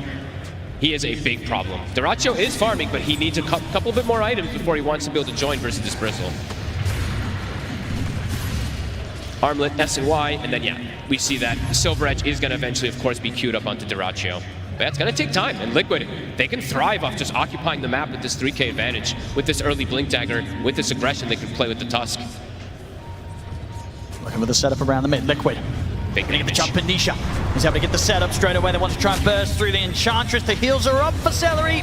It's too much damage though, Liquid. They can get pretty much any kill that they jump for right now. Mikke's ready to lead in for more. Looks towards Quinn, but the orb is back up. He's slowed down. They've got his Stampede. They absolutely have to, but Nisha's able to still get him with the toss. The Stampede doesn't matter. Nisha still able to close the gap and take Quinn out. Liquid's playing too fast for this gaming strategy at the moment. Yes, Dyrachyo is farming, but everybody else is starting to fall further and further behind. They haven't been able to really involve Tofu either. I know he's just sitting back, kind of trying to get some farm going, but they can't even reset and avoid the fights that Liquid's bringing to them. The timings are accelerating fast. And they're losing access to so much. At 33, he just keeps taking away these Ancients. I believe they've been stacking some Ancients on their side, cleaning them up too. So they're farming, it feels like 70% of the map. Gaming under a lot of pressure here. That Silver Edge, as you say, cannot come any sooner for Dyrachyo. He needs it yesterday, really, against this Bristle. I mean, once it's there, that will be the big test of whether Gaming Gladiators can bring together a fight to slow Liquid down. Yeah, but it's not just the Bristle, right? It's Nisha scaling. Mikke is starting to get some scaling too, even though he's died twice. He is getting closer and closer to having his big item. He actually has it, sorry. So Gleipnir's already done, so Liquid can just keep looking to pressure. And Gaming could really struggle in the damage department to kind of dissuade and push them off these towers, or if that early Roche, because Liquid feels like they have options right now how they want to pressure the map. Oh yeah, they're ready to get in under the tier 2 tower. If Nisha sees a chance to jump, he's going to be straight in for it. He's got an Arcane Rune in the bottle as well. He's got that phylactery, so that burst damage, it's there. They're going to start to hit this tower here. Tofu wants to try to slow it down, but you can see the way that Gaming's postured on the map. They don't want to go for a full-out fight around here. I mean, Liquid's going to have a pretty good idea that Gaming Gladiators is playing from this tree line. Indeed, Quinn and Tofu, they've just got to back right away up to the high ground, up to the base. There's going to be no defense outside of a fortification here. They'll push them back temporarily. This tower's going down. Oh, they actually lose the Treant there. Whoopsie, Mikke. Bit of miss micro. Quinn, again, sort of having eyes on this area of the map, but he can't really start anything right now. All he can sort of do is just sit back and watch whilst Liquid takes these towers. It's so dangerous for him to step up. Just this tiny pick, it's honestly working wonders to just not allow this puck to have any type of opportunities in the map to split things up, going to get any type of that extra farm. Quinn is very poor right now, bottom of the course.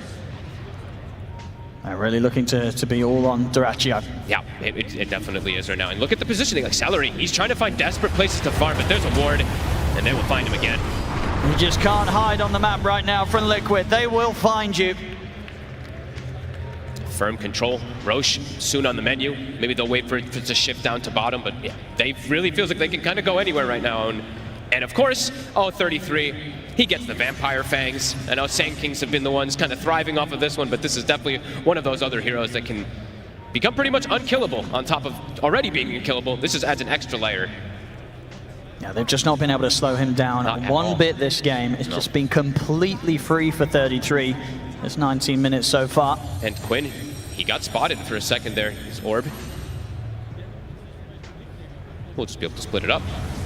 They just have to keep so much distance between themselves and Liquid, and even at that, as we're seeing, Liquid, for good setup of Mickey TPing in and getting the catch with the Gleipnir, they can still find kill opportunities. So Gaming Gladiators, they're having to play so cautious right now. They're just, this is probably one of the, I think this might be one of the first times I've seen this tournament that Gaming is just full out split farming. They don't really want a full out fight, but Nisha now shows. See if they can punish Nisha here on his own. He's got a regen rune. Backup is coming over. I don't think they're killing this Tiny. Nisha's ready to turn things around. Gaming Gladiators, they've got to run.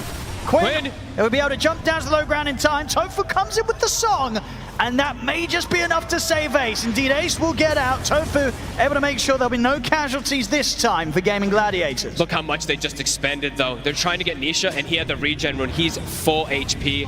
This tier 2, it's gonna fall. And it seemed like even if he didn't, I don't know if they were getting him there. Okay. They used the I mean, this is their high ground glyph. This is a dangerous one to use at times when you are behind like this. Let's see how much Liquid want to push it.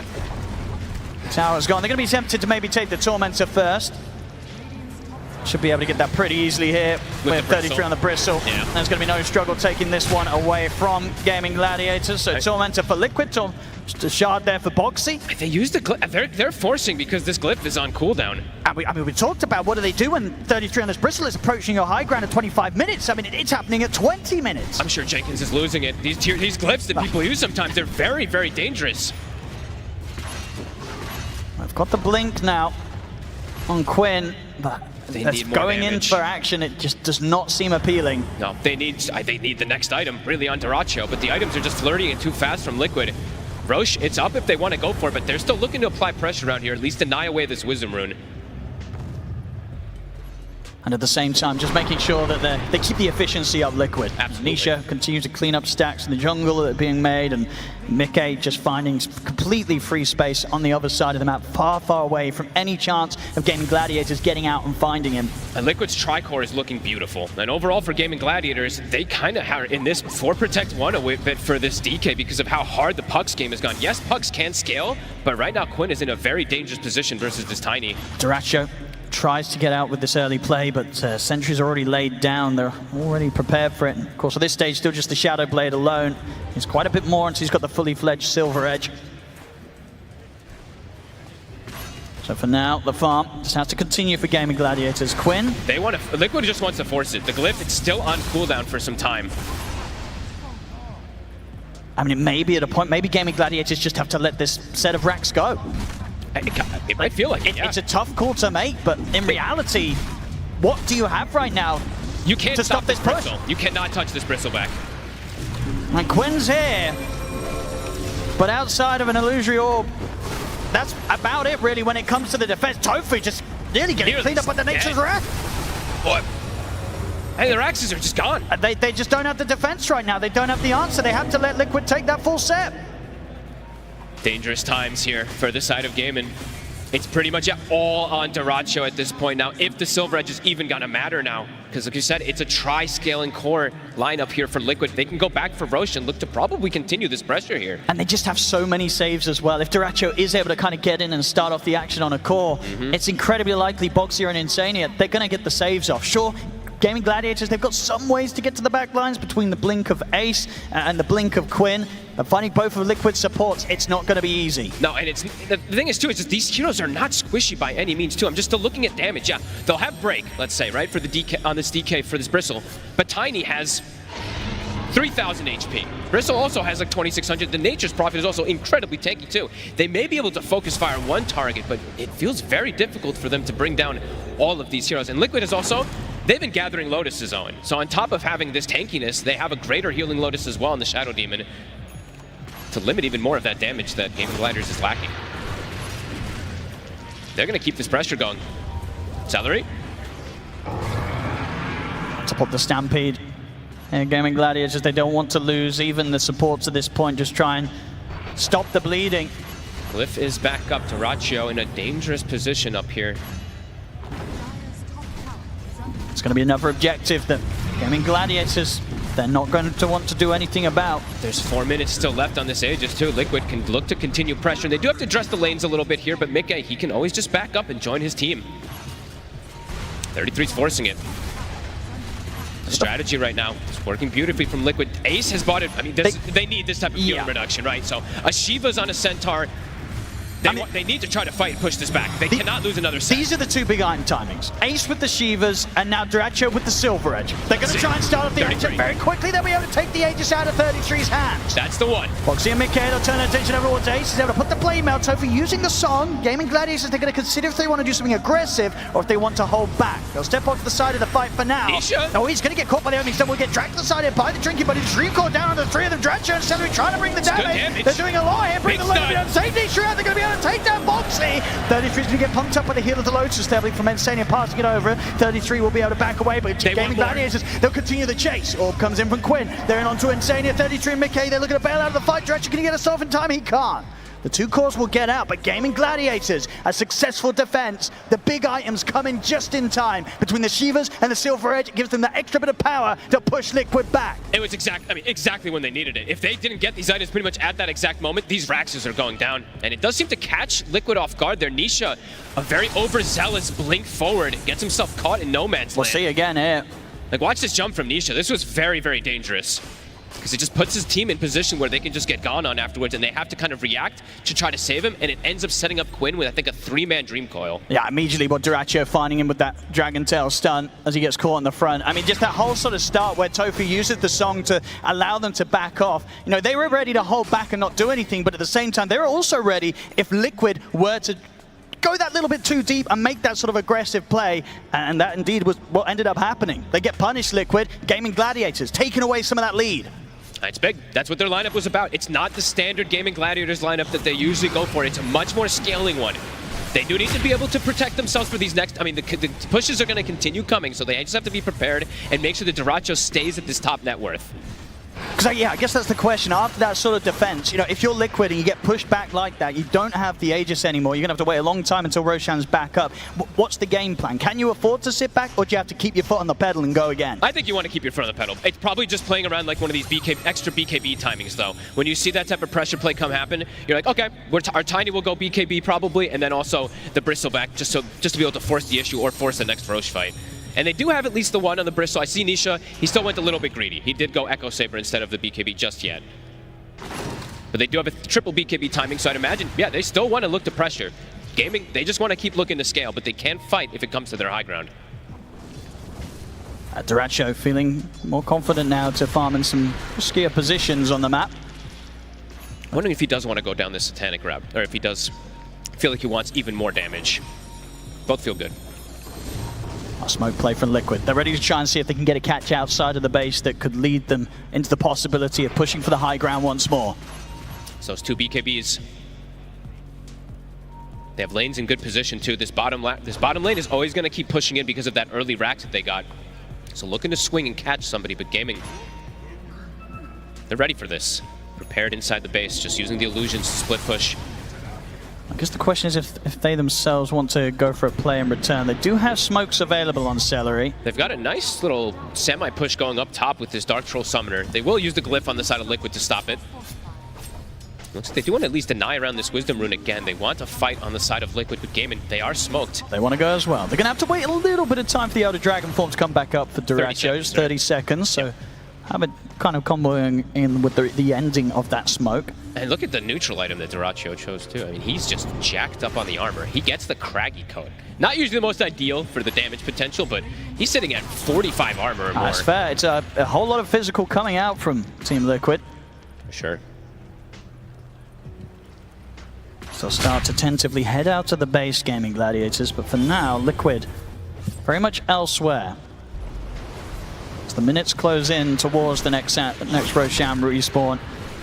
And by the looks of it, I think, yeah, Liquid, maybe they do just wait for this to come in return, as they know after that last attempt to push high ground, it didn't go too hot for them. They've got to be very careful about how they go for it again. They're regaining that lead. We're starting to see that net worth grow once more, back up to a 5k lead for Liquid with these more passive moments.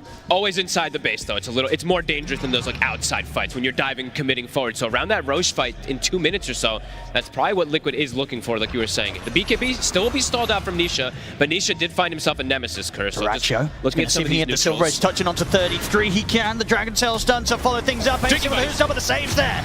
Snowballs in, and Boxy's ready to help turn things around. TP comes in from Mickey. They're going to look straight over towards Tofu, try and get the squishy kills first, and with the BK being popped by Mickey, he can continue to punch into Tofu. Tofu is surviving for this damage. Mickey's not got quite enough to kill Tofu off, and Tofu, he's able to get away. Liquid the turn up towards Ace instead, but the Stampede's out. The Sprout's there to try and stop him. He cuts his way out, but Boxy's got the punch up. Ace, he'll get one more who stop up, but he'll fall. Now they'll turn over towards Duracho. Liquid trying to surround him. Quinn looks to jump the backline for the toss-ups there. They have the burst to bring Duracho down. The Dream Core comes out, but it's a little too late. Gaming Gladiators, they're running out of damage. They have to run. They have to escape. And Liquid, they're going to try and do their best not to let them. Nisha back in with another toss combo onto Celery. Liquid take the team fight. Gaming thought they could re-go. They had the break potential. We saw Duracho, he turns and gets that second hit, but it's an instant disruption from Insania, and they just turn and get right on top of him. He is still semi-fragile on this DK if they have those numbers, and now a 10,000 gold lead. They can look to barrel it down. They can look for another lane here. They certainly can. No need to necessarily wait now for the Roshan respawn. 33 at level 20. Storming down the mid here. And Tofu's trying to cut sort of the waves with the illusions, but Liquid can quickly clean through those. Bloodstone's about to be finished for him too. So, I mean, you didn't kill him yet. You killed him the once on the Aegis with the Silver Edge. The Bloodstone's going to make it a lot harder. Quinn trying to stall things out. Backdoor kicks in for a second here. Now they really don't want to have to use Duracho's buyback. 20 seconds until he's back, and they've got the fortification. So they should be able to push Liquid back without the presence of the DK. But another flurry of items going to come out, and I believe they also lost their gem in that last engagement. Celery, he had it for, what, 5-6 minutes or something. Now they have it on Insania. So overall, all these wards that Gaming did place with that type of outside movement, they're all gone. So the vision is completely gone from them. The map is dark. And that Roche, it's going to be potential soon. Let's see how quick the spawn is. Gaming have to be prepared. McKay's got his next time done, the full Silver Edge. So in a situation where we saw, that last team fight, a bit of a messy start in where they were trying to focus Tofu, but they didn't quite have the damage to bring him down. With that extra bit of damage the Silver Edge brings, it should be a little easier to dispatch of the supports during the Song of the Siren if Mickey gets his BKB off first. And now they can, to be honest with you, they might be able to do initiations onto a DK. If Duracho shows himself aggressively, there could be a toss back, a break, and this DK will look very fragile. So big damage increase coming out from Mickey. Gaming have to be positioned down here. They have to be ready for the Roche spawn. Trying to get ward control. They absolutely want to contest this. Liquid. They're sneaking in. They've got the vision. And they see the the opening. The Avalanche toss combo straight away, bringing him down to about 10% HP here almost on the puck. Quinn, he's got to get out. He's dead. But Boxy's in with a punch up. Quinn's out of the fight. Celery, he'll try for the TP out. They got anywhere to stop it. They don't. So Celery will live, but that's Quinn out for a full minute. It's no hesitation. The second they put the ward down, it's an instant jump. They got dropped, what? It was like 10% HP just from the combo from Nisha. There's no way that Gaming can react in time. That Roche, 15 seconds, but they'll have more than enough time to get it. And we're seeing multiple times as well, Boxy with the blink, he's now so quick. More than ready to catch Quinn after he's tried to jaunt out with the Illusory Orb. It's always there with a follow-up, Boxy. And even though Quinn, he does have like Defiant Shell and all this little bit of extra armor and stuff, he is still just very burstable from all this damage that Liquid has at this point. Yeah, massive amounts being done by that Nature's Wrath from Mickey. As the farm continues, as he's ready to now swing over towards that Roche pit. I'll pick up another Aegis here. Just realized Mickey's just 0, 2, and 12. He's just the assist king this game with those Wrath of Natures. Yeah, the highest kills they have right now. It's all on Boxy. It's all on Boxy. He's got 7 kills right now, 7, 2, and 6 on his tusk. Him and Nisha have really just putting a hurt onto Quinn. This game in particular, it's every single time Quinn showed, they double jump him and he's either dead or put in a position where he just can't really fight afterwards. The fact that Nisha got Nemesis Curse also does make it a lot harder for Quinn to survive that huge burst damage that comes out. They do have Duracho with this data list, but it's no defensive items really for him whatsoever. I like it though. It's all in on the damage. He has to go all in.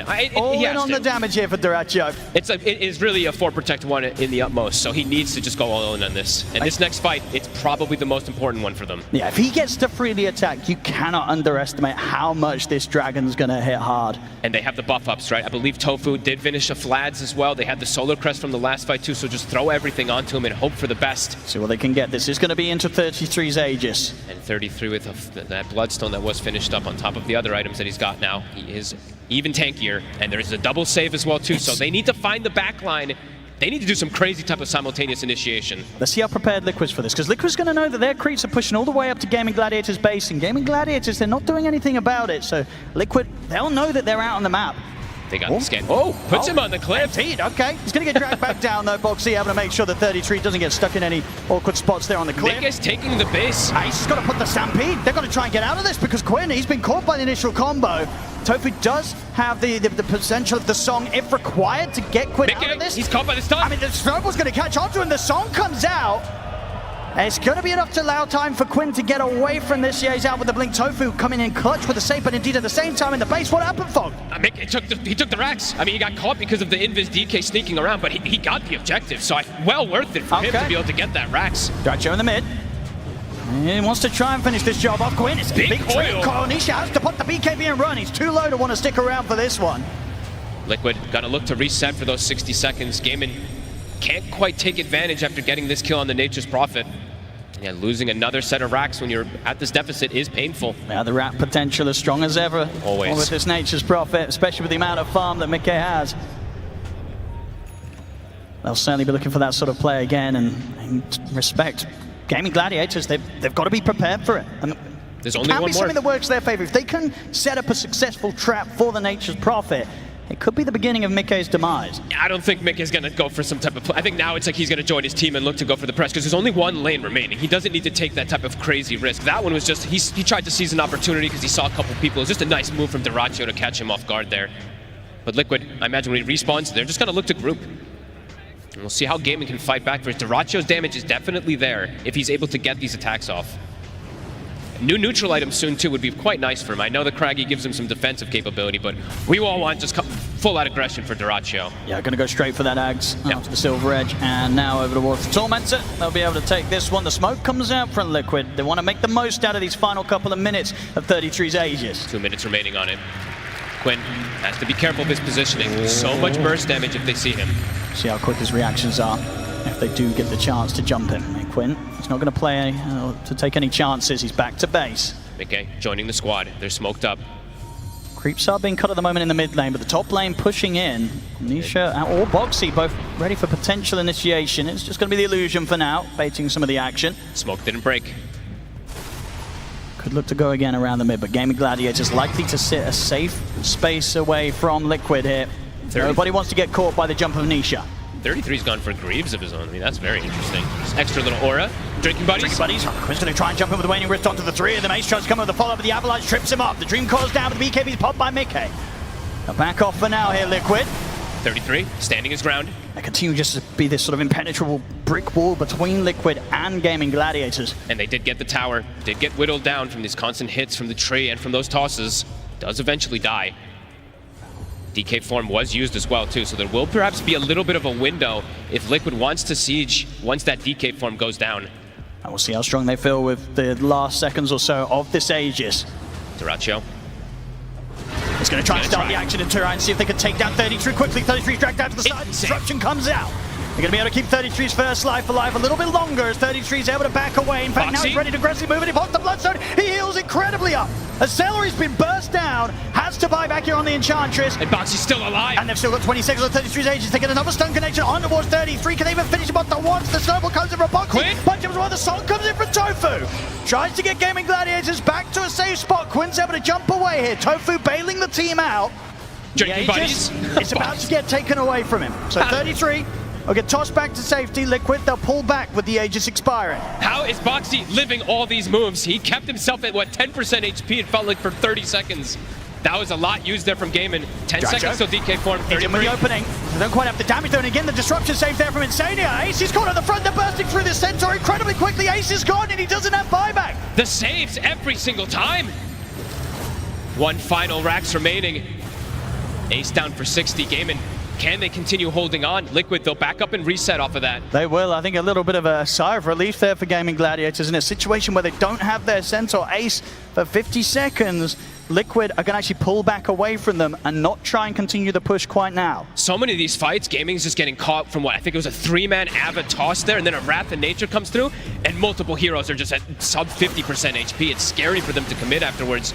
And these two supports on Liquid, they have to be addressed. Somehow they have to start getting like extra silences or something, because the saves, they're perfect. The disruptions are coming out almost instantly. The drinking buddy snowballs, etc. It's there just too fast. Gaming have to try to stop this. I mean, on paper, you've got to imagine it's Quinn on the puck that's got to find the position to disrupt the disruptions effectively, put a stop to these sort of plays coming in from the back lines. Dyrachyo has found another damage item, so Mindbreaker from that neutral item, of course, and he has the Aghanims finished up, so a bit stronger and almost 25. Quinn as well has kicked up the pressure. Parasma is finished with a Mindbreaker of his own, so maybe like even these little silences or something that he can do with these extra attacks could be a little bit of an X-Factor difference maker. Still very difficult for Gaimin. They can't get through these tanky cores with these double saves. And Liquid, really with how long they were able to get the action going throughout the end of that Aegis, it's getting close to the time where we will see Roshan pop up once more. And Liquid, with this sort of a lead, maybe not too much of a reason to take too many risks. So I think they'll wait for that, Roche. I think so too.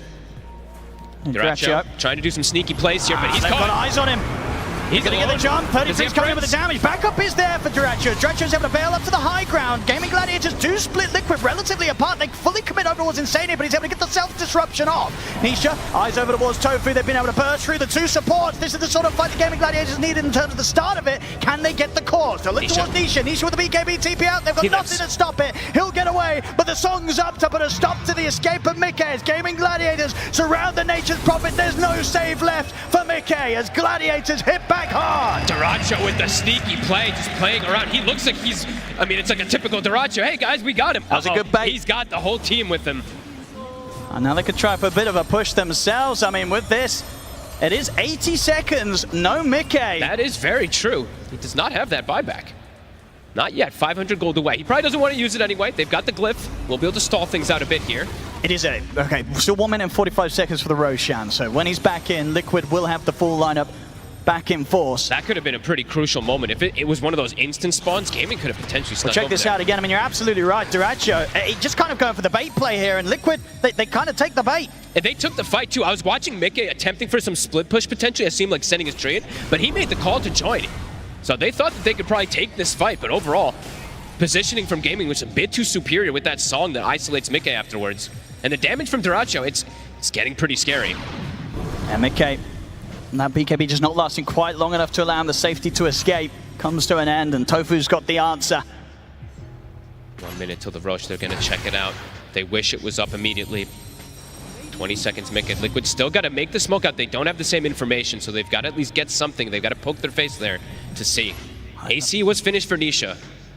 They may have the net worth lead, but Gaming Gladiators certainly have the position advantage here. Dyrachyo. He's going to fight 33 to start things off. He's going to try and open the play. There'll be an avalanche. Then trips up Quinn straight away. Quinn, he's got to be careful. Burst down about a third of the HP. Backup comes in from AC straight over towards Insania. The coil's there. Quinn, he's been able to isolate the two supports on the back lines. And Dyrachyo, he's bringing in the damage. They're taking down Insania. Boxy getting low. He'll get another snowball off though, Boxy. They've finished off Tofu. Buyback comes in from Quinn. Snowball over towards Celery, but Boxy had to blink out. Still alive somehow on this task. 33 pots the BKB, tries to be forward, but Mickey's actually blocked 33 off it inadvertently there with the Sprout. Goes for Dyrachyo, but Dyrachyo's able to get over this sort of area of the map that Liquid, they can't traverse quite as easily. He's in trouble. Breaking away from them, but they've got the chase down. They've got another set of catch with the Sprout, and Mickey bringing in the damage. Liquid, they push for the fight. They get the combo onto Quinn. He's run out of orbs to jump to. He's got it back up in a second, but the crit comes in there hard from Nisha.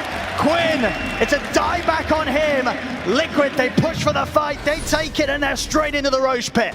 Nobody else is doing damage but Dyrachyo. At some point, he just can't do it on his own. These 3 tanky cores, they sustain through all of it.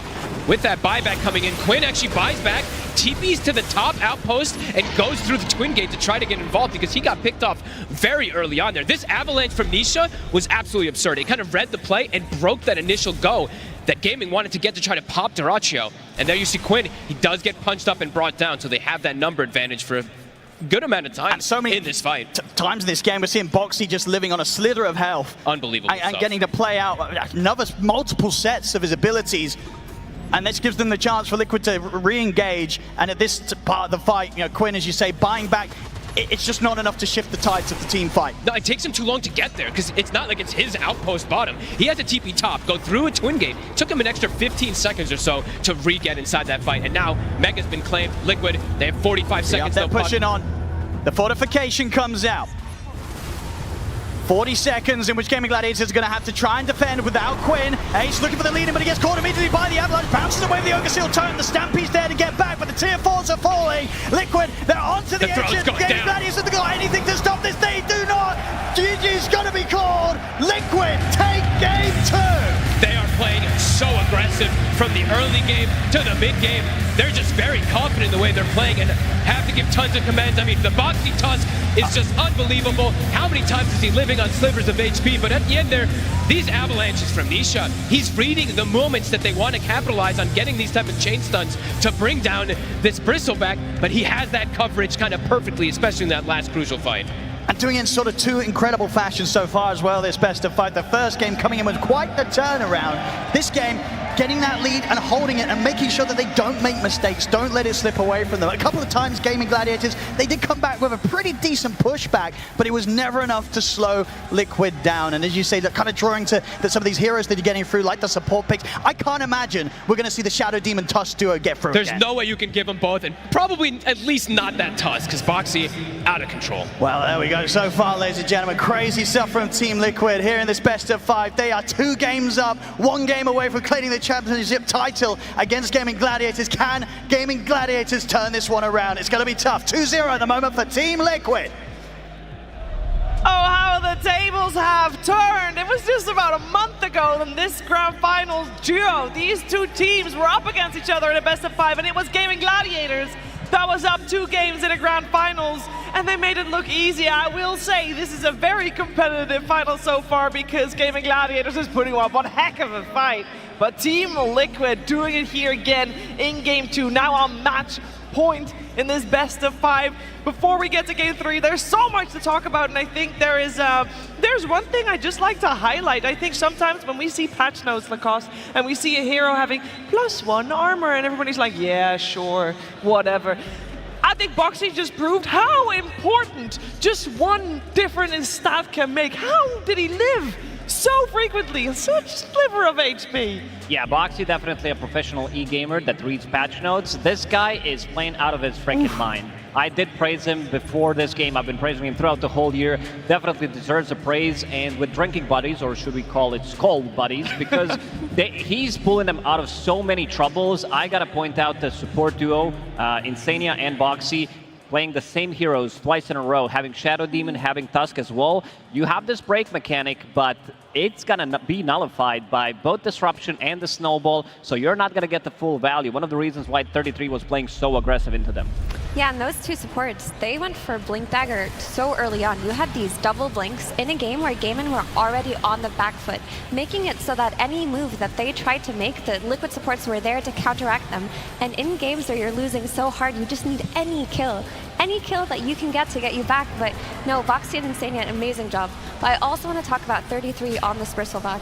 He hit his item timing so early, from a free lane to being uncontested in the triangle to showing up bottom at minute 14 with an Aghanims, a Voodoo Mask, and completely popping off. Liquid, they just have such a formidable triple threat, right? You've got the Tusk, the SD, and the Tiny. At any minute, if you don't execute on your jump, like you said, the saves are going to come into play, Nisha's going to hit a clutch avalanche. BKBs weren't really a thing for gaming too much in this game. So the avalanche, the toss, it was such high value for Liquid to utilize, and you've got to go to gaming. They're drafting themselves into a position of such high pressure moments. You're in the grand finals of TI, you want to get your first Aegis, and they're making themselves, they're making the fight so difficult. And that's where Liquid is such a strong team. They exploit their opponent's inability to hit the perfect combination. For Gaming to get a kill, it's a stomp into a Silver Edge break, and then you murder. But Liquid, they have the supports, the Tiny, to completely break that apart. So even when there's a comeback on the cards for Gaming, they have to hit the perfect spells in high pressure situations, and if they don't, then they just lose the game. Like Liquid, there is no way you give them SD and Tusk in the next game. Like, it feels like it's illegal.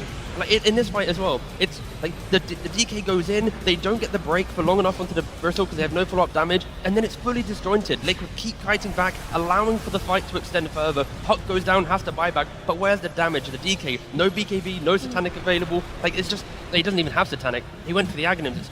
Yeah, gaming, it's such a struggle for them. Liquid are just out of this world at the moment. They have to split this up, this duo, because it's doing way too much. They try to counter it with Ricky in game 1. They had something prepared where you are going to pick up that shard. That cloud for Ricky is going to be something very good against both of these spells, especially once you pick up the shard, of course. But second game, they try to counter it with the silence. Puck to jump the back lines, it was not enough. Ace also picked up the Blink Dagger relatively early on, Blade Mail into Blink Dagger. This is like top 3 Blink Dagger purchases when it comes down to timing. And also Void Spirit. I think this is the key hero that has been banned in both of these games. They do not want to give Quinn a matchup where he's going to be able to jump the backline and kill the 2 supports. And also, Boxy on the Tusk, he goes for a Halberd. We've only seen 4 other games of Halberd being picked up. The item is non-existent in the meta, due to the fact that when you BKB, the disarm just gets removed. But Boxy, he identifies the fact that against the Ratio, he is everything. He goes for the Armlet build, the Daedalus. Like, if he doesn't have a game, then there is no damage to come out. So he goes for an item that no other player cares about, and it comes in clutch. The Solar Crest, the Halberd, again, Boxy, the Tusk. Please ban it or counterpick it. Don't let him have it. And on the topic of the Dragon Knight, all that net worth was on Dyrachyo this game. Often Gaimin would try to make these moves with Quinn and both of his supports, but it just wasn't enough numbers. They didn't do the damage. And typically when you think about Gaimin and they snowball from the lanes into the mid game and just pop off on the map, it's with Quinn +2, right? They play as a ball themselves. This time around, that wasn't happening. Naga Siren was level 3 at minute 7, and Mickey TP's in, steals the Wisdom Rune. And that's one of the hardest games I've seen Tofu play. And Quinn, without the turrets that are his supports usually, without that duo that he's able to play with, couldn't find as many moves in that early game. So why was Naga having such a hard time? Because I've been told this is supposed to be the most contested hero and banned all the time, T. Because of the lane. You know, Gaimin, they don't really want to put Enchantress on Tofu, therefore they force the Naga into the 4 role. They've done this before on Tofu, where he sometimes plays Bane in the 4 position, so he plays the 5 in a more greedy style. But I think Gaimin are in their own heads. The TI meta dictates, if Naga available, must pick. I personally think that they didn't need to pick Naga in this game. They could have allowed Liquid to take it, forced the SD to not get picked up because Naga's in play, and you cannot put it in the 4 role. It needs to be the 5 position, opening up the fights with Song, and your 4 has to be damaging and threatening in lane. Your Naga Centaur lane is a passive, non-pressuring lane, and I think fundamentally Gaimin kind of overcooked their draft here. They kind of stumbled into it, and yeah, I think this is probably one of the weakest drafts we've seen from Gaming so far at TI. Well, lots to learn from that game, and we saw a lot of high fives coming out from Team Liquid. We saw in the previous game they already had some good comms, some happy moments. I'm sure there's more of the same in game 2. On me. I'm tipping. I'm alive. Can we go fight them? Focus. I'm coming from the left, Nara. Naga will sleep. Naga sleeping. Naga can die. I'm killing Naga. I'm going center. Naga dying, okay. They fucked up the sleep, guys. This is really bad. Center. Yeah, center. Sprouting him. DK. I clipped him. You're purged. I clipped the DK, guys. DK.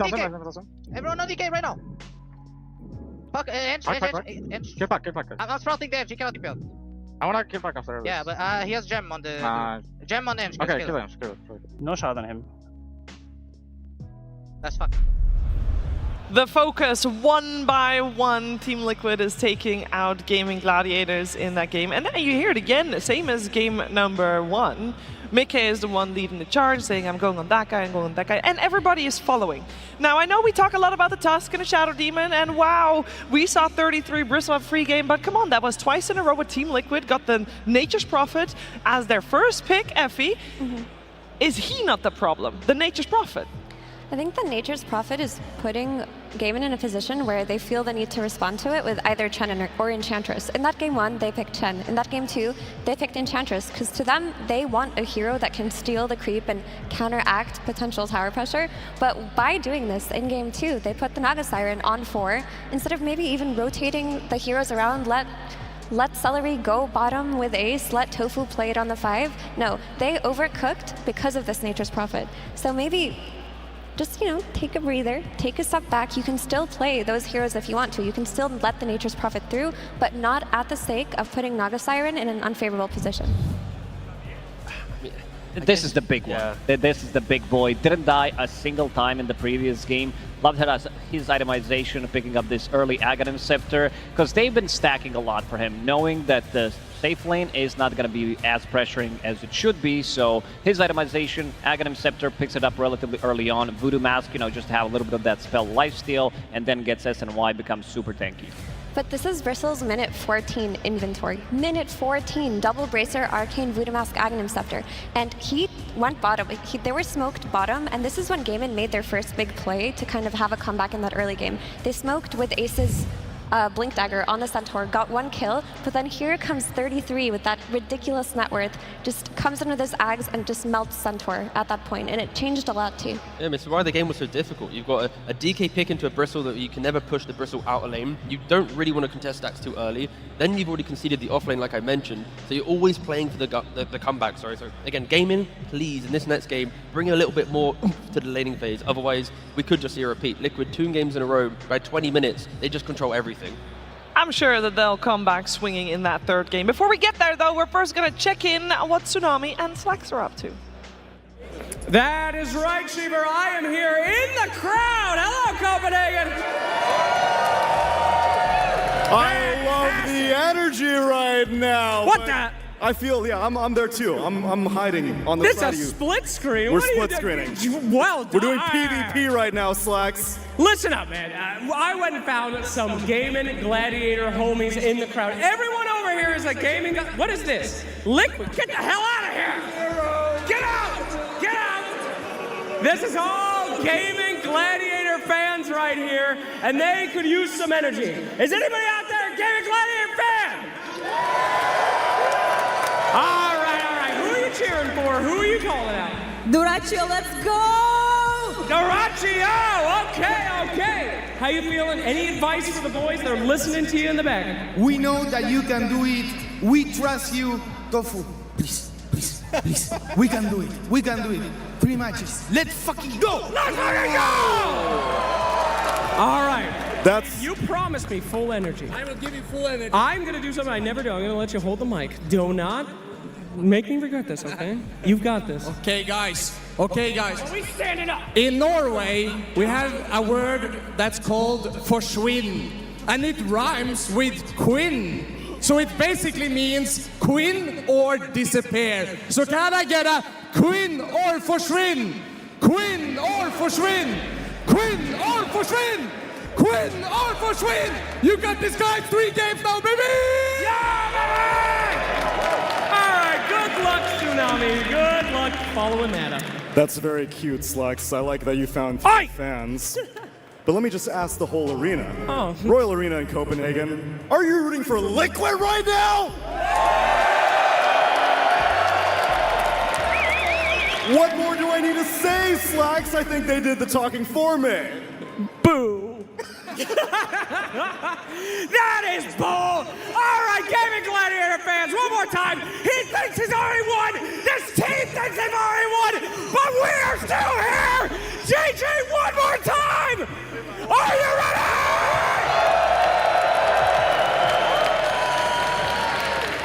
All right, forget the partisanship.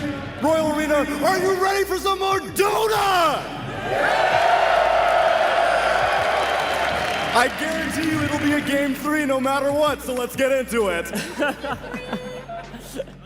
Thank you very much, and I know that we've got a lot of fans for both teams in this arena. I think more than anything, though, they are fans of Dota 2, so whether you are rooting for Gaming Gladiators or for Team Liquid, seeing more Dota is never a bad thing. I will say it has happened.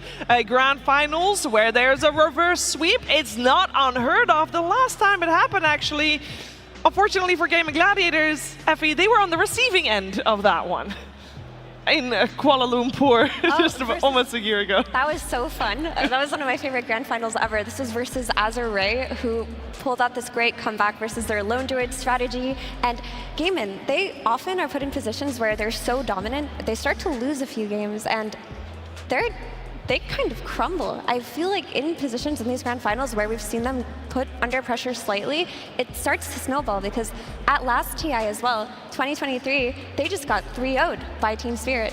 I refuse to believe though, Shiver, that it's gonna happen again. I refuse to believe we're gonna see another 3-0 grand finals. I refuse as well, but we're gonna find out Game 3 what has it got in store for us. We'll have to wait and see a little bit longer though, but first we're gonna check in with Purge.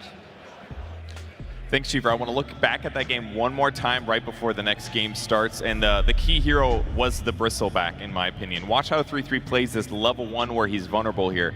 He just presses Quill Spray. Nice snowball from Tusk is going to buy him a couple seconds to press Quill Spray some more, and that basically gets him past the dangerous part of the laning stage, which gets him to the 5-minute mark where he's pretty much by himself against Dyrachyo. There was a nice rotation from Boxy, Mickey TP's in as well, and that's going to get him first blood. That's the last time he sees a hero for a long time, because he's basically just Quill Spraying out these lanes, and then, and then what he does afterwards is he starts pulling the creep waves into the jungle to clear stacks. So he's absolutely maximizing farm. This is the fastest way that you can farm in the early game, and he's getting completely uncontested. And then afterwards, he's going to clear these ancient stacks. These did get blocked by Gaming Gladiators earlier, but they are eventually dewarded. He gets 500 gold from the ancients, 400 from this large camp stack. It was a huge amount of net worth, which led to a 12-minute Ags and his ultimate rotation bottom. Now, this part of the game is really crucial for what it gives to Gaming Gladiators. By him playing this area, this is a really dangerous part of the map for the Radiant team. Most heroes just don't even touch this area. So really, the normal safe area that they take is like this. But they got a whole extra this on the map. Look how much less map space that there is on the Gaming Gladiators side of the map. They just have less resources to collect as the game goes on. And that's solely because he was so stupidly far ahead and he was playing an incredibly tanky hero. And this ultimately culminates with them collecting more gold slowly over time, and that makes their high grounds even easier, especially when they have those saves to back him up when he does get gone on. So Bloodstone on top of that, Aegis to heal up, he's able to do damage. It just makes their game and their sieging a lot easier. It's really hard to get a net worth advantage against Gaming Gladiators, but Liquid found a way in game number 2. Thanks, Purge. They did. And there's one thing that we talked about before game number 2. One thing that we said Gaming Gladiators should address. One or the other. They should either try to ban out Boxy or ban out 33. And they chose to do the latter, T-Gov. They chose to try to ban out 33. A lot of bans. We got Doom, Visage, Beastmaster, all removed from the pool. And so he got a Bristleback. And I thought he had a hero pool that was relatively small. Like, they did what we said. Yeah, It kind of backfired. They banned out 33, but then also kind of strategically banned themselves out of even playing the game. So I hope they find kind of some middle ground as they walk onto the stage and they can hear me, so I'll be polite and say, good luck guys, you got this. I think we want to wish all 10 players the best of luck in this third game of a best of 5 for Team Liquid. They are on match point. 2-0 up against their nemesis team, against a team that has beaten them so many times in grand finals, time and time again. Was it all just a plot to learn and grow to finally, at the grandest of stages, be able to eliminate them and to take that crown, Lacoste? Patience is the key. They've been very patient, waiting for ages, waiting forever pretty much, because last year at TI they also got eliminated by them. So I think this team is hungry for revenge, and seems like the time has come for Team Liquid. I want to see if Quinn is ready. I want to see if he has a chewing gum in his mouth. Every single time he does, he's fully focused. Didn't notice it on the camera, so would like to see what he's doing right now. I'm sure we'll get him on your screen in just a little bit. For now, we're seeing the man that has a chance of being a repeat TI champion, Effie. He is a problem. I mean, Liquid came in full form today. They came to play. They are increasing their tempo that we've already seen dominate so many teams. They've increased it by 5 notches today, where they're making Gaming Gladiators, a team famous for their tempo, look like they can't play into it. And it's all at the core of 33 and his hero pool and the timings that he plays on. In game 1, his Visage just created such a problem after one team fight. The net worth is reversed. In this game 2, his Bristleback just completely free farms and becomes this body that blocks off Gaimin from the rest of his team. They have to do something about him, T. Again, the cool thing with 33 is like when we think about our 2-time TI winners, right? It's like the core of OG doing it, this core of Spirit doing it, right? But to be an individual player, to go from one team of Tundra to move to a brand new team, and then to use the systems that you maybe learned at Tundra, adopt it to Liquid, to then push them to a grand finals, a single game away, like that is testament to who 33 is as a player, as a person, because normally you need, multiple layers of experience to get to this position. So yeah, again, a single game and 33 will book himself into a very elite club. Really does. And I wonder, what is the biggest difference that we see from the previous grand finals that these two teams played, where the result was so vastly different, to this grand finals, Lacoste? Because it does feel like we see an entirely different Team Liquid on the stage here. They learned a lot. They also have a new perspective. We said that KP joined the team, so having some new, fresh ideas, because they were always so close, but had this mental thing, I would say, when it comes down to playing against Gaming Gladiators. And also meta does favor them. Some of the heroes that are super strong right now, 33, he is popping off. And that's why I said, coming into the series, that his hero pool looks small, but they also have a lot of heroes that they haven't showed yet, knowing that they had all the 2-0s in the upper bracket, so they didn't play as many matches as other teams. Also, I feel like in the history of Liquid and Gaimin often was the team that presented their strategies, and Liquid kept adapting. It's like, oh, we need to beat the ace here, we need to beat the Quinn aggression. But this is like the first time I've seen Liquid make a statement as, this is our Dota. You draft against us. They're confident. They're not coming into the series thinking, oh my god, our nemesis, we have to beat them. Like, they've made a statement in game 1 in the entire playoff bracket, and Gaimin are the ones second guessing themselves. They're picking a CK Ricky in game 1. They're going for like a game 2 Naga Siren when they don't really want to play it with a puck, and like everything's just a bit discombobulated. I said that, yeah, that's cool. For Gaimin. And Liquid, they're not. They're just continuing to do the same thing game and game again. Mm-hmm. And they are making the statements that T is talking about, because they're first phasing Nature's Prophet. They're letting Celery's signature Zoo heroes go through, heroes that typically counter that hero. They're letting DK go through in games that it looks really good. They beat DK 5 times now, 100% win rate Liquid has against that hero. They just eliminated Gaimin's confidence yesterday in that hero, and they're throwing out picks. They don't care if those picks get countered. They're challenging Gaimin to play the counter picks, and Gaimin are doing that and losing. Yeah, I wonder, this game that we just watched, game number 2, had that Naga Siren in it, the one that we've seen banned for the majority of this event. Being able to beat it, T, surely gives a gigantic strategic advantage for Team Liquid. I mean, we're looking at the ages. It feels like they're minutes away from potentially lifting it, and that's where strategically I agree.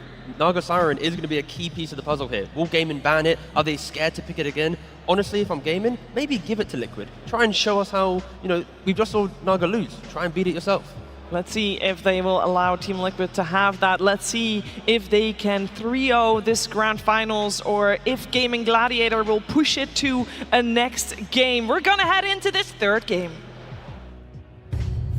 Team Liquid versus Gaming Gladiators Grand Finals Game 3. It is match point for Team Liquid. 2 games up here, and they will start this game 3 on the Dire side. They will have their first pick. It means Gaming Gladiators is Radiant side, and they will have their overall last pick. And it also means that we already know what the Naga Siren will do. And we've seen the learning curve for the Tusk as well, as both Naga and Tusk, together with the Doom and the Sand King, are banned in this third game. Team Liquid, they have so far banned that Broodmother as well as the Lone Druid, and we'll follow that up with Dairatcho's Alchemist as well. But once again, for the third time in a row, Nature's Prophet, first pick by Team Liquid, Lacoste. This is confidence. This to me says the ball is in your court, like, you gotta address this. Like, you gotta do something about this Nature's Prophet. We've shown it 2 times already. You were unable to beat it. There's not gonna be Tusk this time around, so he's not gonna have that extra save, extra damage that could come out. Gaming Gladiators, they know what's up. They need to shift things around, and I like the switch up already. I think Wind Ranger has shown, and we've also seen from Mekke yesterday, when it's a good game for Wind Ranger, you should pick it. And also the itemization that he did go for the Revenant's Brooch. There are still a lot of things in Dota to be explored. And it's going to give Dyrachyo an earlier timing to play on. It's going to give him the ability to go through the gate and help his team when the side lanes are going poorly. He couldn't do that in either game. We've seen Dyrachyo just hit the jungle, come out with a minute 15 Maelstrom into BKB, collapse with his team and take a lot of objectives. I want to see that kind of playstyle out of Dyrachyo. We don't want to see him sitting back and farming on a DK for 50 minutes. Yeah, and in the previous game, we saw elements of the strategy coming to life for gaming. Like when Liquid came to the high ground, there was points of pressure. Liquid had to second guess how often they could be aggressive. It was just Dyrachyo versus the world. So this time around, with the Windrunner, have some elements of, Tofu being able to make a statement. And then when Liquid comes for that inevitable death ball, be ready, have the tools to try and withstand it. Because so far, not the case. And also just hero to hero, Wind Ranger has a very comfortable matchup against Nature's Prophet with the Wind Run, with the power shot to cut through his Sprout.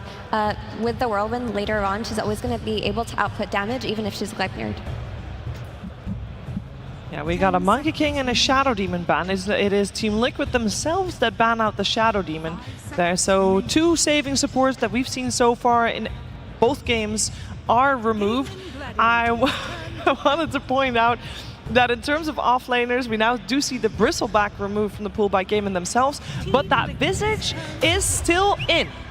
The one that we saw coming out for Team Liquid in game number 1, Visage is still in, and Tigov, that's a Marcy. I would love to see Liquid go for a Treant Protector now, but I'll cover that in a second. Gaming though, with the Marcy, we used to see it a lot when it was about maybe half a year ago, because against ranged cores, you get that phase boost BKB, you get a Basher, you lock onto a ranged hero, and they don't get to play Dota. They get, half HP, 100 to 0 by the support. It also amps up the Windrunner, and it does take a bit of time though, but it's the aggression that Gaming expect. Liquid though, like I said, the Treant Protector, I'd love this here. The Overgrowth against Windrunner, you get Maelstrom BKB, Overgrowth, you're now nullified in the fight. Wow. The speed in which Liquid want to play. It's the same for every single game. Visage gives them that extra gold. We've seen game 1, that Visage, even though they were 7k gold down, all it takes is one good fight. Suddenly your net worth is going to skyrocket because of your facet. I want to see what the pairing is going to be if they want to go for another melee hero. So far, Boxy, the only melee hero he has played in the tournament has been Tusk, but Boxy also has different heroes that he can bring. I think Dark Willow is going to be probably contested as well when it comes down to Boxy, because what Wind Ranger wants to do, she wants to run in, and it's going to be hard to maneuver. That's why Clockwork is also going to be a strong pickup against her. You're also comfortable putting this Clockwork on Boxy if another good support presents itself, and it creates a good lane with Visage. On the topic of Marcy, we could... I know Mirana hasn't been doing that great, but this idea of picking Mirana with Marcy and a ranged core, like amplifying her damage to the max and taking fights based off of that, could be a strategy that reemerges in this grand finals. We did see Gaming Gladiator go for the Mirana-Marcy combo, but they did it on the 2 support positions rather than going for that Mirana as a core. Can still be a flex. The same way that Gaming Gladiators have played Wind Ranger as both a carry and a mid lane this event so far. Gaming just need to respect that their heroes do not provide damage without items. And right now, Liquid are... It's reminding Gaming, if you do not win your lanes to enable yourself to farm, we are going to break your map. So the next 2 picks, I'd like to see them at least be able to push out the lanes or provide purpose, because I don't think going for pick-off play on Gaming is going to help you. Even if you get pick-off on 2, you are going to miss out. And see what they get. The Underlord. I mean, Underlord is the hero that you kind of default to when you're playing against push lineups. So things like Nature's Prophet and Visage that are going to run at your buildings, you can offset that with your Firestorm, with your early auras, and group up early on in the game. So it is an A specialty hero. It did lose in game 1, but it feels quite protected in this game too. There's no Bristleback in the pool. Monkey King was taken out by Team Liquid. Alchemist was taken out by Team Liquid. And the only heroes that are good against Underlord that are left in the pool aren't good in this meta. Heroes like Ursa and Slark. You did mention, Effie, that this Clockwork can be played as a position 4. You know who's a really good position 5 player? that's Insania with his Rubik potentially. If he wants to steal some of the spells, mostly against the Underlord, now it might be the time to bang it out. They'll first go back for that Nisha puck. So we'll have to wait and see what comes out in that final phase, as Mirana will be the hero picked up by Gaming Gladiators. Again, the flex potential still there.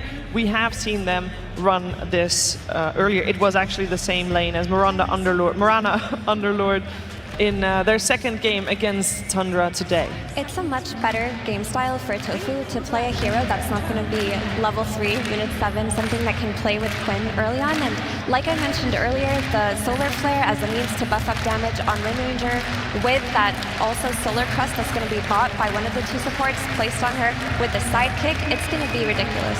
Quinn has to find a hero that can punish Puck in the lane. If Quinn can shut out the Puck, then there's life to Gamin's draft. The Underlord will buy the auras, you'll get to the BKB timing Windrunner, and there's a game on your hand. So I'm really looking at Quinn finding the hero that can stop Puck from just blowing up this game. And of course, Sniper, Extreme Gaming, they utilize this multiple times to prevent Puck from playing the game. Quinn just needs to go, he's got the last pick, a lot of pressure on him. He has to find the hero to stop Nisha from continuing his streak of being undefeated on Puck. Yeah, Void Spirit's still available, so I think they will still remove it, because it's a good matchup. It's also a physical damage. They want something that's going to scale, something that's going to utilize this Mirana ulti, maybe even this sidekick. Most of the damage is going to be on the Wind Ranger, but we've seen 4 Protect 1 strategies not working most of the time, because you are lacking damage in this mid and late game fights. This is where it's funny what's been going on with DK, because it's another great DK pick for Gaming Gladiators, but every time they've run it against Liquid, they have lost. So I mean, this DK would fit the bill of the Instant Stun versus the Puck, a hero that takes advantage of Solar Flare like you mentioned, but I think their confidence in this hero is broken at the moment. So much damage with the last pick as well. Dark Willow plus Vision Lane, super high damage, Clock and Nature's Prophet. They both like to play onto the map as well. It is so scary how quick Liquid can ball up and try and take the fight. Will Quinn answer this with a counter-aggressive hero? Will he have the hero that shuts down Puck in lane? Or just bring the team fight? There's so many questions that Gaming need to answer with this last pick, but you can't answer them all with a single hero. They're going to have to choose one of the poisons and then try and cure it. Give me Shaker or give me that Ricky again. It looks like a god-tier Ricky game one more time. They tried it, it didn't work, but this time around, they don't have the double save. You believe in it? I do believe in the hero. I thought that hero is going to be picked up so much more, but seems like there were other heroes available on the menu throughout the tournament. Dark Willow is the one that I did mention, where they're going to be troubles maneuvering, and you can also control the fight. So you have Cogs, you have Puck Coil, you have Dark Willow with the Terrorize, with the Bramble. So Wind Ranger needs to get it into a fight somehow pre-BKB. When it's time. Oh. Why not? Why not, T? Yeah, I was going to say like maybe they go for a Timber for another body, but the Quinn Pangolier wreaked havoc in 2023. You know, fell off a little bit in 2024, but it is a Quinn specialty. It is a hero that can buy time, that can open up the game. And that's all Gaming really need to do. You go to a high ground or an objective defense, if the Pango and Underlord can keep the fights going, eventually the double buff up of Marcy and Morano will give Windrunner access to the fight. But it's all about buying time. Gaming need to choose the correct fights. If they take 1 or 2 bad fights, that's it. The map's lost. You're gonna struggle so much. So a lot of pressure, again, on Gaming. The thing is, Puck is very happy to play against Pango with that Dream Coil. If you're picking this Pango, you're defaulting for comfort in this potential elimination, this potential loss at the Grand Finals. Give your players their best heroes, their most comfortable picks, and what this Pango will do is control the backlines in a way that he wasn't able to comfortably in the last few games. And as this backline control is happening, hopefully Duraccio just comes in as a beast with all of this damage and takes his team to a Game 4. Let's find out if we're going to have that Game 4 or if we will be ready to crown a champion here at the International 2024. But before we head into that game number 3, though, we're heading over to the stage where we're hearing from Coach Blitz. Thank you very much. I am joined by the coach of a team that is currently up 2-0. Now, this is unprecedented. Out of all of your matchups over time, you have never been up 2-0 against Gaming Gladiators. How do you feel right now? I mean, it hasn't really hit home yet because you still need to win the entire series. I mean, I've seen them get reverse swept by Azure, so it's just as possible. I'm trying to keep my guys as calm as possible and just tell them, like, job's not done yet. which is what I'm curious about, because not only is it unprecedented in terms of the history, but like for a lot of these players, being this deep in grand finals, even making it to grand finals in the first place is a new feeling for 3 out of the players on your team. How are they handling the nerves? They're handling it great because they know that we have the best players in the world. We have Nisha. Like, they have no counter to that. I've been waiting for this guy to pop off against Quinn for so long and just rub it in the dirt, and it feels so good. But talk up more of them. I mean, the rest of your team's contributing. Tell me about Boxy. He's kind of a bot. We'll look to replace him. If Zai wants to play again wherever you are, we will take you as our 4 next year. Thoughts on Insania, maybe?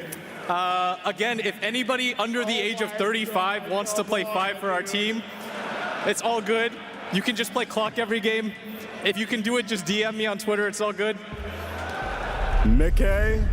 Oh, Mickey's irreplaceable, straight up. Hey, all right. And then 33, the only man in that booth to have his name on the Aegis. Twice.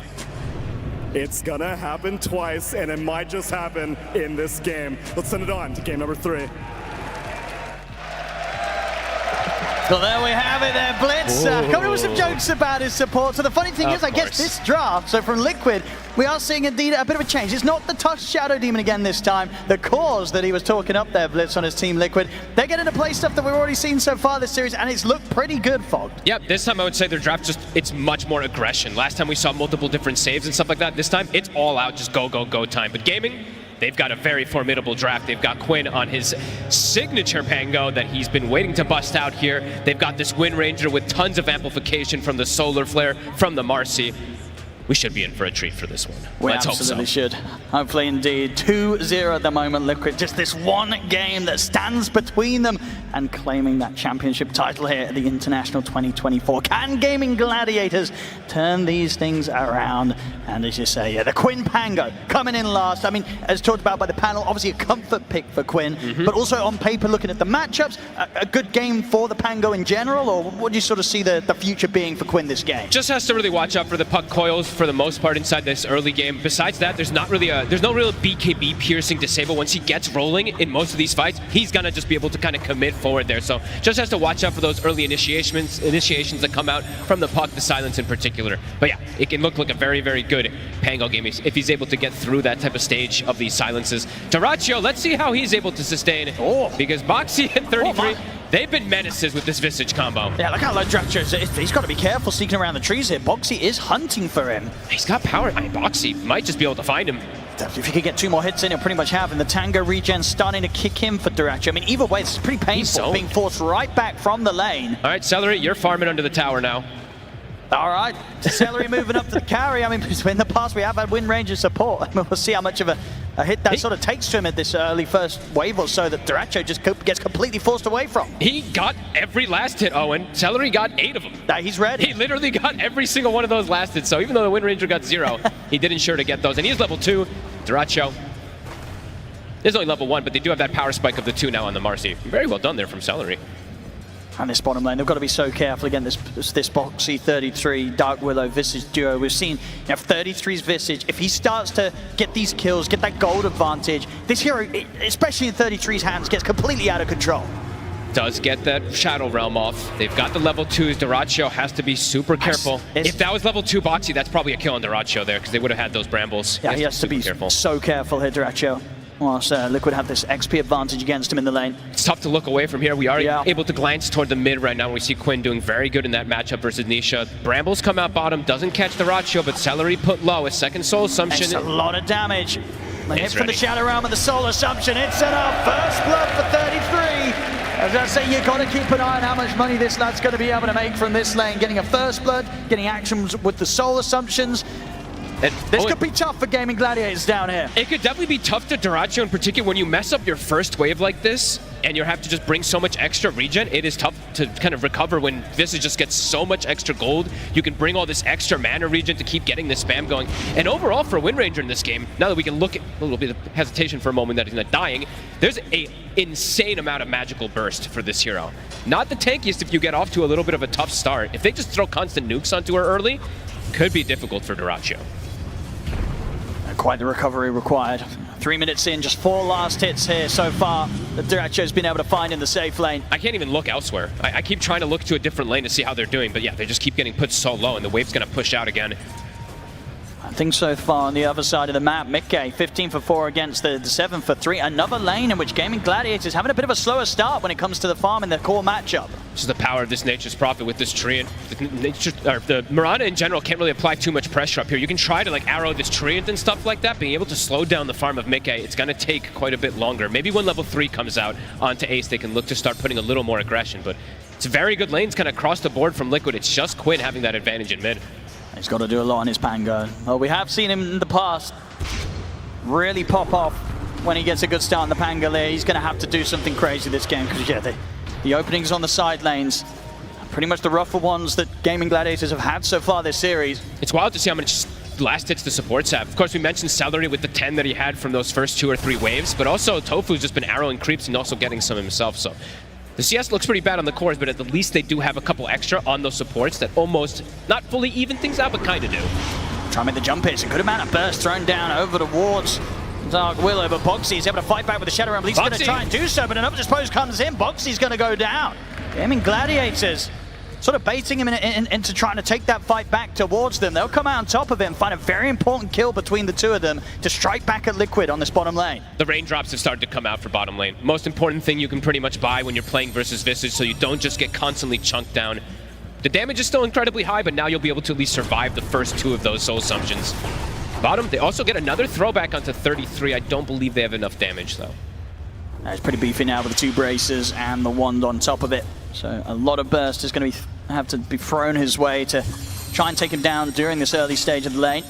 Sania getting chased out here a little bit by Tofu. Does have the Lotus, should be fine.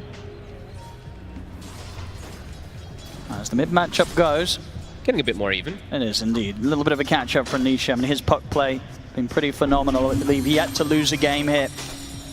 He's really been pushing the limits on some of these top lane heroes as Mickey. Talking about pushing the limits here, Mickey's going to get run down. Ace and Tofu chasing him off into the trees, and Insania not quite in position or having the tools to hold them back this time. I like that's like the kind of the result of what happened when Tofu was just clicking and poking Insania on the side there. They see that opportunity to go from it. Swashbuckle, big damage onto Nisha, keeping him low. And Quinn has hit the 6. Hard for him to make a play on his own against the puck. Can't look to play for the power rune. It's the biggest power tends to be there for the Pango, is playing around that power rune early on with the Rolling Thunder, just kind of chain CCing somebody. Heavy rotations coming in. The coil catches, though. He's going to come out immediately. The silence follow up as well as the TP, and they've got the burst to take Quinn out before he gets the chance for a shield crash. Tofu will be at least able to take away that rune, so Nisha doesn't get that refill. But yeah, Nisha, no hesitation. The second he hits 6, gets that Dream Coil because Quinn was still low. Bottom lane, starting to see, Duracho getting better. Indeed, he's recovering slowly but surely after what was a very rough opening few minutes to this third game. He is isolated though. We are seeing the Marcy making the moves around Celery, looking to get involved elsewhere. Insania. It's going to be off the mark there with the rebound. Catching. Look at the pit. I mean, Insania's going to kind of bring them back over towards him there with that little bit of unfortunate cogs. The arrow angle from Tofu, it's perfect. Comes in, Starstorm also just to the limits of the range. It's enough damage to catch Insania out. And look at this move, the old school Duracho move. Quick movement, Mickey. Might not expect this. I don't think he expects this whatsoever. See if Duracho's got enough setup to buy time for the rest of the team to move over. Tofu's trying to head in, and he's got the arrow back up in a second, leaps in for the burst damage. Mickey, he's got no one to help out. Gaming Gladiators. The Sprout comes out from Mickey, it won't save him. Aggressive moves here that are really helping them just kind of alleviate the pressure that was being applied on them from the rough start to the lanes. Getting Duracho involved like this, it's these sort of moves that will start to get them the actual overall gold lead in this early game. I love seeing that move. Celery just ditching bottom a bit, and then you see that Duracho's like, yeah, well, I can just go through this gate. I don't have anybody behind me, but I can just join in to shut down this Nature's Prophet, who dies now back-to-back. Mickey is getting caught out early here. That level 6 is going to come out quite a bit later than they had in those last 2 games. That Wrath of Nature pressure It's not going to be there as early as I think Liquid initially anticipated to have. They will have the 6 on 33, so bottom tower. They do have to have someone here to occupy. Dyrachyo has to be careful. He's going to get caught in the bramble. Immediate TP's coming in to try and help it out. They've got the Fiend's Gate as well, bringing in the numbers, Gaming Gladiators, and 33 is going to go straight away, or at least try to for the Twin Gate, but the pit's there. Into the roll from Quinn. They're going to be able to catch 33 on his attempted escape. He's bumped down to the low ground. They're still able to reach him with the damage of the Firestorm to take him out. Gaming Gladiators making some excellent early game moves here, up and down the map, catching Liquid out time and time again. This time they're on point with these early rotations, just like we saw in the first game in particular. Those first 10 minutes of the first game also, they did have, what, a 7,000 gold lead or so. This one, playing around this Underlord, this map mobility, it's fast. I know that Mickey's around here somewhere, Quinn. See if he's going to be able to bully Mickey. Mickey into the trees, pops up the Nature's Wrath, the rebounds in. Mickey, he's got no teleportation, no TP scroll, they're both on cooldown. He'll sprout himself in, but they'll still be able to reach over, take him out again. The moves continue from Gaming Gladiators. In the mid, the jump's made, Nisha's able to burst through Tofu. Did have to use the Dream Coil for that in return. 3 kills now onto Mickey, though. He still is 900 ahead of Dyrachyo, at least on the gold, but those kills are definitely going to inflate the other cores there of Gaming Gladiators. Quinn, it's just constant moves around. They are not looking to slow down. Even if they don't have Rolling Thunder, they want to occupy these lanes. They don't want to lose these towers early on versus this Nature's Prophet Visage lane. More rotations. Trying to lead in a burst through the Familiars. He's actually able to get one of them there. Easy gold for Quinn. And he's got Rolling Thunder up in 5 seconds, so he feels safe to do so. Difficult for Liquid to fight into this area of the map. They have to hold back. They have got the creeps pushing in on them, so 33 will manage to keep farming safely underneath his own tower. Bit difficult for Liquid to make that first move without Coil or without the hook shot. A little difficult for them to at least get a jump onto some of these squishier heroes. I mean, again, look at Quinn. It's immediate aggression. They just keep wanting to look at this top side, keep wanting to slow down Mickey. I mean, eventually, Mickey... I'll see if they catch him this time. This time he's at the deepest camp possible. He doesn't see too much on the map either, so is he going to see this coming? See what he wants to do after he clears up the camp. Quinn's actually bailed out. Lucky enough for Mickey that Quinn made that call to pick up the farm in the mid, because if Quinn stuck around, they could have had a shot at taking Mickey down again.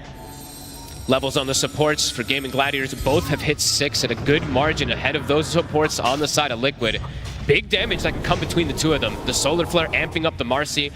This Marcy definitely has potential to even solo kill some of these cores early on because of how good of a start that Celary's had. Even though it's a 5 position, throw a Solar Flare on there, Mickey could definitely be in trouble. Yeah, Tofu on top of that. You know, both of the supports on Gaming Gladiators having, you know, maybe not to plan, but that stronger start because of the struggles the cores out in the mid. The burst comes through. Quinn, not a chance to get out of this one, but maybe a chance for Gaming Gladiators as a team to find something in return as the numbers turn up. They get the pick control onto Nisha. But no further burst as Liquid turn up the full 5-man here to put some pressure in on the mid lane. They get that initial catch, the Coil. It's the one thing that Quinn has to watch out for this game. If they can get burst down during that Coil silence. Boxy was there for the follow-up. Nisha applying big pressure onto this mid tower here. I believe he has his Witchblade nearly finished already. 33 will swing back down towards the bottom lane. Try and make sure that Dyrachyo doesn't end up getting too much space. Where did that extra catapult come from? Did that come from like top lane? 2 catapults from Dire were just hitting the mid tower. It's 11 minutes in. Wait, what? That was weird. I didn't see where it actually came from. But Mickey, he dies, but it's the thing about the Nature's Prophet is you just get back onto the map really fast and you farm super quick. So still having that disparity between him and this Wind Ranger, 1,100 difference between the two of them. Still pretty big. Dyrachyo is, of course, going to have these amp ups. He's going to have this amp from the Marcy and from the Solar Flare very early. Yeah, Mickey just keeping that difference at the least. And Quinn wants to keep bringing the action. Down towards the bottom, him and Tofu. They want to try and find 33 ideally. I mean, they'll settle for any core. Oh, and look at the build 33 is going for. Just straight Crimson Guard. Knows how much physical damage they have from the Pango. Very cool approach. I know Nisha's stepping up pretty far in the mid, but finding the opening onto the puck's pretty difficult for these heroes. That's always going to be a problem for them, is shutting down this puck. Quinn has to be careful every single time that Nisha does step up. Dyrachyo can't go for that one. Dyrachyo now could be in trouble himself. And he's got the hook shot. They're ready to get him with the catch. They drop down the cogs. They manage to trap Dyrachyo. He's gone. Quinn jumps in with the Rolling Thunder, looking for kills in return here. Get the opening bounce onto Insania. Ace comes over with the Fiend's Gate. Liquid's got the numbers. He'll get caught in the backlines, but Mickey TPing over. The Fear catches onto both of them. 33 bringing in the Familiar, having the chain stun to control Gaming Gladiators, take down Celery, and now turn the damage towards Ace as Liquid, they take out 4. big mistake from Duracho, trying to get involved early on. He's still so fragile. There's so much magic damage and control. Nisha just throws the coil out onto him and they bring him down. Quinn can't actually do anything with his Rolling Thunder versus this many heroes. Liquid, they've got all 5 there so fast, even versus that Fiend's Gate. And they push so hard off the back of taking a fight like that. The tier 1 in the mid lane wiped out of the game. Gaming can't really make too many of these mistakes early on when they're playing versus this fast of a lineup. Duracho has to look to get involved later on. He can't be the first one to get caught like this. I see her again. It's way too aggressive from him. There's no way you're going to catch Nisha like this with this type of shackle shot. And even then, there's not really much follow-up. And whilst Gaming Gladiators supports, they've got a lot of scaling. They just don't have the methods to sort of bail a core out of that sort of position. They can't save it. No, and these, to be honest, those Brambles, Boxy just completely split the fight. Both of those supports can't really jump in through these Brambles or through these cogs very effectively. It's a perfect fight from Liquid. It really is, and as we've seen so many times with 33's Visage, he's always there for the cleanup. Oh yeah, that extra gold. I mean, you can just roam around as this Visage, it feels like, because of this Facet, you just get way too much. And now cleaning up these Ancients on top of having that fight win. Big things going for Liquid. And Crimson Guard, it's very soon finished up for 33. So in that next fight, Gaming does have to be a bit more careful. And yeah, Duracho just has to get involved way later on. Quinn is very close to Blink Dagger, so that's probably how they want to look to take that next fight. But there's definitely a Nisha problem. This puck 3-0-4 so far, having a pretty much, a flawless game. The lane was a little bit difficult, but overall, all of his moves have worked, and every coil has caught a perfect target. And we saw earlier this series what he could do on the puck when he was just completely crushed in the early game. This time around, he's at the top. He is. Ace does have a pipe, so they'll be able to stop at least some of this big magic damage that Liquid has early on. It is pretty overwhelming, that damage and control. And their team fight overall for Liquid, it's very threatening. The team fight for Gaming Gladiators is like 90% reliant on how Quinn is able to get with the Rolling Thunder. Liquid, they have just coil, they have the hook shot, they have this Bramble Maze plus follow-up with Terrorize. They have a lot of different ways to control these fights in comparison. Yeah, they're ready to go again, Liquid. I know even with the last few fights, kind of Gaming Gladiators have been the ones to sort of hand them to them with their failed attempts at starting off action. Liquid, they're not afraid to start running at them with the lead that they have. Even with this moment where Nishi hasn't quite got the Blink Dagger pickup, he's very close to the money for it, but was just looking to see if they could try their chances here with the Dream Coil and the Amplified Damage rune in the bottle. Bottom lane, Tofu tries for a TP out, but the Terrorize hits there from Boxy. Liquid, they'll get another pick off. And now Mika, he's got the Gleipnir, so he can get involved a lot easier than Duracho in particular. He's got a 2,005 gold difference, and this Gleipnir, it's going to be annoying for the Pango. Until he has something like a shard or anything to get this Dispel, that's an extra form of catch, an extra form of just a little interrupt that Quinn can struggle versus. Liquid accelerating again here. Nisha, like you said, that blink is done. Amp damage, level 13 on this puck. Starting to get heavy momentum their way. And keeping pressure on you, multiple lanes. And Mick is just always farming. Anytime there's downtime, Nature's Prophet, you're always able to join every single one of these fights. Liquid looking for this tier 2 bottom. Does Gaming want to actually approach down here? It's dangerous. They've got the fortification, but that might be the extent of their defense for now, Gaming Gladiators, against this heavy push from Liquid. Look at Nisha, he's jumping in and seeing all 3 heroes there, so he knows that Gaming's potentially mounting a defense. He's got the coil at the ready. All right, they want to try for it, Gaming. This is risky. The tower's dropping. Duracho does have the Maelstrom finished up. They're bringing the whole team in for this one. Liquid, they themselves, they're also ready to return fire. Teleports at the ready for Mickey if he sees a chance to fight. He's also got the Wrath of Nature back off cooldown. Quinn, he'll start the action though. Looks over towards the backlines, finds the connection onto 33. This is deep, way too deep here for shot. Quinn. I mean, fortunately for Gaming Gladiators, Insania's going to whiff that one. Doesn't get the connection. Gives Gaming Gladiators the chance to back up underneath the tier 2. Liquid, they may just be ready to dive it though. The cogs are going to get laid down, push back Quinn, turn around with the shackle, but eases in with the silence over towards Tofu. Tofu backs off, Solar Burst coming in. They've got the catch with the Foxy follow up beautifully there, onto the 3 of them. The Fear pushes back Quinn. They take down the Pango. They turn towards Duracho. The Soul Assumption Burst, bringing him low. Celery comes to the rebound to try and get Duracho out of this one. Celery tries to stand his ground and fight back, but he will fall. Ace to go down as well under the tier 2. They cannot defend. Liquid is just smashing them. Nisha gets a three-man coil onto the most crucial target. The Pango gets controlled completely. Quinn, it feels like almost like a super ambitious move for him to dive forward there with that Rolling Thunder. They just disengage. He's going to TP him beyond the tower. Nisha with a forward. They get the Regio as well. Liquid is doing it. This game getting massively out of control for Gaming Gladiators. Just 17 minutes in, they're down 10k gold. They're feeling desperate. I mean, that whole fight bottom was just super awkward for them trying to force that issue. They're under the vision of Liquid. Liquid just resets. The Rolling Thunder connects on nobody. Now they can back up, pick up another set of pretty much full items onto these cores. Gaming Gladiators, they need more time to be able to fight, but time does not feel like it's going to be valuing them at all with Liquid getting so much. Liquid, they don't want to give them any of that. Nisha. Going for the solo play. He's got the MP. They've got so much magical damage here on Nisha alone that Quinn, he's gone. Mickey, he turns up, comes and borrows the kill. After Nisha's hard work. Hey, Nisha's just running the show. And Sania, he's got a hook shot if they want to try and make a play here, and he does. He's going to be straight in on the attempted stop to keep pace here, controlled. Is there anyone else coming in to help out? It's Sania, he's got Nisha with the backup, jumps in with the silence onto the two of them.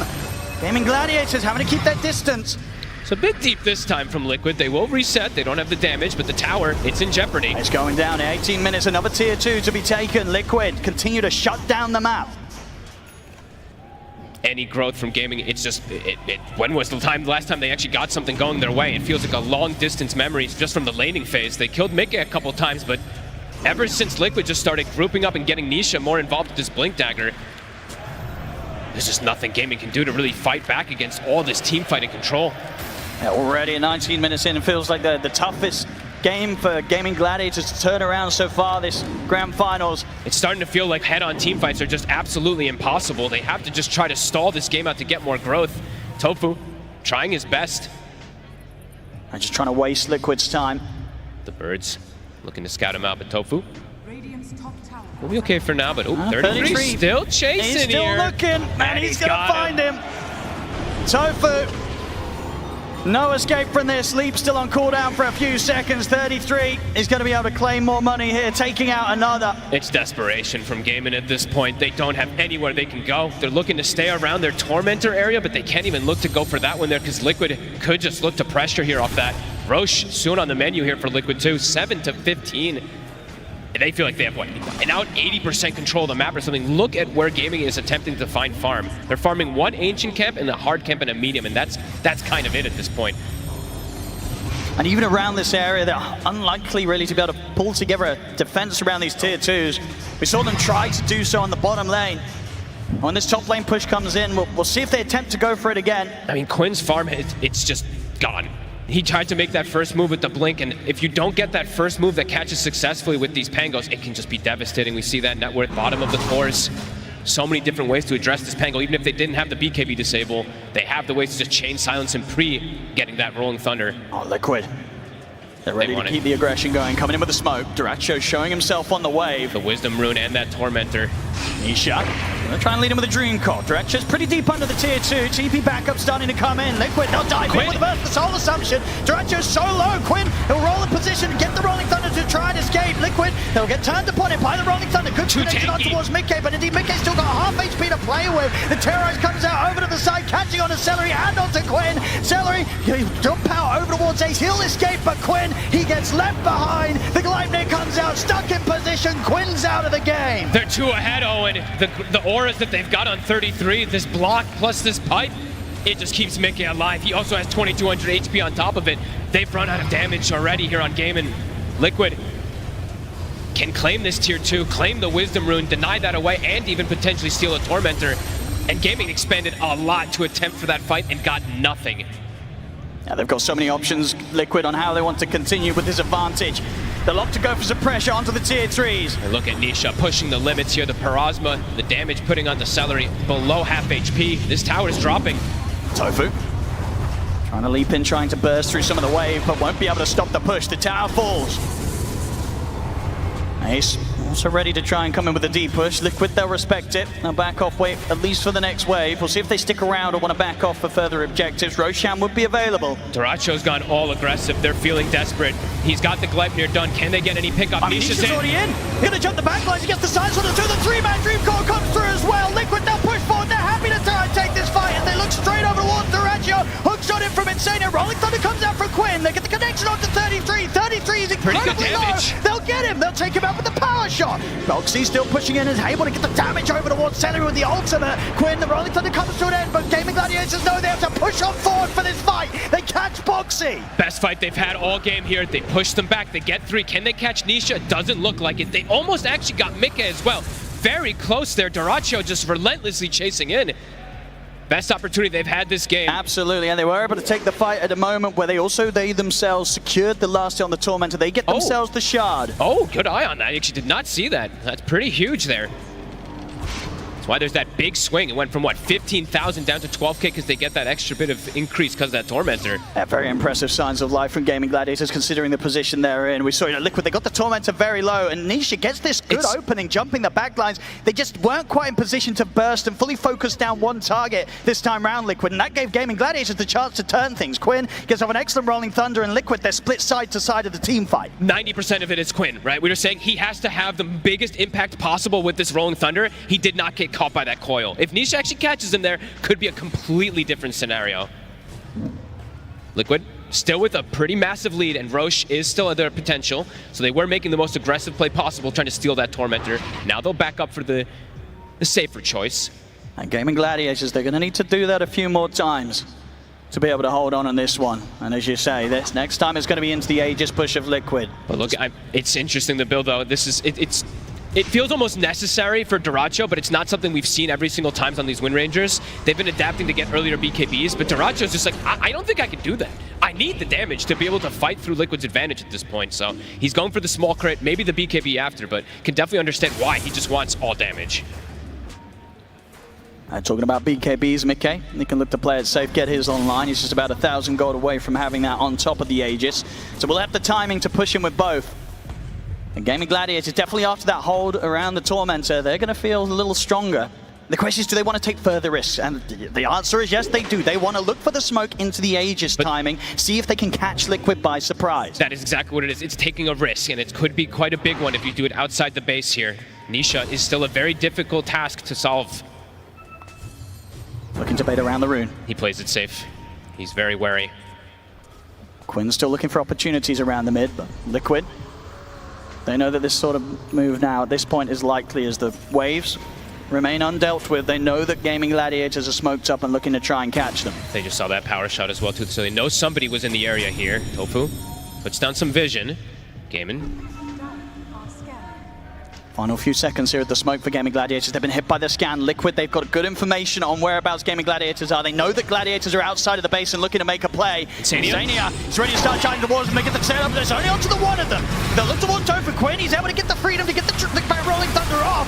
The auras are out for Liquid. It's keeping Insania pretty tanky as Tofu. He'll get left behind. As you know, the leaps are there. He's actually able to jump away just in time. Boxy. The burst comes out over towards Boxy. The power shot of Duracho. Gaming Gladiators, the first to claim a kill out of this team fight. Ace, he'll get trapped back by the cogs. The rest of Gaming Gladiators, they will want to look to try and turn and help him out. Ace getting brought low by the harassment of the Familiars. Jump forward from Quinn, he's in with the burst, looking towards Insania. Ace still alive, finally falls. Double kill for Mickey. Nisha, he'll jump out with the orb. 33 is able to stay in on top of Celery. Nuke down the Marcy here with the Soul Assumption as Liquid. They'll still take the fight despite Gaming Gladiators' willingness to try and tackle them. And now, immediately on with the push. Liquid, they're up to the top set of racks. Mickey and 33 able to claim those. And Quinn's found 33, but outside of the base, Quinn, can he get away from the rest of them? Duracho doing his best to help out as he holds Insania back with the shackle shot. Mickey TPing in Quinn. Can he escape this? He's got shield crash up in a second. The blink's there. Down to the low ground. Duracho caught back in by the Sprout. He turns, gets the shackle shot connection. Whirlwind out onto the two of them, but now he's started back away. Insania has the Cogs connection. He's trapped in the Cogs. Duracho, he's gone. Tofu, he's got one more leap still to play with if Liquid can stay on top of him. Quinn, he's still teasing around with him. I mean, if anything, just trying to keep Liquid's attention away from the base, away from the high ground. This fight's lasted 90 seconds or something like that.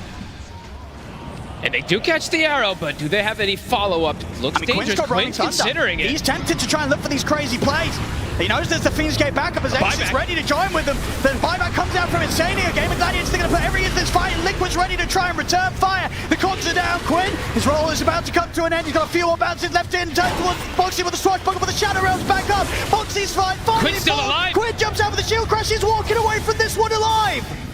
As Quinn teasing around with Liquid. And despite this 14k gold deficit, Gaming Gladiators, they continue to give Liquid these challenging team fights. They're just trying to push the limits of their heroes. It's very risky plays that they're going for here, but it pays off. Insania buys back. They don't get that catch onto Quinn. He lives to see another day. The Aghanims is now finished. Still, massive gold lead, of course, for Liquid. Mickey still hasn't ages for about 80 seconds, getting closer and closer to that big item, the MKB, to deal with Dyrachyo. But good holds there, at the least there for Gaming, but they did end up losing the objectives.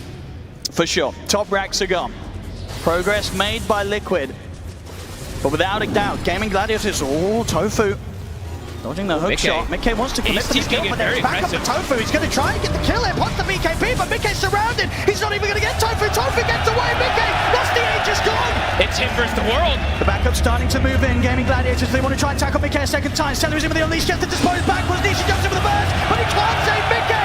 Mickey gets taken out. What a beautiful catch. Rolling Thunder's back up. He's ready for the chase down. They look for Insania. Can he get the opening connection? He can. Insania trapped against the cliff. He'll try and jetpack away. The cogs are down, but Quinn's ready to dodge on through the cogs. Stay on top of him. Moves in with a swashbuckle. He's still living on a slither of health for Insania, but Quinn, he's going to blink back up. Jumps in with another shield crash. Quinn continues to toy with Liquid. He's coming in so clutch. These catches, it's beautiful. Mickey not respecting his opponents. They have an advantage, but he just TPs alone in the middle of 4, trying to get a pickup on just a position for Mirana. I mean, it was so aggressive. It's such a risk to go for that type of play.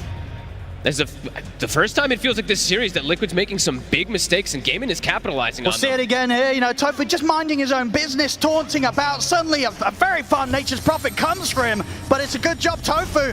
He's got the boys to back him up. They take out the Aegis, and at this point, panic starts to set in for Liquid. They know they have to do something to save Mickey. Nisha's in with a combo, but they cannot bail Mickey out of that mistake. Gaming's trying to snowball off of these kills too. They've got a moment, about 30 seconds at least till clock's up. They're trying to find another opportunity. Rolling Thunder in 10. Quinn, he's really getting some momentum right now. Oh, he put this TP in. Mickey. BKB up in 1 second. Oh no, BKB's back up, but they're completely on top of him. Liquid, can they bail him out of this time round? Coil on 4. Look at the coil onto the 4, but Quinn was all able, ready to get the roll up. Quinn, can he get the angle to go back in the field? We'll push back the rest of Quinn's teammates here. The Gaming Gladiators, they've got the Aura's popped. Ace is ready to push on. They're ready to try and find some action from this one as the Firestorm pit. Drop down onto 33. Quinn comes in with a shield crash. They've separated 33 from the rest of the team. Insania comes in with his Dyrachyo's gone. on the side. And they've got Dyrachyo. Can they get more? Quinn, this time round, he's run out of options. They'll get him this time. Ace goes for the TPI. He'll make it away. Celery as well. But Liquid, they won't let Gaming Gladiators get away with that one. They felt that they had the chance to punish Mickey again. This time round, they did not. And as you say, at the moment, the BKB came back off cooldown for Mickey. Literally last second. It was 1 second when they jumped him. It came up, he gets it off. He's able to reset a 4-man coil from Nisha. And 33, I actually don't even know how much damage he tanked in that fight because it felt like they were hitting him for it felt like 20-something seconds. And now Quinn dead for 35. Liquid looking for the second set. Let's see how much they can take here, Liquid. Tier 3 in the mid. Everything dies so fast, these buildings. They've also got a halberd done on 33. He's ready to put a stop to that physical damage output from any of Gaming Gladiators' cores. The mid racks going down. Liquid, how much more do they want to stick around for? The full lineup of Gaming Gladiators back in play. Liquid will respect that. Amp damage up top too. Nisha, he's going to want that one. 7-1 and 14 on this puck. The damage has been absolutely insane from him so far. And Mickey, he does have that big damage item now. On top of all the rest that he has to tank himself up, the MKB is finished. Gaming have had some decent fightbacks climbing back into this game. It's getting harder and harder, it feels like, though. And they've never quite been able to slow down that progress that Liquid's been making throughout it all. It's just been growing and growing and growing. And it's not just that gold. The experience is also pretty darn high. Liquid Just feeling very comfortable now in these upcoming moments. 2 Raxes to pressure. The lanes are always going to give all the information they need. And the scaling just continues to grow. And while for a game in, the scaling is mostly just still increasing on Duracho. Yes, he has these amplifies, but more and more answers coming out for him. Ooh, amplified damage and an arcane. And an Octarine that he just Nisha. purchased before. This next fight could get messy. And they just don't really have great control to hold this puck down by any means. Ace. They're going to try and get the jump on him outside of the base. Nisha starting to tease around. Got the Dream on a hook shot. Not going to quite get the connection in. Now the backup comes in. Quinn in with Rolling Thunder by Ace. He's out of the game. We'll see if he considers the buyback. He has got it available. Quinn turning over towards Insanian out of the side. Ace holding back on the buyback for now. So Fu, quickly tops to the side. Nisha is back in with the 3-man waiting with the solo. Duracho's been caught in the sprout. He's gone. They get Duracho. They get Quinn. The buybacks they have to come out now as Liquid are onto the tier 4s. 3 buybacks. I'll push Liquid back for now. Nisha resetting. The triple core buyback. Liquid know if they can take out any of these cores once more, they may have just done it here. They're just getting poked and prodded. They can't even walk up to harass anyone. 33 is taking literally no damage, it feels like. They get the jump in. Celery trying to open up with the Unleash. Nisha's in with a 2-man silence. Push back. There's the jump as well. The coil is on to the 3 of them. Quinn caught in the sprout. Will be able to break out. Nisha getting beaten up pretty hard by the Unleash. Boxy just toying around with a terrorized threat. 33, again, so tanky. They'll toss back in with the Dispose, but again, they're fully focusing him with the Terrorize. It's out onto the 4 of them. Boxy gets the setup. Celery's out. Another buyback has to come into play. Nisha, 4-man waiting rip. The 4-man start comes off the Curse Crowd. Boxy toying with the ball. They'll still manage to scramble their way back to the fountain, though, Gaming Gladiators. But this time, Ace, he's out for 70. Slide forward from Celery. They get the stun opening onto Ascension 33, but they don't have the follow damage to get the kills. The buildings are being focused. Liquid looking to claim the Mega Creeps. Rolling for Quinn. We get the angle to 33. Nisha, he's going to be able to kill them outside of the fountain. They're running out of buybacks, Gaming Gladiators. Liquid, they'll get the final rags. 33, he'll fall though. He'll immediately buy back as the Mega Creeps are out. Liquid, they want to keep this push going. Gaming Gladiators, it's just 3 against the world now. The tier 4's going down. Liquid, have they done it here? The coil onto the 2 of them as Liquid are getting the space to focus down the ancient. Jump forward towards Nisha, but the auras are out. Down goes Duracho. He's out. Liquid are doing it. To the ancient. Liquid are absolutely doing it. GG is cold. Team Liquid. Unbelievable. How many series was it in best of 5 that they could not bring it to Gaming Gladiators? But when it mattered at TI this time around, they've done it in a spectacular fashion. 3-0 with Nature's Prophet first pick every single game. Absolutely, the play from Liquid and the style that they do it in, it was phenomenal. Nisha on his puck at level 118. We saw him got so far in previous TIs, so close to the Aegis. This time he's able to do it. And again, as you mentioned, so many grand finals when Team Liquid, they fell at the final hurdle. And this time it made it seem like there was no hurdle at all. They stormed through these 3 games.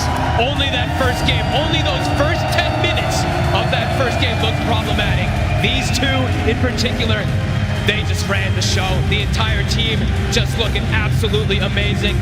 Nisha claiming that title at 33 and claimed it for the 2nd time. A different team, a different style, a different meta, but 33 still having what it takes, especially when it comes to him getting his hands on the Visage.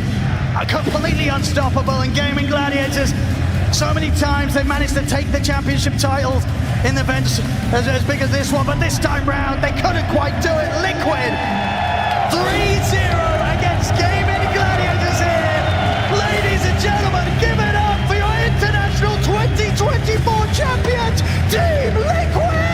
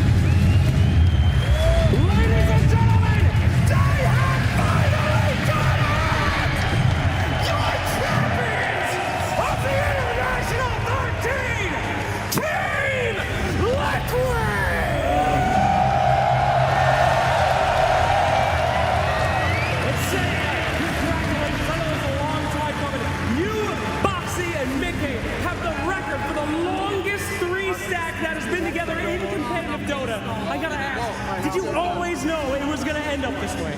I think knowing is more certainty than I have, but I always believe we could get it. Yeah. Absolutely.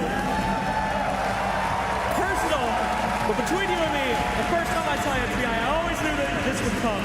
Do you feel like it has come fast enough for you, or have you had to work for it? Is this when you have deserved it the most? How do you feel? Do you feel like you are one of the best players in the world? I don't know how I feel right now. It's a very interesting experience that we haven't had that much recently. So I don't know. I just feel great. I'm really happy for my teammates. I'm really thankful to all of them, and you know, all the normal stuff, family, friends, everyone who supported us, helped us get here. Thank you guys so much. All the people in the arena cheering. It means a lot. It gives us the energy. Thank you so much.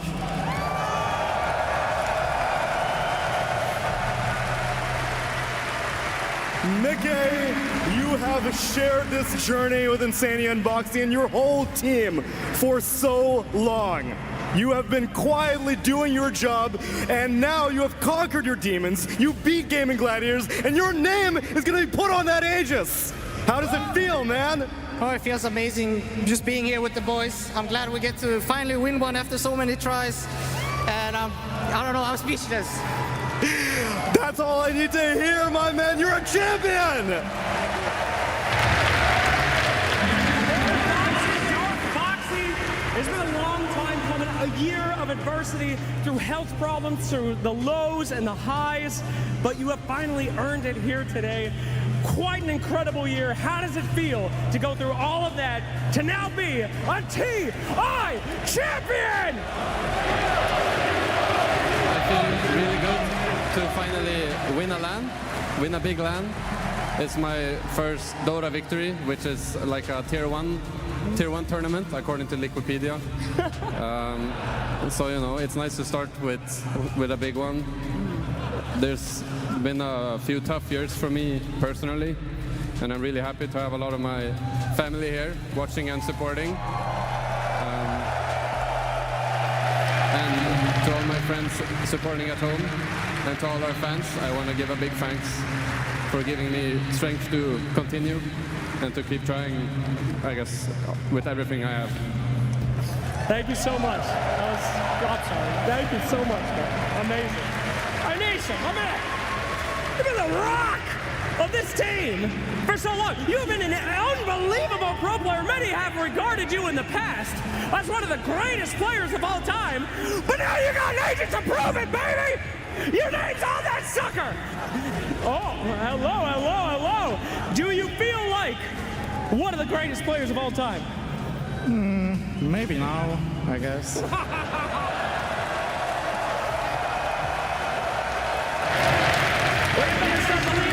Because you are one! Give it up one more time for this rock who never died on puck this entire tournament! Any words out there to all those fans? Yeah, I love you all. Thanks for being here, and I hope you enjoyed the games. And I love my team as well. Fantastic. Thank you so much, my friend. And now 33. You are no stranger to this moment, as you are now the only man in history to win the TI 2 times with two completely different rosters. You have had a lot of TI appearances. This is your 6th one.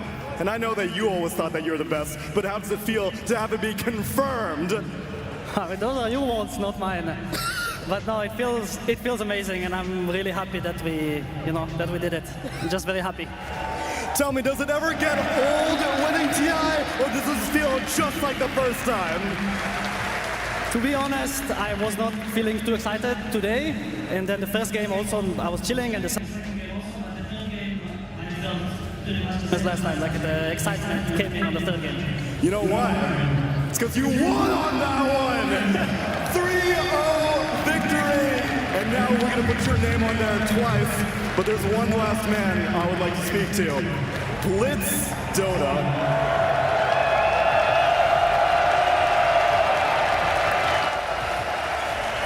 I have watched your journey through many, many different rosters, and I noticed that every single time you treat it like a family. This is as much a victory for you as it is for them. You sacrifice yourself for your team. And now it's codified, my man. You are a champion. I mean, I didn't really sacrifice anything. I feel like they took a chance on a guy who's never coached a winning team before. We had so many losses. We had 5 years without winning anything. We could have disbanded like 20 different times like people told us to. We didn't make a TI and Liquid still kept us on. I didn't do anything here. I'm just so glad that people like Zai, Nisha, Matsu, they took a chance on us and they were willing to play with us. And I'm so glad that I didn't ruin Nisha's career.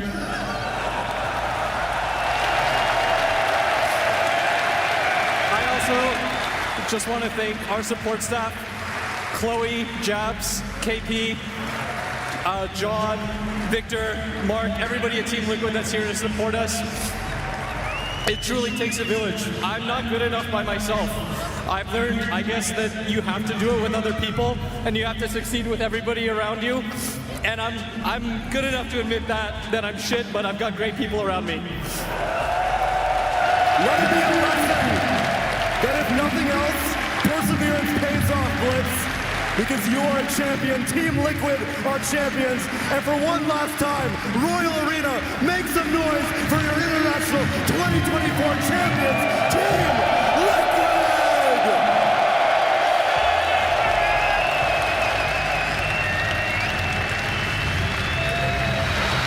What an incredible emotional note from Coach Blitz to end on there. Congratulations to your 2024 international champions in Team Liquid, and they prove that consistency pays off. Getting second place so many times, Effie, it doesn't matter if you get that W in the end.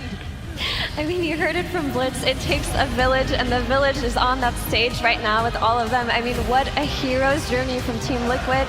What an emotional journey. It was, watching that, just you can really feel how much this means to all of them. I mean, they've all had to go through so much personal adversity. They all have an incredible story here. I mean, Mickey from switching to mid to carry to becoming one of the best carries in the world. Nisha to finally winning a TI after looking so dominant on that iteration of Secret. 33 winning TI twice with 2 different teams with his style of play. Boxy, after all of his personal issues, who's here. And Insania, finally. I mean, after his experience a few TIs ago on that main stage, to be able to still be confident, to be able to still lead his team, to be part of something, it was amazing too. I mean, this is what TI is about. It's the years of pursuit to get to the final tournament, to finally get yourself to the Aegis. Like, every single player, their dream is to get to this position, to be able to lift it, to put your name in history. The prestige, everything. It comes down to the best tournament of the year, and the moments on Liquid, like, you can see the emotions. They've worked time and time again for multiple years. 4 years for the core of Liquid, 5 years for Nisha, and 6, of course, for 33. But they got there. They get themselves in the Aegis, and this is everything. They will go down as the most successful team in the history of TIs because they did not drop a single game when it comes down to playing from the upper bracket. Clean 2-0s, clean 3-0 in the grand finals. I've been following Nisha's career ever since he started to play professional Dota, ever since he joined Alternate Attack when he was 15 years old. This guy is only 23 years old right now, will turn 24. This guy is a beast. Always believed in him, and this is the crown championship that he needed to take to cement himself to be immortalized in the game. Yeah, without a shadow of a doubt, easily one of the best in history. Easily. I remember just an interview from Boxy just about a year ago at the Bali Major. In an interview, he said, well, if we can't get this trophy, if we can't win this time, then when? Then right now, T. And that's the thing, Liquid, they showed us that Dota, it's not about trying to get the best result, it's about trying to get, the teamwork, the friendship, it's like the journey along the way in which Blitz spoke about how multiple years of not getting the results, but they believed in each other. And you have to believe in your team. That's the whole point of Dota. The only way you win in Dota is to believe in your teammates. When you're losing a game, you don't call GG, you don't give up, you keep trying. And Liquid, over multiple years, had that ethos, and that's the only reason they're standing here today, holding their Aegis and winning it. After also not beating gaming, but finally they did. Finally they did too. I mean, it looked like for so long that Team Liquid was just always centimeter away from greatness. They've kept losing to Gaming over and over. 5 grand finals over 2 years versus Gaming Gladiators. Only 1 grand finals versus Gaming Gladiators at TI. And you know what they do? They crush them in a 3-0 manner. They absolutely destroy them. And that just makes everything worth it. The whole journey, every grand finals loss, this is the one that counts, Chiefs. A lot of young Dota fans that I see wearing Team Liquid. It's the academy team. Yeah, this is the next generation of Dota players. We might be looking at the next TI winners as well right now on the stage, beside these 5 great players, coaches, and the staff from Team Liquid. Oh, what a phenomenal sight, I can say that. We heard that 33 is the first player to get a repeat title with a completely different team. Well, guess what? Team Liquid, the organization, is the first organization to get an Aegis with a completely different team. I mean, it's incredible, and it really just boils down to, you know, the mindset and how you want to approach it, and clearly, you know, just trust. You need to have trust, and Liquid have demonstrated that, and, you know, other teams looking at it, you know, when OG won some TIs, people looked at how OG did, they copy-pasted, and then they move on. They're going to have to look at Liquid and go, how is Liquid able to create these moments? And we're going to see a shift in kind of the trajectory for teams in the future, for sure. Yeah, we are going to see a shift. We've seen shifts before. Every TI victory has had an impact on the scene afterwards. We've seen a lot of new players after Team Spirit's first victory, as there were a lot of first-timers in there. We've seen a lot of people following the footsteps of former championships, and I think that this impact, Effie, from Team Liquid just promotes finding the right people.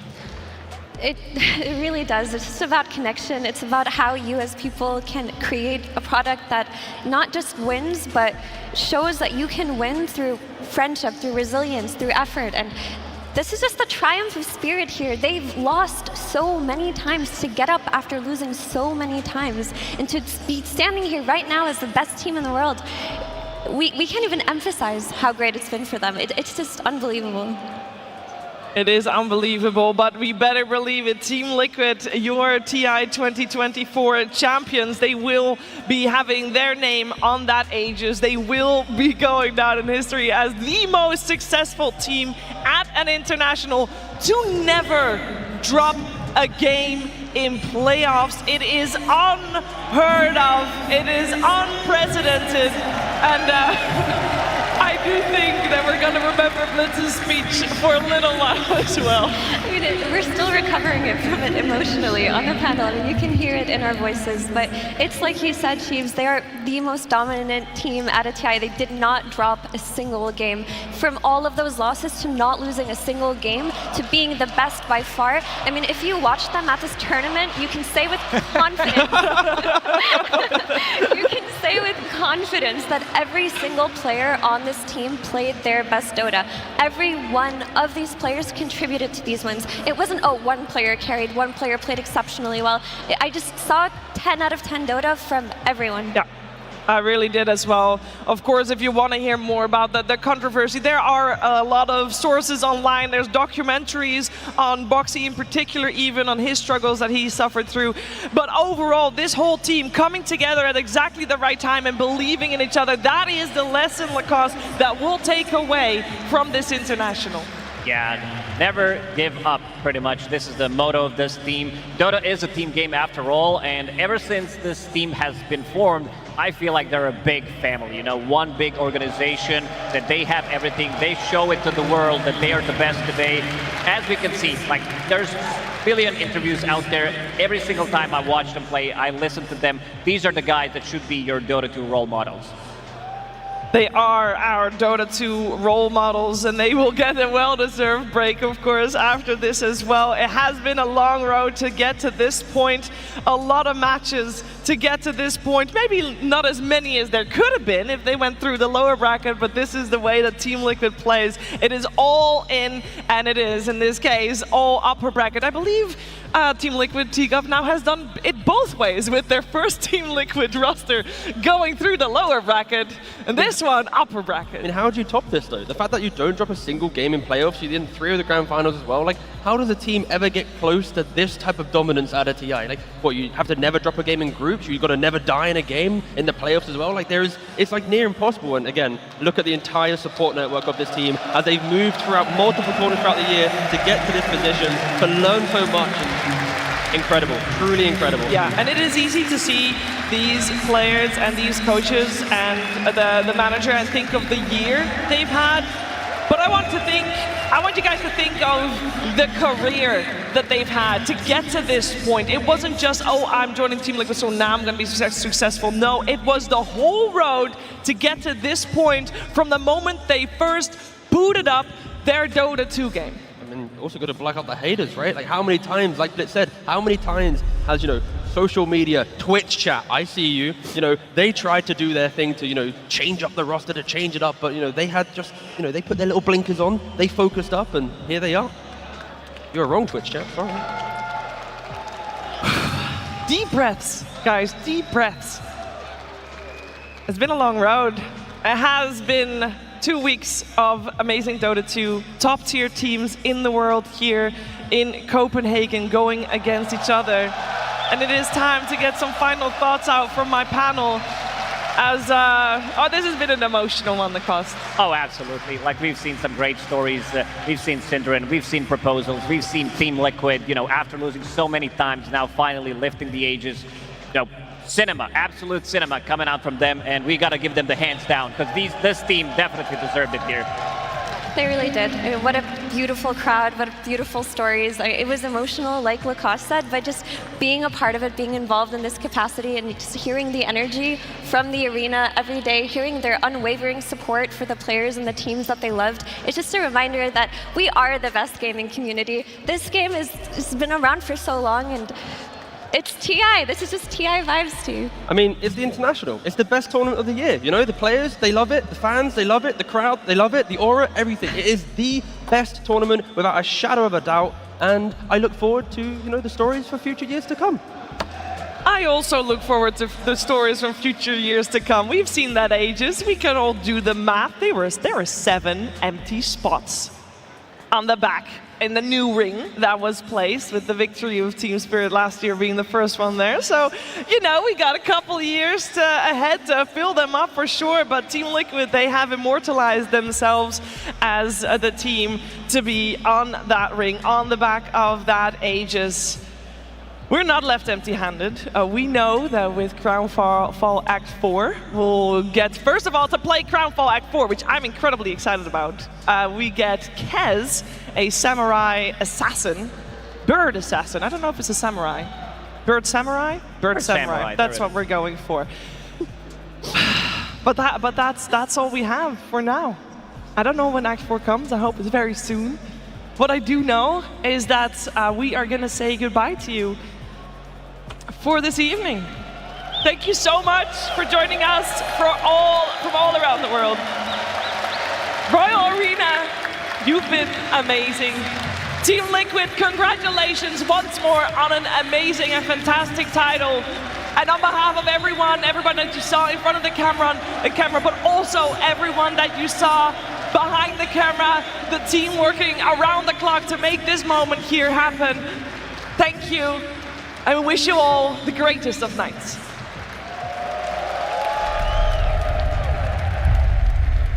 Ladies and gentlemen, and everybody here in the Royal Arena, please make some noise as we'll open it in style.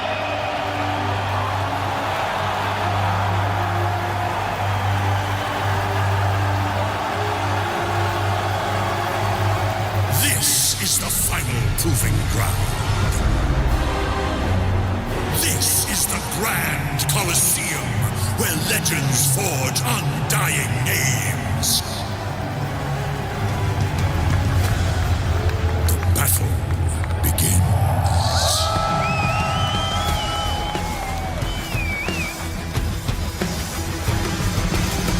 They're fully committing it onto Stinky, but they can't kill him. He pretty much fully heals. Falcons survive. Now tap out. GG is called. Falcons dominate game 1.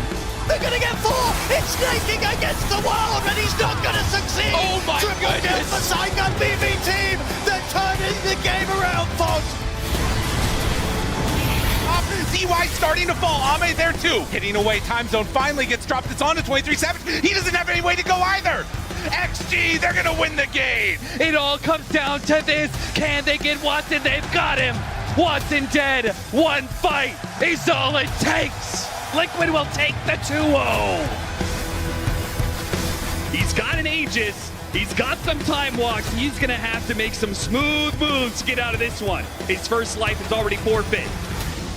Ame sitting up in the back, jumps through the trees. A Wukong's command, dead center is Pure, and he's already been hit by some stuns. They are all in to kill the low drone, but Pure got his BKB up. Muerta's gone. Ace does not have what it takes to take down the rest of Liquid. They are way too strong, and they fought out for this fight. Team Liquid closing this one out. GG! Falcons, they do not have enough left in the tank. GG is called. Tundra, eliminate Falcons.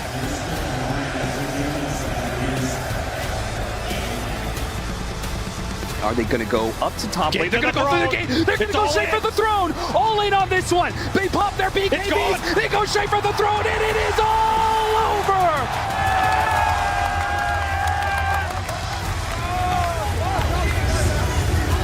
Liquid, they're onto the edge. Game Gladiators have got anything to stop this. They do not.